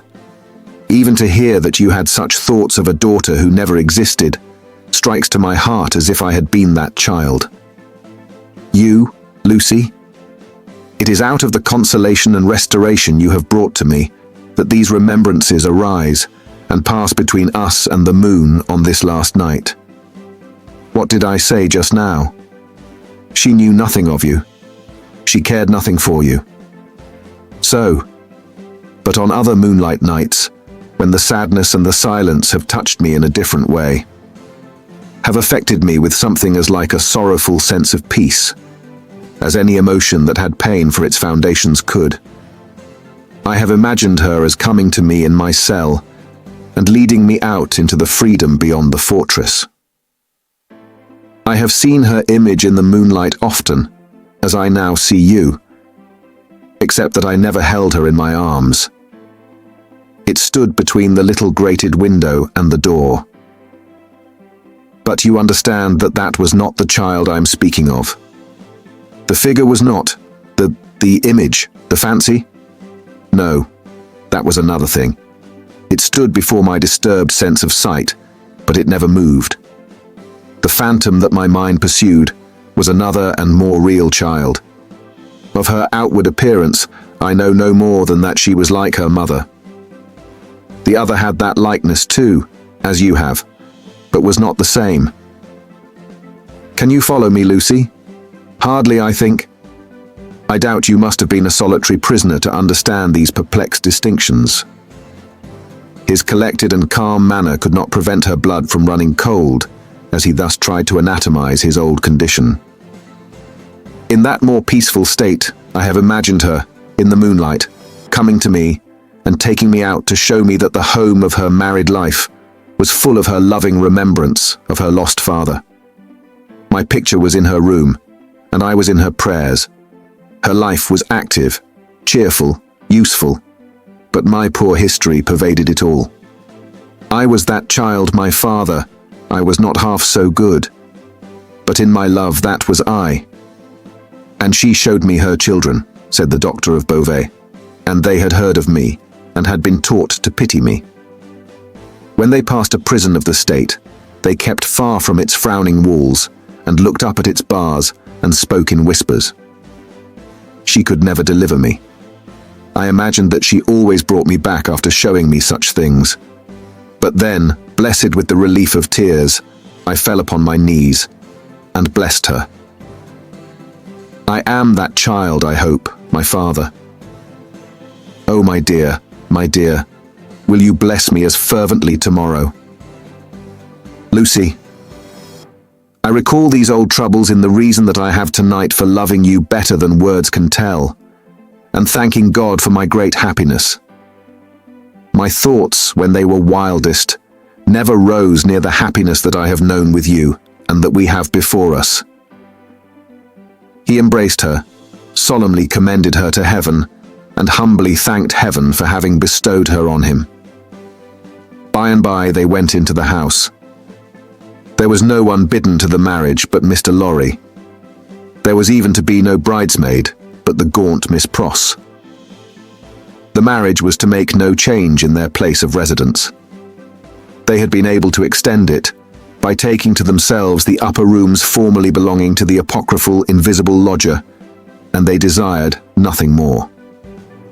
Dr. Manette was very cheerful at the little supper. They were only 3 at table, and Miss Pross made the 3rd. He regretted that Charles was not there, was more than half disposed to object to the loving little plot that kept him away, and drank to him affectionately. So, the time came for him to bid Lucy good night, and they separated. But, in the stillness of the 3rd hour of the morning, Lucy came downstairs again, and stole into his room, not free from unshaped fears beforehand. All things, however, were in their places. All was quiet, and he lay asleep, his white hair picturesque on the untroubled pillow, and his hands lying quiet on the coverlet. She put her needless candle in the shadow at a distance, crept up to his bed, and put her lips to his, then leaned over him and looked at him. Into his handsome face the bitter waters of captivity had worn, but he covered up their tracks with a determination so strong that he held the mastery of them even in his sleep. A more remarkable face in its quiet, resolute and guarded struggle with an unseen assailant was not to be beheld in all the wide dominions of sleep that night. She timidly laid her hand on his dear breast and put up a prayer that she might ever be as true to him as her love aspired to be, and as his sorrows deserved. Then she withdrew her hand and kissed his lips once more and went away. So the sunrise came, and the shadows of the leaves of the plane tree moved upon his face, as softly as her lips had moved in praying for him.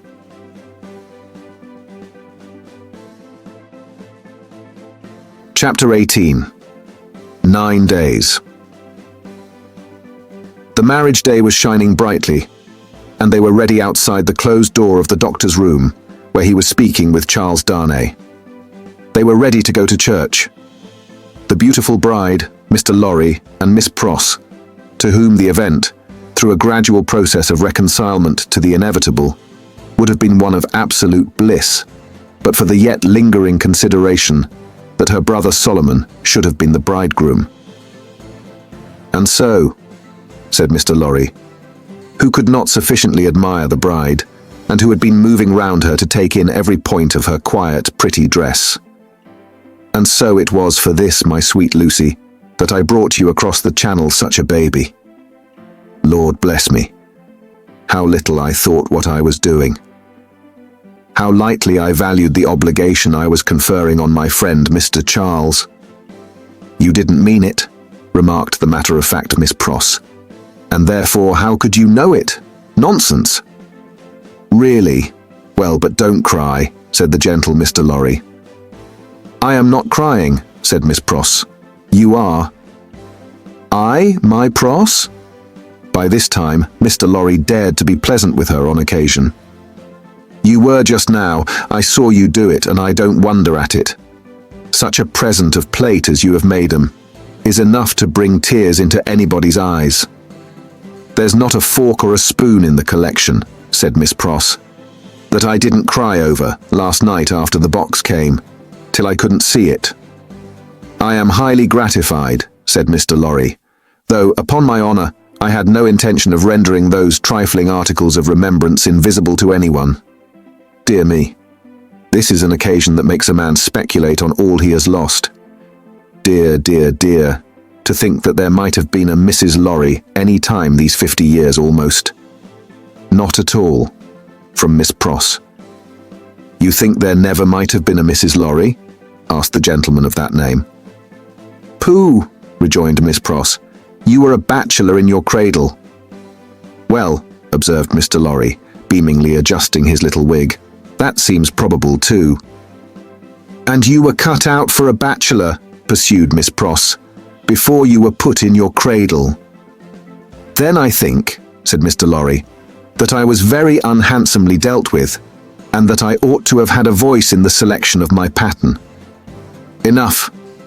Now, my dear Lucy," drawing his arm soothingly round her waist, "I hear them moving in the next room, and Miss Pross and I, as two formal folks of business, are anxious not to lose the final opportunity of saying something to you that you wish to hear. You leave your good father, my dear, in hands as earnest and as loving as your own. He shall be taken every conceivable care of. During the next fortnight, while you are in Warwickshire and thereabouts, even Tellson's shall go to the wall, comparatively speaking, before him. And when, at the fortnight's end, he comes to join you and your beloved husband on your other fortnight's trip in Wales, you shall say that we have sent him to you in the best health and in the happiest frame. Now I hear somebody's step coming to the door. Let me kiss my dear girl with an old